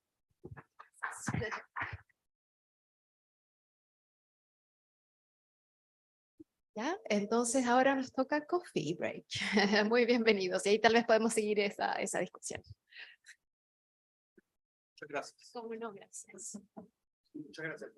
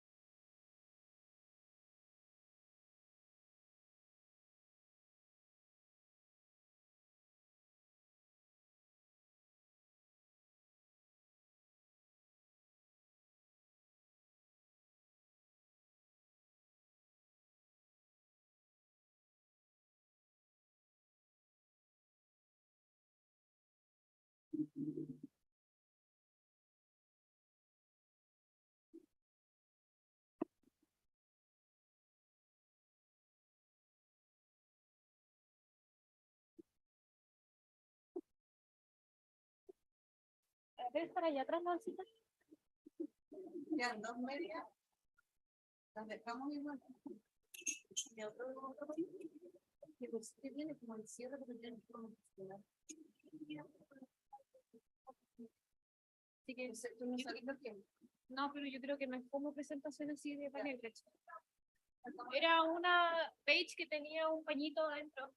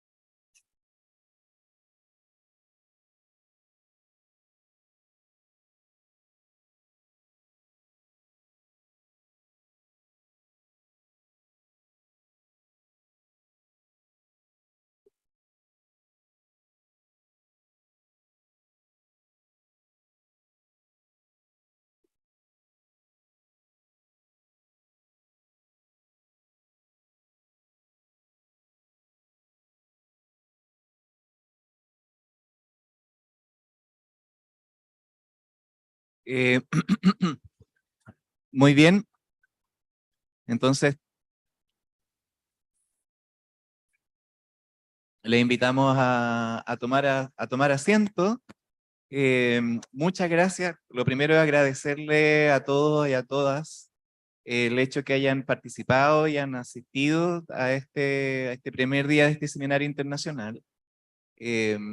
Tal como lo anunciamos en la mañana, que Sebastián me comentó a propósito de la presentación del esquema de lo que iba a ser el seminario, se notaba que venía algo grande y con temas más o menos fuertes, intensos, y los navegamos juntos. O sea, hicimos el recorrido entre distintas temáticas, desde la exposición de la profesora Katinka Evers sobre por qué es necesario tener una neuroética que esté alerta y sea sensible a la política y a lo político, ¿cierto? Y cómo la neuroética, si es que no tiene esta conciencia política respecto a su propio rol en relación a la neurociencia, a la ciencia y a la sociedad, puede caer en ciertas distorsiones. En algunos puntos se ha planteado que a veces la neuroética se puede convertir como una especie de barra brava de la neurociencia, ya que le celebra todo. Y no, la neuroética, al ser ética, al tener un fuerte piso filosófico basado en la evidencia interdisciplinar, tiene un pensamiento crítico, es reflexión, pone en cuestión, estudia los beneficios y también los riesgos, y tiene conciencia sobre su propio rol. Entonces esa es la invitación que Katinka nos extendió para que cuando ahora inauguramos la iniciativa neuroética de la Universidad de Chile, ya partimos de inmediatamente con esa conciencia y esa sensibilidad política, porque está muy en línea con la misión de la universidad en la que estamos. Hicimos el recorrido con el doctor Jean-Pierre Chagnot, que es uno de los grandes exponentes de la biología molecular, de la neurobiología y también de la discusión filosófica respecto al cerebro desde el nivel subcelular, desde lo genético, la sinapsis, las distintas conexiones que hay, el cerebro completo, hasta la evolución cultural. Y con eso tuvimos una mirada basada en 50 años de investigaciones, y siendo el mismo creador de varias de estas teorías, que incluso tiene propuestas sobre junto a Stanislas Dehaene sobre la conciencia, que es una de las dos teorías importantes que discuten hoy día respecto a por qué surge y emerge la conciencia desde esta materia despierta, como la ha llamado Katinka. Este nivel de organización de la materia que es capaz de emocionarse, de proyectar, de tener actividad autónoma y espontánea, como nos contó Georg Nordorf, un cerebro de 1,5 kilos y que logra estas maravillas impactantes. Cómo la diferencia entre la evolución genética en sí misma requiere, en el caso de la especie humana, esta extensión, esta interacción con su medio ambiente, y va formando la cultura, las instituciones, la sociedad, y se va enriqueciendo también este cerebro. Y viene esta relación que planteaba un colega de la Universidad de Talca, si es que es el cerebro el que forma o el entorno forma el cerebro. La verdad es que se trata de una coevolución. Una especie de simbiosis virtuosa en este sentido, y que a nivel neuronal, evidentemente el entorno va también generando conexiones. Y que luego con la exposición del doctor Sebastián Lipina vimos que incluso esto tiene efecto a nivel estructural. O sea, incluso se puede ver en términos de no solamente de las conexiones que se forman en la organización, sino que también esto puede tener repercusión a nivel de la estructura cerebral. Pero que por la plasticidad cerebral y esta capacidad increíble que tiene el cerebro y la propia especie humana, que es cultural, no solamente biología, es posible, con buenas medidas del entorno, consciente e informada, modular de alguna manera, si es que es posible hablar de esa forma, e incluso eventualmente revertir alguna de estas condiciones cuando sea sometido en forma temprana a precariedad, a pobreza, a situaciones traumáticas, etc. Con la exposición del doctor Northoff pudimos entrar al mundo de la neurofilosofía. Es una filosofía que está haciendo investigación directamente a nivel cerebral y que tiene repercusión en la práctica clínica. Entonces, el recorrido que hicimos es amplio, y finalmente terminamos conversando sobre política pública con director de una escuela de salud pública que participa en los diseños de la salud pública y la discusión, pero también con una subsecretaria, es decir, alguien que está hoy día en la política activa tomando decisiones. Y lo que hicimos fue tender el puente. Pusimos la mesa, y la mejor mesa en este caso es la propia Universidad de Chile.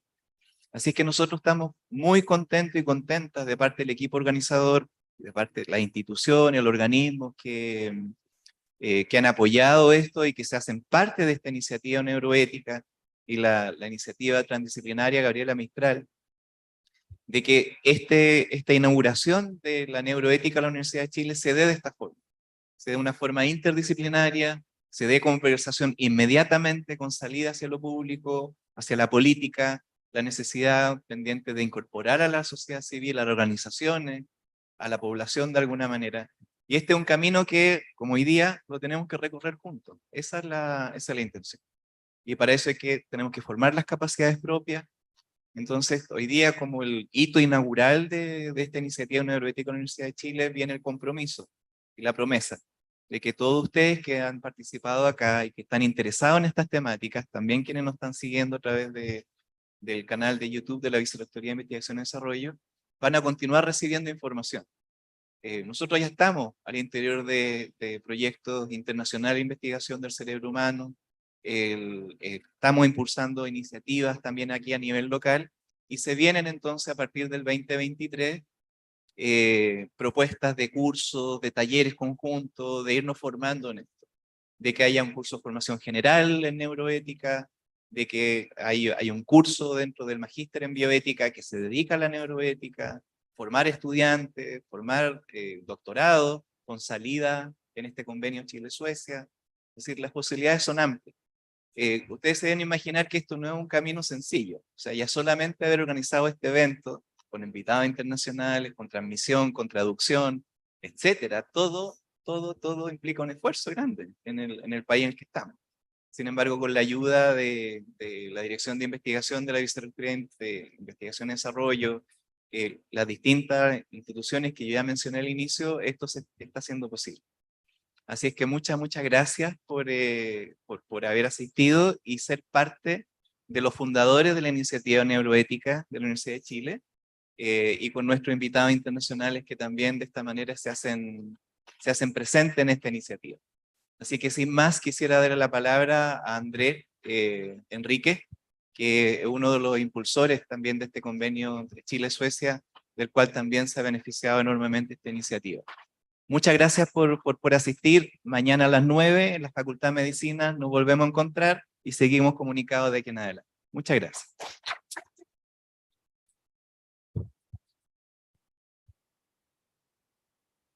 Hola, primero muy buenas tardes a todos, a todas, a nuestros invitados internacionales también. Muchas gracias por haber asistido.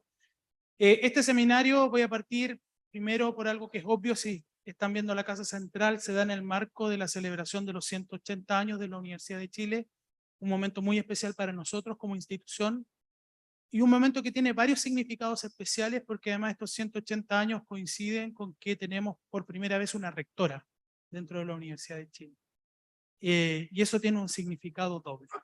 No solamente es historia desde el punto de vista de contar los años, sino también de lo que significa que una universidad comprometida con el país en la construcción de la República también está con lo que significan los tiempos en los cuales las mujeres pueden y deben liderar las instituciones. Y estamos muy contentos quienes trabajamos en su equipo de que así sea. Dicho eso,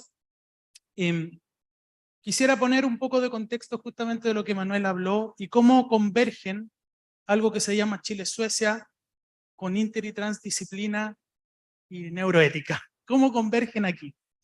Nosotros en el año 2015 comenzamos incipientemente un trabajo con nuestros amigos de Suecia, hasta altura amigos de distintas universidades, que nos propusimos colaborar en materia científica, en materia de formación, desde un ángulo que era no común en ese momento, ¿cierto? Aportar al desarrollo de sociedades sostenibles.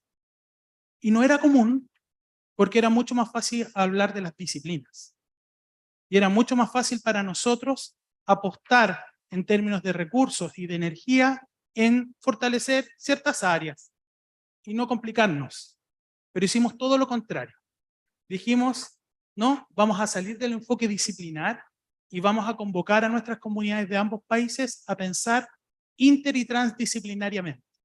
Y sonaba perfecto. Otra cosa era hacerlo.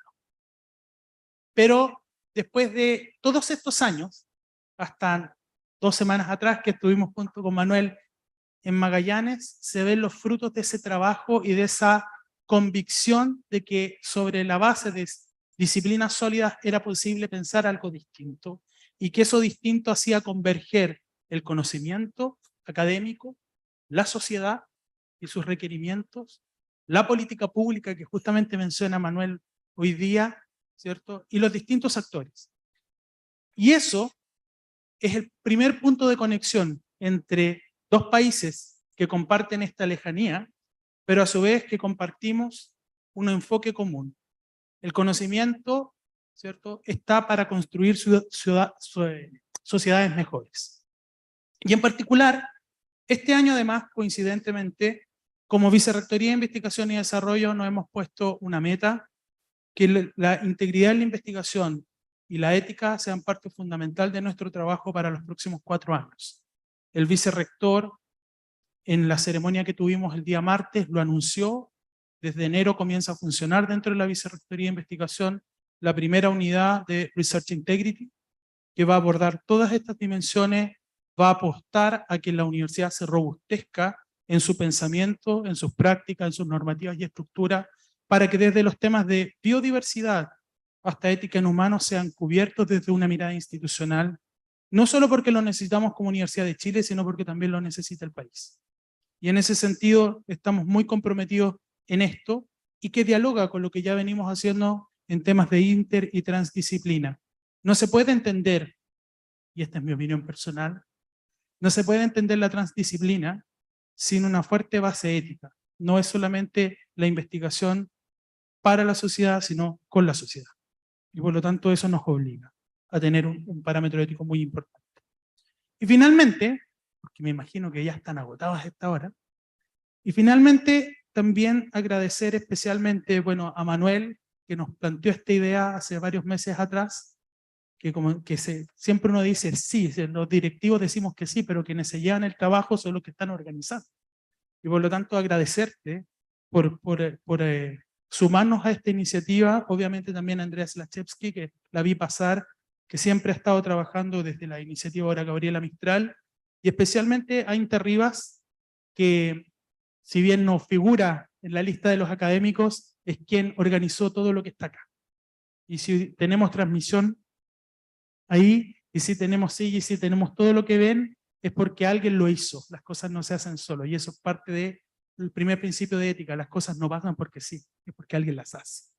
Y por lo tanto, felicitar a INTA y darle las gracias a cada uno de ustedes a nombre de nuestra universidad, de nuestra rectora y vicerrector, por acompañarnos y esperarlos mañana también a seguir conversando sobre esta importante temática de neuroética y la importancia que tiene para el desarrollo del país y también a nivel internacional. Así que muchas gracias, disfruten el calor de Santiago para los que no los conocían, ¿ya? Pero está perfecto.